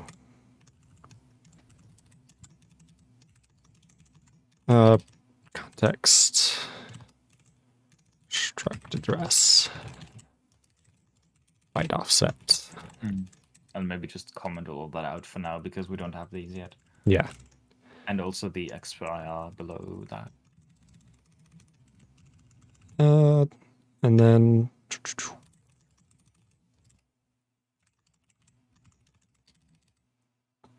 Is it immediate context? Yeah. And then we have type. I still don't have add of an immediate to yeah, we should really add, maybe we could add an instruction that adds no, actually no. It should be in the backend, honestly. I think the one thing we're missing is an instruction selector. That's very huge, yeah. So here, for this, we would call something like codegen L value, and it would return an L value, however that looks like, and we'll see. Not sure what that will look like quite yet, but it's going to be some struct probably. Is this expr? Something that's... like. It'll probably not return the instruct. Maybe well. We haven't really planned that. Several ways of doing that. Like that? And this is something like that, yeah. This is probably one of the most annoying things about codegen. It's L values. I think it is the most annoying thing when it comes to codegen. It's just L values. Like, you know, stuff like loops with all of the goddamn blocks and jumps and phi's. Sure, that's annoying too. But L values are just worse. I would agree. Like, this is easier to understand than this. You need to know what a phi is, you need to know what a block is, you need to know what a branch is, blah, blah, blah. Sure, those are concepts that you need to know, but they're not that hard to understand, I'd say. L value is just this horribleness that permeates the entire codegen. That's right. Just, once you have L values, you don't escape them. It's just horrible. They're atrocious. I can't stand them. So but anyway, we'll get back to that. With this node binary, recommend doing this in here now because we're just gonna have to change it anyway. So I don't think it makes much sense to do this now unless you want to refactor all L values now, and I think that would be a bit too much work. Yeah, I don't have time. Yeah, we've been at this 4.5. Hey, that's bigger than 420, man. I think we can pretty much commit what we have now. Yes. What have I changed? We have members. We've added member access essentially, yeah. Beautiful. This looks so weird. Seeing the language for so long not have this stuff. It's like, this is an interesting thing. You know what's going to be really annoying? What? So, this is a member access, but as far as tree sitter is concerned, how does this work? Because kind dot blah blah blah blah blah seems a little scary. You know what I mean? Like .foo.asdf. How is this parsed by tree sitter? This should tree sitter just pass it as a binary expression. With if you that's also how more or less how we're passing it, except that the passing of the right hand side requires special handling. So it will just be passed as that because the dot operator has the highest precedence of all operators. That's the only thing special. So it'll be parsed like this? where each one of the parentheses is a member access? Yes. Okay. Okay, that makes sense. It's like a Lisp list of member accesses. What Is- you can do is inside the foo type, put another struct in there, and then just try and see what the parser spits out. Oh, that's a good idea. Then you'll see if we did everything correctly, which looks to me we have, then you'll see what I love automatic indenting. the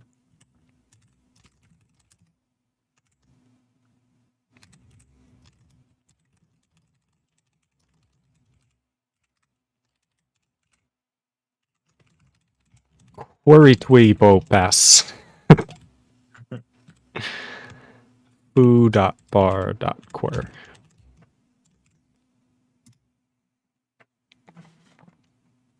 Yep, see? Okay, for a second I had a stroke. I was like, isn't that backwards? But I get it now because we're saying, oh man. Yeah.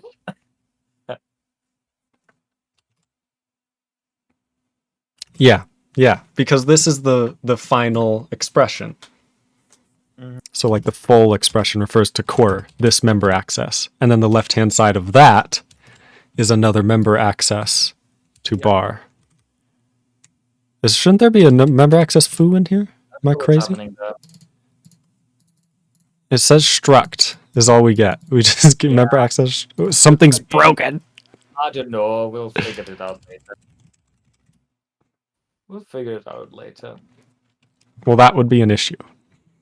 Yeah, we'll figure it out later. It's not that important. So the type of a member access, why is that not being set?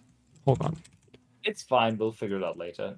You're right. I probably should stop soon, but I'm curious.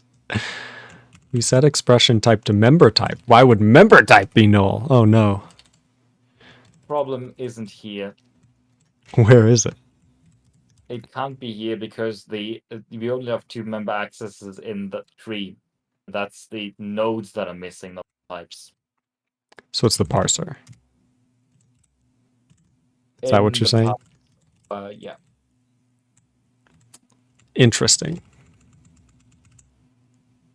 Thing is also something I just realized. If we go back to the source code, Yes. the Intercept source code, if we scroll up a bit, you'll see that syntactically this is a bit weird, isn't it? Because node:type defines a type. Yes. Type defines a member. Ah. What does it define? Like, this is very strange, isn't it? So what you're saying is we need this. Something like that. See, But then that would have to be a type expression, which we don't want. we can allow nested type declarations as like a special case, sure. But so why? What would have to change is like node::type. If you do that, then it's fine. If you do this, or perhaps even a completely different syntax like type node, and then or whatever, or struct node equals or whatever. But what I'm saying is that this has to be different from foo::type, otherwise it's a bit confusing. So this defines a struct named foo, a new type. No, this defines an instance of a struct named foo of type. Of this anonymous struct. Yes. Whereas node does define a struct. Pusheh says the type has no name. Exactly. So then I think that would mean that this makes most sense, where the type is kind of missing and it's inferred from this.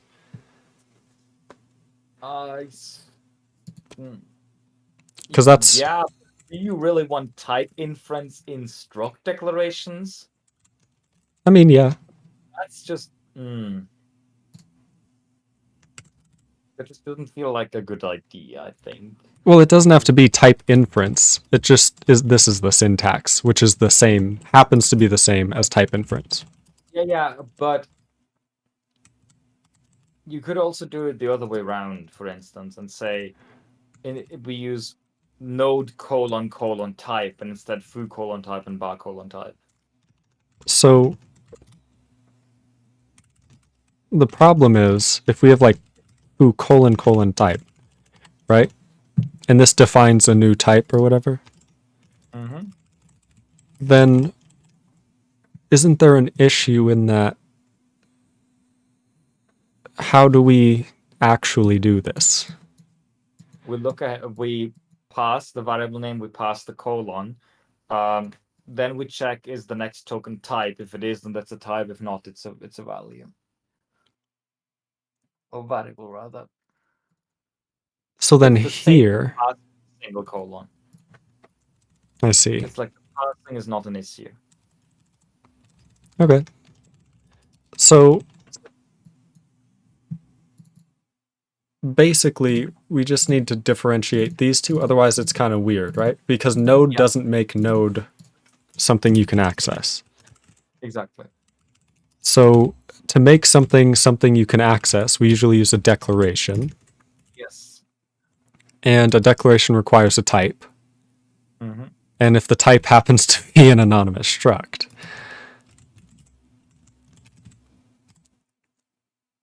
am I insane? I don't know how else to think about it. Yeah, this declares a variable B of an anonymous type.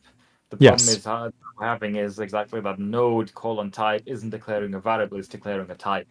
So basically what I'm saying is we need to differentiate between declaring a type and declaring a variable of an anonymous. So declaring a type, I mean, we could use something crazy like this. Sure, or we could just, what you could also do is just invert it and say type, like, okay, this would go again. The type node or struct node equals or whatever, or whatever, something like this, or struct node or whatever. It just doesn't look right. In this language, which is like a name and then type syntax, it looks a bit out of place. That is true. How does this work then? This is... How do you do an unnamed... Doesn't that make that super complicated? No, because what the syntax is for variable declarations is variable, and then the type.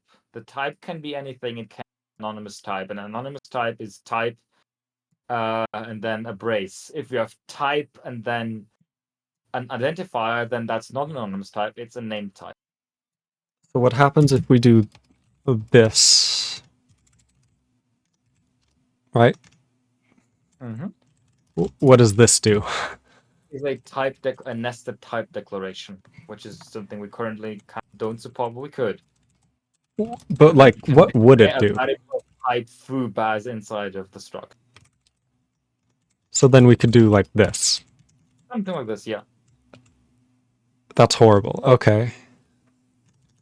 I'm just saying we need some other syntax. It doesn't have to be this, but we someone need to differentiate between declaring a type and declaring a variable of an anonymous type.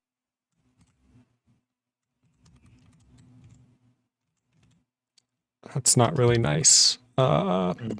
Is and as is usually better for operators, and as is used for casts, so...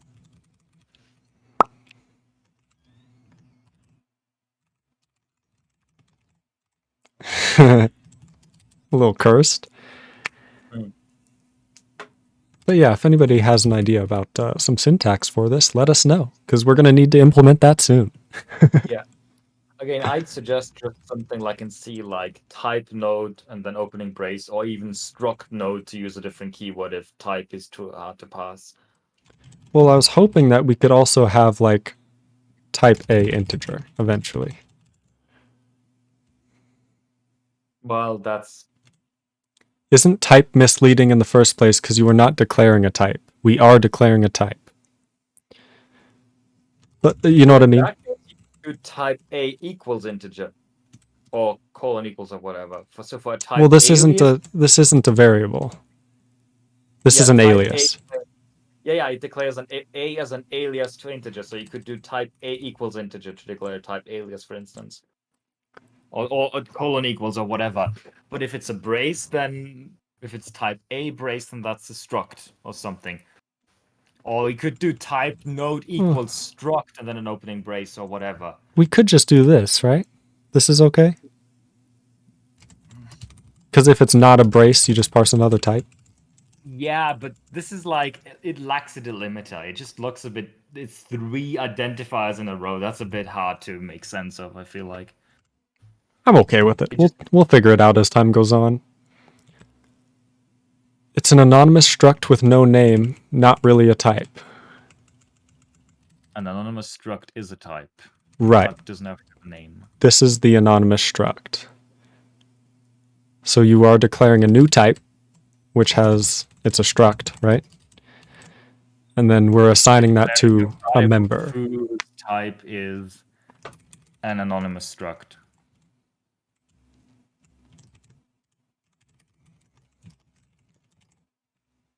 Maybe we'll just do that.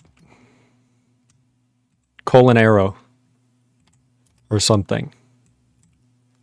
I don't think that's harder to type for most people. Because you have greater than, less than. Yeah, it just looks a bit weird. It looks very weird. It kind of reminds me of like F sharp. Right. We could do that. Have an F sharp type of thing. Oh god, no. Node type. What if we did the arrow operator? Same as dereferencing pointers, structs. I mean, it's possible. It just looks a bit weird. Well, I think that's what we're going to have to do. So that this is like the type definition operator. Sure. Because then we could do like A as an integer. Okay, I suppose that's an option. And then, you're right? It's not ideal. It is new syntax, but it's not like the worst in the world. I guess we could do that. Yeah, you just need to add a new token for this. Yeah. Which I think is a good thing to... Oh man, should I do that now?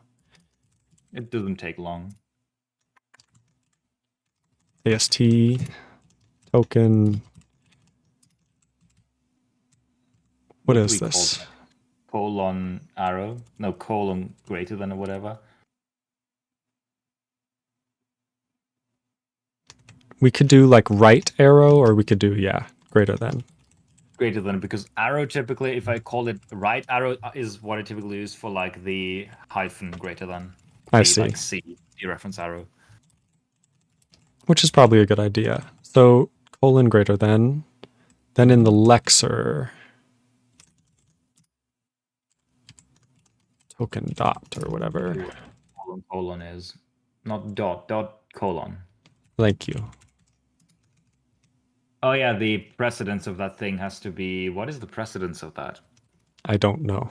Is it, yeah, no, it's not an operator. It doesn't have a precedence. Never mind. It's a kind of a keyword, right? It's sort of, yeah. Yeah. And then we need to change pass ident expression. Yeah. And gonna be This thing. yeah, we need to instead no, this stays as it is unless you want to lose the ability to pass variables. Definitely. So instead we kind of need to make an else after that and take all the code from pass decal rest that passes a type and put it in here. We can't do this? No, because then it would be treated the same as a colon, which we don't want. So Okay, what we want fair. instead is we need to go into pass decal rest. Okay. I see what you, yeah. And then in here, no, we don't need all of that. We only need pass type, I think. And we need pass type and the type struct thing directly after it. and the That's type what we function. need. No, we don't need that because we don't need that. That's for declaring a function. We only Okay. need Yep. copy that and then delete the Decal rest type. call. And that just goes in here, yeah. Okay. We don't know if it's a... Greater than parse type if it's a struct. we don't need to check if it's a... we don't need to check if it's... actually, if it is a struct type, we do need to do this. Yes. Yes. Otherwise, we just do unreachable or something. We don't have type aliases yet. We can't represent that in the AST. I mean, we have name types, but those aren't decals. We don't have a decal for them, so just do an unreachable or something in here to do name type aliases not implemented or whatever. I like that. And then, wait. I'm just doing it. Fast again. What did I do? Let me think for a moment. We are discarding the grade. You forgot to free the identifier for one. This thing? Yeah, you need to free that before the return.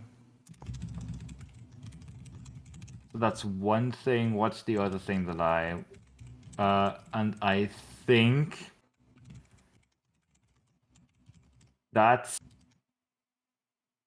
it here, and then we should probably go to pass decal rest and delete the if type kind equals struct thing from there. Right? Yeah, I think so. Yeah, and we delete that basically because yeah. So for some reason it's not being type checked. Are you using syntax only or? Yes. Whoops. That makes sense. Okay, good. It seems to have worked. It does seem to have worked. For the most part, yeah. We still have not all of the member accesses being generated. Yeah, that's some stupid bug. We'll figure that out eventually. And so now, yeah, so now it works. It uses the new syntax. I feel like that makes sense. Yeah, right. I think there's some emojis I don't know. Oh, tick tick boom. Thanks for the raid 3 minutes ago. I missed it as well. How's it going, tick tick boom? What's going on? Hello to you as well. Thank you for tuning in and bringing everyone with you. You can see we have some new emotes. How beautiful. Thanks for the raid. I very much appreciate it. You and TCAP. Master Sloth, first time chat. Dang, this looks complicated as fuck. Not really. I mean, yes, in that everything put together is very complicated in like, how does this specific implementation store its names of members? You know what I mean? That is like, oh, in the type checker, you have to remember, oh, an expression has a member access. A member access has a member has a... Yeah. And it's this whole chain of things you do need to know. That is quite complicated. But the actual, like, underlying ideas aren't too complicated. I think anyone could understand them in a few hours. Yeah. Accessing or dealing with ASTs is always annoying. I mean, and it's not just this AST. You can look in the format check plugin to see how bad accessing the Clang AST is. Yes. Exactly. But yeah, we know. Like huge lines in there. It's horrible. But yeah, we now have some very basic what doesn't produce a value. That's very funny. Oh, interesting. Yeah. Oh, it's probably because it's not of integer type. I'm not sure what the criterion is. You can check types. So where do we type check the root? I don't know. It's probably in root. Yeah, it's here. Oh, if the last expression is not of type integer, there you go. There it is. Which... It isn't. It's a struct. That's right. Foo is not that. I was remembering when I did like val int or kind. Yep. Which would work. Beautiful. Well, that's a great start. This right here, it looks beautiful. we now have our AST, Mhm. and it's working. We still need codegen of member accesses, but we're gonna refactor the whole L value handling, and it's a Yeah. mess. That's gonna be the next thing, and once that's done, everything will be better. Because the biggest thing is that colon equals, this is all not ideal. Yeah. This should all be kind of automatic, where all of these things that are L values, we need to basically codegen them in a certain way.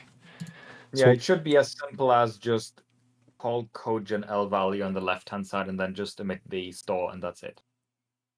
Yep, and the left-hand side will give us the address that we need and stuff. Yep.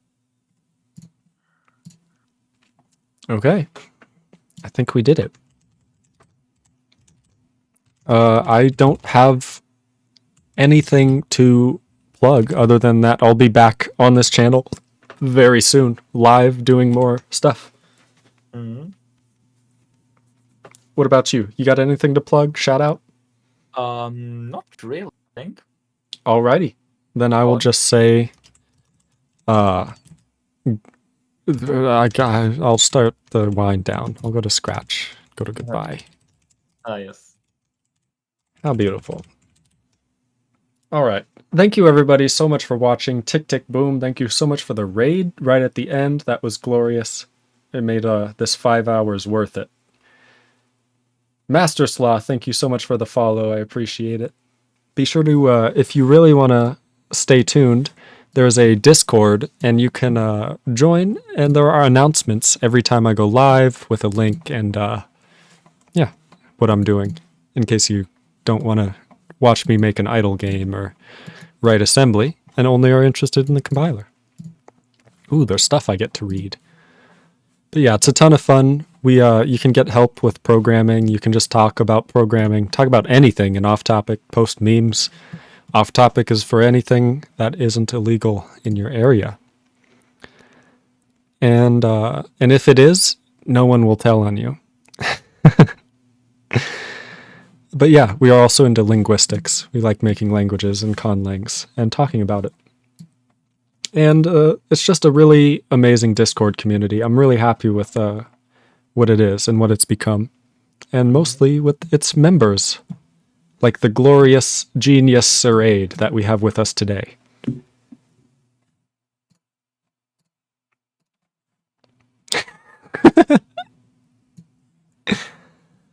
We have a good question here.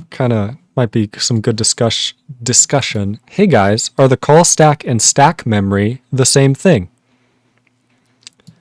It's a very good question. If you look at the name, it does give you a hint. I would just say yes, would be my initial thing. Typically, yeah. Whoops, not dash B.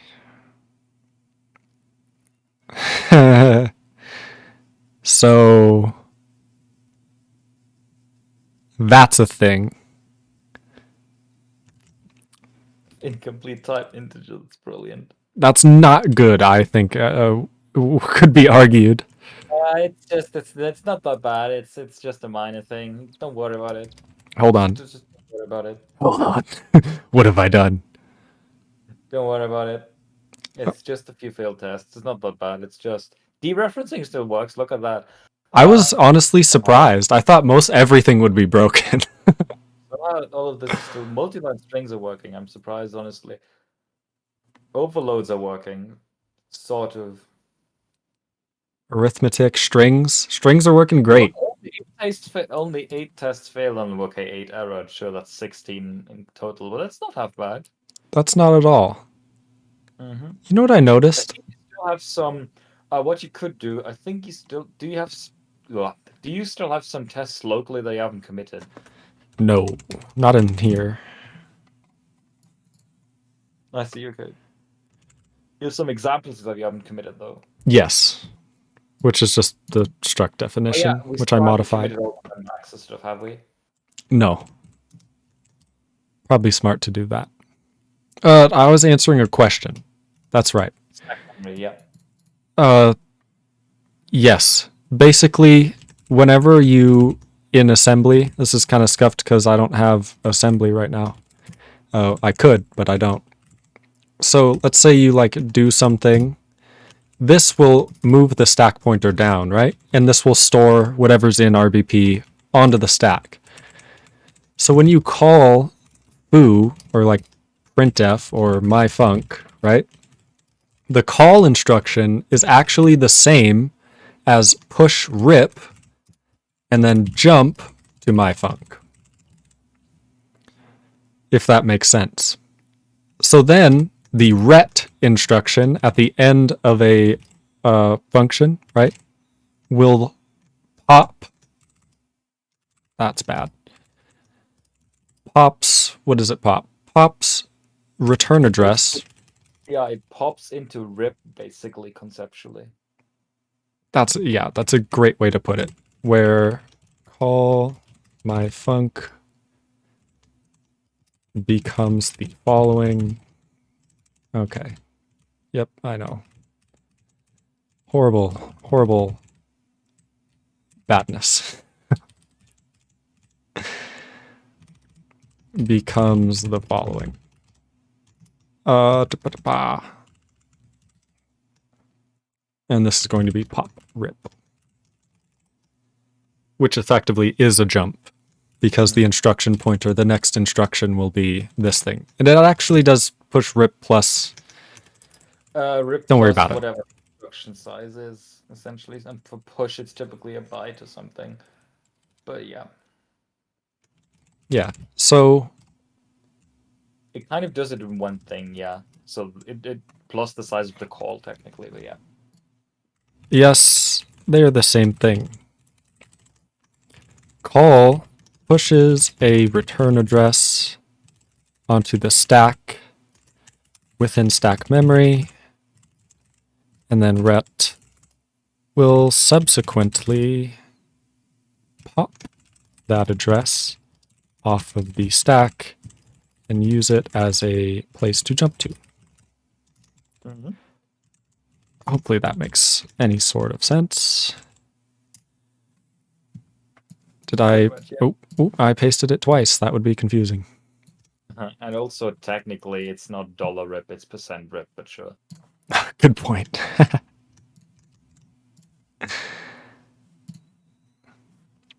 Beautiful. Hopefully that helps out Junior. Yeah. Oh, This local. is central, of course, because I don't know if you've ever tried it, but you can't actually operate on RIP normally. Like, you can't move into RIP. Yeah. Because that's kind of... that doesn't really make too much sense.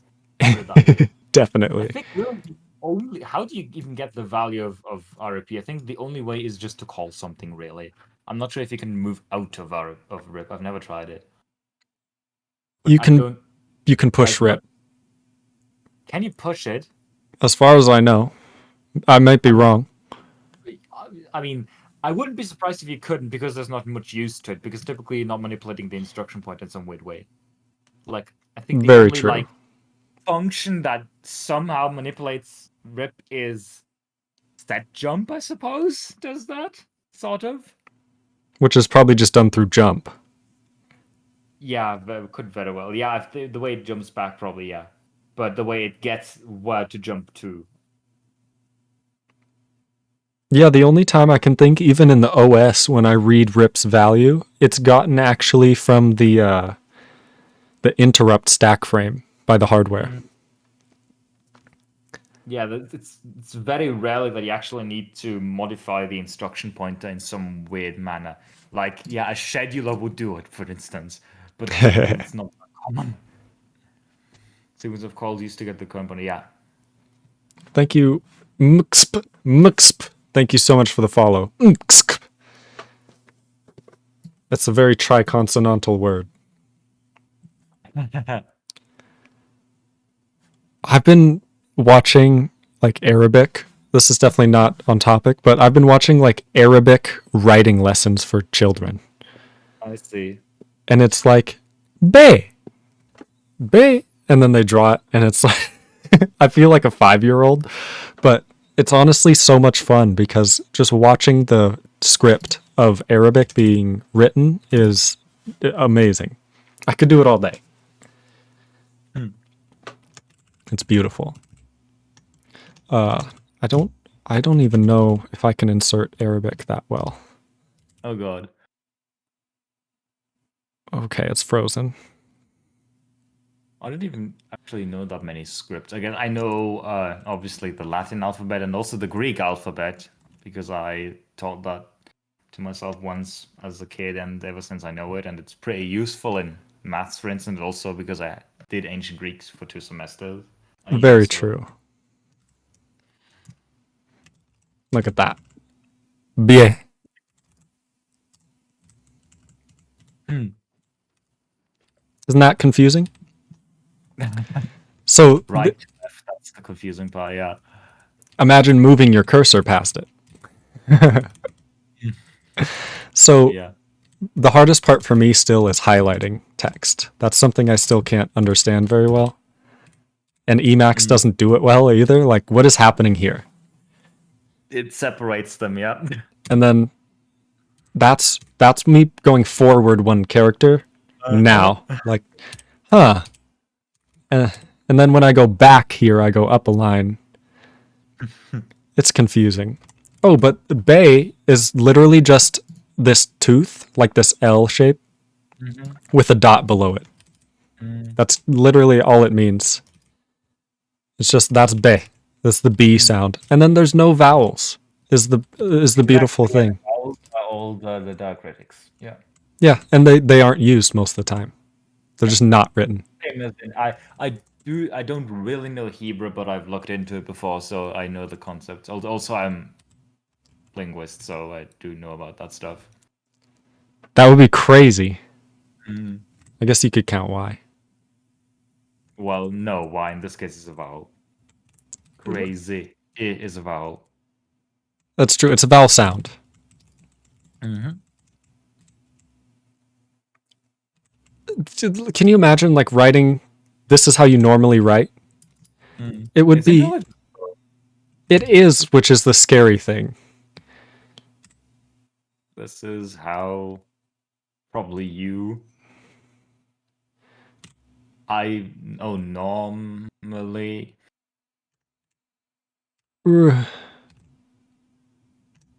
Yeah. The E is also a vowel, you know.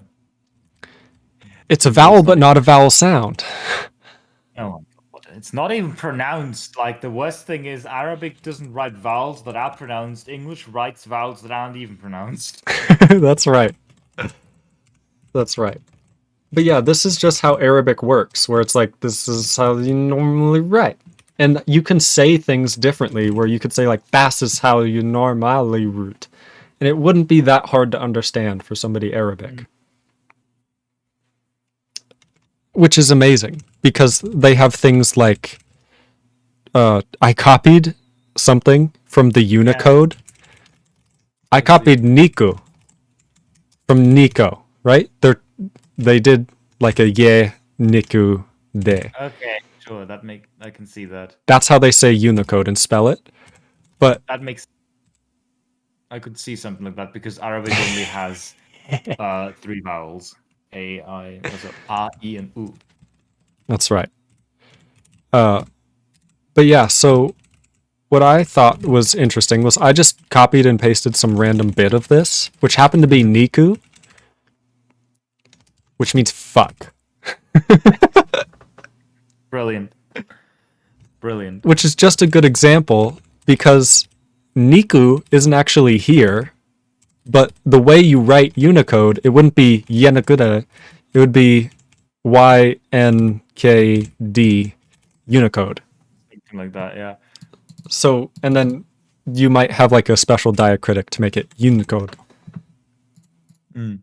So, something like that. I just took NK, but then NK became Niku to most Arabic readers, and then they just had fuck. Oh, Max says I'm .d in the Discord. I didn't know that. That's awesome. I see. That helps a lot. What does this say? I guess this might just say Unicode. I don't know. Is this halal? I don't know. This doesn't say Unicode. This is a... No. It's kind of hard for me to... This is a ye. This looks like a ta, I think. The 2 dots. Emacs says that does say Unicode. Okay. I'm totally wrong. Oh, you know what's the 2 dots? This is a ye as well. This is the final form of ye, and this is the initial form. I see. And then we have... I don't remember this one. It's kind of drawn differently in fonts, but I don't remember what that is. This is the thing with fonts. It's That's also right. with like Hebrew. The way you write Hebrew and the way like Hebrew Duh. serif fonts work is also pretty different. I don't know how to highlight this character. The first one. I don't know. There. Oh, you did it somehow. So when I'm on it, I did Control Space, Control F, which just highlights the next character. Oh, brilliant! Those brilliant key. Obviously, you need like a multi-key sequence to highlight the next character. This is wow. So this is the we, which is kind of so it's like you we, right? This would be ye we. So Yahweh. That's kind of Yahweh. This basically says Yahweh. Right. So we have Yahweh. This is the top dot. Oh man, I forgot. Is that no, that's not Ra. Ra is like a big curve. This is okay, no. There's probably something here. Is that's not Aleph, because Aleph isn't connected. Non. That's the N. Okay. That's the N. Which I probably could have guessed with this being Yahweh. Yahweh. So it's like Yahweh. And then this is the yay, right? I can't help you with that. I could help you if this was Greek, but not Arabic. That's a good point. This is some initial form of a character that I don't recognize. Then we have obviously wow again. This is the definitely K. I don't know what letter that is. Obviously it's the K sound.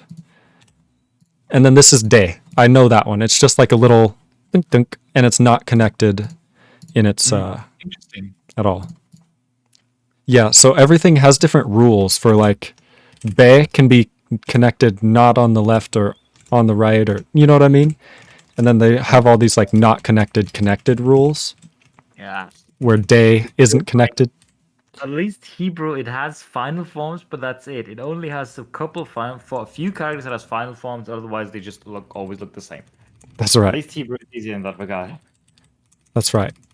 But then again, I know less about Hebrew or Arabic than I know about Japanese, and Japanese has like it's a bit more complicated in terms of writing still, perhaps. But yeah, that's what I've been into. I'm sure Max is like screaming at me through the screen because I have the comprehension of like a 5-year-old. Right? An Arabic 5-year-old would like know more than me about all the letters and stuff. Because they hear it every day and they hear words and they see it. Then again, the way I put this into perspective is: have you been learning Arabic for the last 5 years? So a 5-year-old is a 5-year-old. That's a good point. I got into it like a few weeks ago.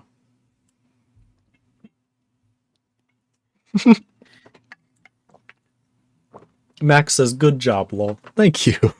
I feel like I just got a pat on the head. I feel validated.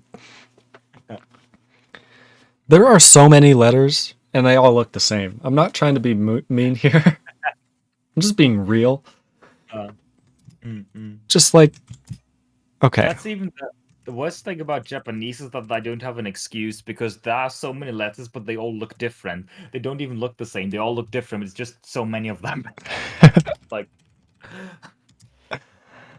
do you see this? These are different. 3 dots. Exactly. It gets worse. Max says, yeah, the dots, lol. That's pretty much what it is. And then, as you saw, I think be, has a dot below. There's also, oh man, what is it? It's not raw, it's ka. I don't remember. I don't know how to spell it. I just know the sound it makes. Is it cuff? Ka? It's not cuff. Yeah, naturally. Oh, perfect. Za, that's what it is. Yep.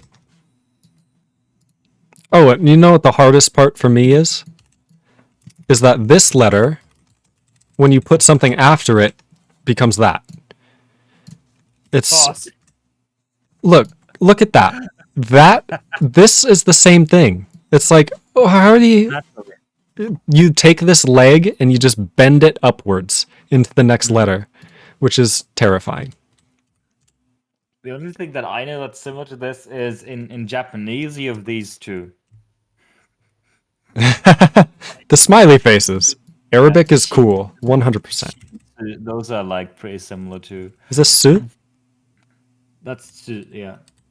Okay. I recognize that from Tsunami. I don't know why I know that. Okay. This is an emote. Roasted. I mean, you could argue this is an emote. Oh. What's the one below that? Oh god, it has a third eye. Oh, Jesus. Oh, that's one thing to see. Is just keep pasting. You get the initial form, the medial form, and the final form. Final form, it's just long. And then the isolated form. Yeah, the initial form is usually longest. Final form is usually the curviest, like this line. The initial form is on the right, I forgot. Oh god, it's backwards, right. Yeah. Damn it. Ah. What does this say? At least Japanese is left to right, unless it's written in the traditional way, in which case Say. it's top to bottom and then right to left, the lines. At least at that point, you know that, but right, it's right to left. I keep forgetting that. Naturally. Like, have you ever seen like Arabic or Hebrew, like just text that's not justified? It just looks so strange if you're not used to it. Like, it's non-justified text, but it's all, or rather, it's right justified. It's not. So it's like, it looks really out of place. I think Emacs has a way of doing that in new buffers. Yeah. Yeah. Oh god. Line numbers on the right. Jesus Christ. Isn't that the best? Oh my god. Yeah, that's what I meant. Oh, how do I... Nope. Yeah, there. BiDi is hard, because everything's reversed. So when I go backwards, it goes to the right, which is like, hurts everything. Oh, this is probably making the stream a little angry. Let me hide the chat window. This is what they mean, numbers on the right. But yeah, Arabic is so cool. I love it. Ooh, I love seeing real words, because I've been doing so much practicing with letters that seeing actual words is nice. This is an aleph, I believe. I think so. That's like the only thing I remotely recognize. I don't remember what this shape is, to be honest. I don't remember Max the says, aleph actually. In Hebrew, it's sound, but is it actually still pronounced? Like, is it? Okay, I guess in Hebrew it's like never mind. It is a glottal It's stop. schwa. I think it's kind of schwa.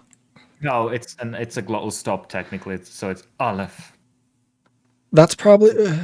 I think It's Max. often used just to indicate a vowel mostly, but Shush. conceptually it is a consonant. It's a glottal stop actually.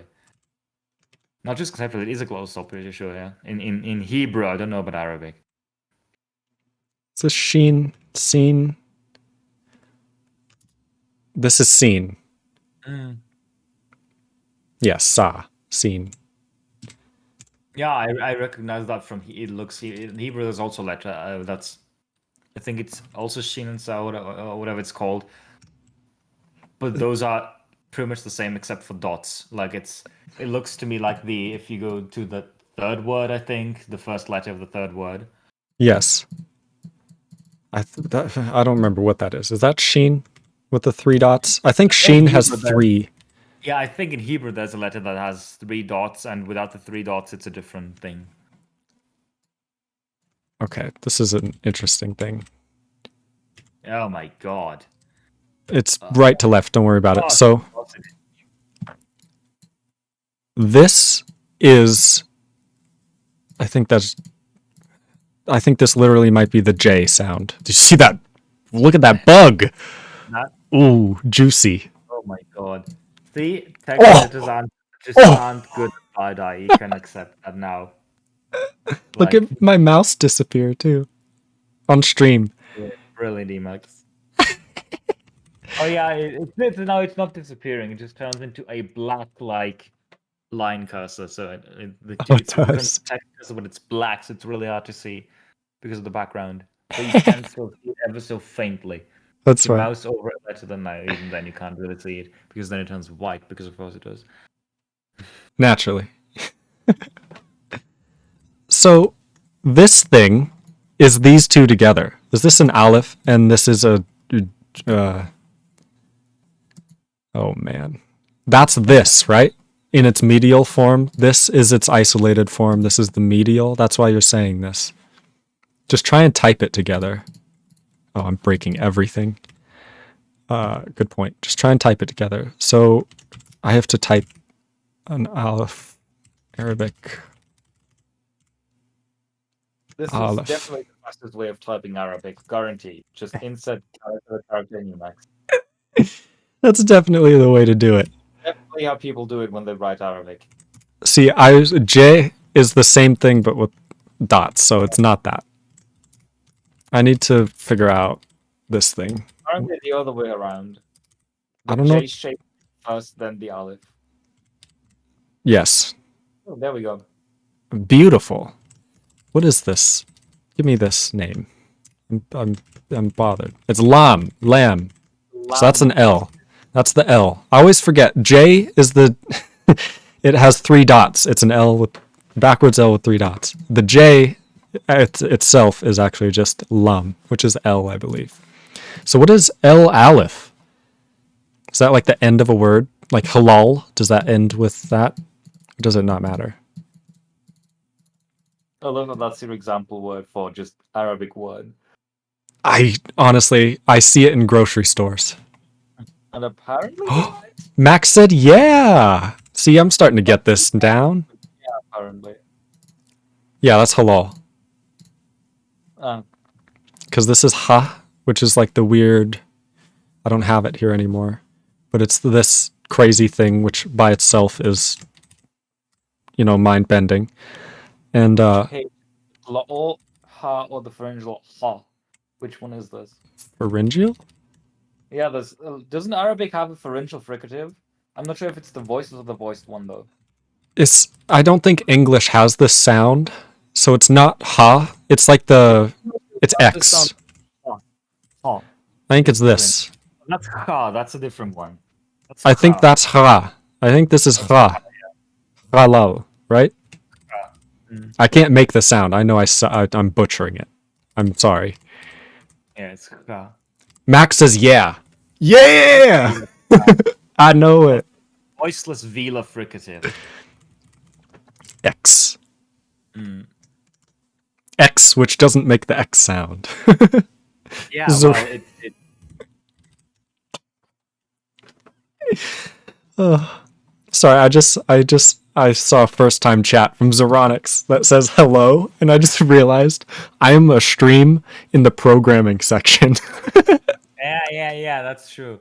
This is programming, don't worry about it. Don't worry, this is for sure. But, text, bidirectional text, that's what we're talking about, definitely, yes. That's right. I'm actually editing BiDi text, and I'm not doing too bad. I mean, I couldn't type. Max says, I am the teacher now. Zeronix, thank you so much for the follow. Zeronix says, I am confused. It is funny. Oh, that's so good. By the way, speaking of, have you committed the entire thing yet? Oh, that's probably a good idea. Okay, then we can probably end the stream. God, that's hilarious. Brilliant. Brilliant. Okay, so this is going to be member access. You do know that there's also just chatting section, just so you know, or rather category. That's true. I would have to remember to actually change that. Struct. I think this is a good start. Do I want to include this? We kind of not yet. just you can include. I mean, Yeah, why it's an not? example. Why not? It doesn't have to Exactly. compile. It's If it doesn't work yet. beautiful stuff. We'll commit all that. Max is trying to help me out. There's still no bot. I'm sorry. Are you gonna write a bot at some point, or? I should. Oh, you know what? This is probably maybe not the best idea, but how about you run the bot in Intercept if that's possible somehow? Ooh, that's definitely possible. That's a good And if- idea. Kind of protocol it is. Like if you need WebSockets, then you're screwed. Yeah. Because only good way to like. How would you do WebSockets in like C-like language? There's lib WebSockets. You don't want to use that. Honestly, it'd probably be easiest to link with like Boost. Yeah, Boost ASIO is even worse. Also, that's a C++ library, so good luck using that. Well, we're gonna eventually have C++ mangling. For C++ mangling for like, what if it's a template that accepts a Yeah, no. non-type parameter? Not for templated, but I was thinking for overloads. Yeah, for overload, sure, that's not a problem. But for temp, that's probably going to be the problem. I will say I'm not terribly familiar with Boost ASIO, or Boost Beast in this case is I think what you have to use. But yeah, I'm not sure if it will work too well. And the alternative is lib WebSockets, which the last time I looked at it like Linux kernel code is more readable than goddamn lib WebSockets examples. Their simplest example for a WebSocket client is like 3 files or something with like 300 lines of code or whatever. It's interesting to say the least. So, yeah, we could try that, I suppose, but not sure how well that's going to go. This is fun. If we need WebSockets for something, then I'm not too confident. But if it's just like, I don't know, HTTP or something, then we can probably make do with that. I've written enough HTTP parsers to where that probably wouldn't be a problem. Oh no. We could just use link with some HTTP parsers. Those are hopefully not too hard to come by. I'm used to writing my own because typically you don't get a HTTP parser as a separate library. You either get the entire HTTP server or just nothing. Then again, we probably could just link with libHTTP and have that do everything for us and whatever. Anyway, I digress. What I'm saying is that depending on how you write a Twitch bot, because I only have experience with Discord bot, but depending on how you write a Twitch bot, it might be possible. I wasn't paying attention. Have you committed it yet? I did do it. Have you pushed the commits yet? Yes. That's also good. Beautiful stuff. About EXWS Max says they got to go, so no more Arabic teaching, unfortunately. Oh no. Thank you so much, Max, for watching. Thank you for coming out. It was a ton of fun, and this last 10 minutes helped a lot. Because I like learning new things that are hard to understand, and this classifies as that. Yeah. At least for me. Oh my god. I'd say most of this looks like it's mostly just memorization, honestly. A lot of it is. It's just knowing the letters, and then on top of that, you have to learn that, like, YNK is actually pronounced Yonagyo. You know what I mean? And because you have to memorize all the normal vowels. Oh god, yeah, I see. And then there are letters that make the same consonant sound, but with different vowels following. Naturally. So, like, I think te and ta are different sounds. Different letters. Of course, why would... Yeah. You know, it's only natural. It's only natural. Because I think we have te, and then we have... I could be wrong here. Yeah, then you have... Okay, never mind. I think isn't in Arabic the A isn't at A? I think it's A, not A. But I'll have to check. I'd have to check. I'm not sure, honestly. I think no, you're right. It is the ah. They have less vowels than in English. Yeah, they have a, e, and u. 3 I don't- vowels. I think what it is the font doesn't have diacritics. Or at least that. Then again, there's so many dialects of Arabic that who knows. That's true. It's an old language. That's one thing that's really cool. It's like you'll find it on buildings that are 1,000 years old, 2,000 years old, 5,000 years old. Yeah, that was probably a different kind of Arabic, though not Yeah, sure. it's not With like Hebrew, biblical Hebrew is also different, for instance, than yes, Hebrew. Or ancient Greek is different than modern Greek, and so on. exactly. The same way it's like when we say English, we generally aren't referring to like Shakespearean English. Yeah, and even Shakespearean English is fairly recent. Like there's Old English too. Exactly. But that would still be like if someone Arabic said Shakespeare speaks English, we wouldn't be like, no, he speaks Old English or Yeah. Old Middle English. Early modern English specifically, but yes. Thank you. Yes, that. We wouldn't like dock him on it. Yeah, like it's still modern English. Yeah. Well, that was fun. I had a ton of fun. I can't wait to do this again. Maybe tomorrow, honestly, if I have. Yeah, it could happen. It's Tuesday tomorrow. Ooh. But I sometimes don't keep track of days. I don't know what day it is ever. See, I used to have like when I went to school, it was like, oh, it's the weekend, so you always know it's like that's Friday, then it's Saturday, Sunday. I know that but I don't have uni because it's like semester break. But once the semester starts again, I will know what day it is most of the time. Yeah. See, Currently, nothing I do is based on days. It's all based on like dates, like the numbers. So I can always tell you like, oh, it's probably like the 20th right now. yeah. But I don't have a good time telling you like, oh, it's 20th, which is a Tuesday or a Monday.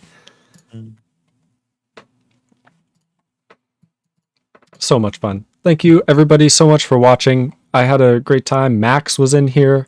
We had NyxKrage. We had so many people. We had Raticide. That was a new one. Tons of first time chats and tons of follows. Like tons. It's crazy. There's like 8 follows just today. Nice. 2 raids. Everything's going well. Thank you everybody so much. I couldn't thank you more. And the most, I would like to thank Sirraide, because he put up with my dumb ass for 5.5 hours. You're Not- welcome. Thank you. Not only that, he had to watch me write terrible code that he can write better. It's not that bad. It's actually pretty decent, I'd say.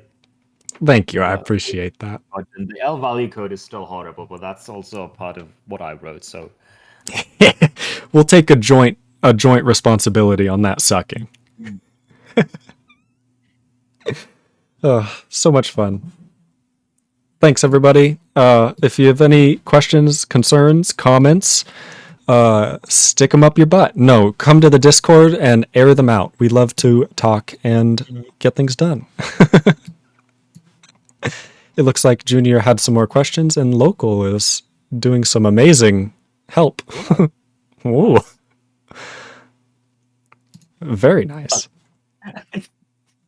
we read the very like the rightmost one, the right bottommost one. That's right. The helpfulness decreases. Object anonymous. Oh, yeah. That's where you get into internals of like how JavaScript is implemented. That's right. To go down like loader.js. Good look like brilliant. Thanks. It's a I guess JavaScript loader Read written the in JavaScript. It's from JavaScript internals. Node.js and Java. Interesting. Yeah. Seems like they've like local have explained everything that there was to explain. It looks great. This is why I like writing little things like this, because it lets other people take the reins on something they actually know a lot about. And know like the exact issue that someone's asking about. Because I didn't know exactly like, what is he asking? Is he asking like, is this return address on the stack, or is he asking, are functions like pushed and popped from the stack? I see. There's a whole bunch of things. Because the call stack might sound like a vector that you push and pop functions from. Mm. If you're coming Right. from a higher level language and not... Yeah, sure. Which I never know where people are coming from. They could be like write Python every day. And they're like, how come when you push to a vector, you can't like push something and then get the size of it all at once? It's like, oh, that's not atomic. They're like, what's atomic? I'm like, don't worry about it. What's atomic? You probably don't want to know. Don't deal with atomics ever. They're horrible. Yeah. Just don't. And then they're necessary when you make threads. Yeah, just don't. Just don't make threads. It's just don't. You honestly have a great point. If that's too slow, then reorganize your code. If you have to use atomics, then I'm very sorry for you, because atomics and lock-free programming are some of the worst things in all of programming. Yep. And they're incredibly bug-prone. I don't think there's anyone who is really confident in using them, or that they can use them correctly 100% of the time. They're just horrible. I could not agree more. It sucks. I've implemented it all the way down in Lenser OS, and even like spin locks suck. They're just the worst. And then the problem is like when you go to lock something, if it's already locked, you wait, you spin. But then if loops. yeah, and then if you lock something to access it, and then in accessing it, you try and lock it again, it's a deadlock, and you're just stuck forever. And the only way to tell that actually happens is to wait forever, which isn't possible. So it just creates a bunch of code that you're not sure if it's doing something, or if it's waiting, or if it's working, it's just taking a while. I mean, deadlocks on the same thread can be detected, but if there are cross threads, then that's no. Yeah, that's what I'm... When you're like trying to access the data, you lock it. And if unlocking depends on like anything, you're screwed. You have to be able to unlock it anywhere, like easily. Whereas locking, generally you have to like pass in a lock variable or something like that. Does that make any sense? It's like memory allocation, like freeing doesn't do anything. Well, yeah, allocation, same thing in general, but yeah. Let's just agree locks suck. Anything threading related in general, actually. That's right. All right. Thanks everybody so much for watching. Join the Discord, watch the YouTube. This VOD will be up there very soon. Peace.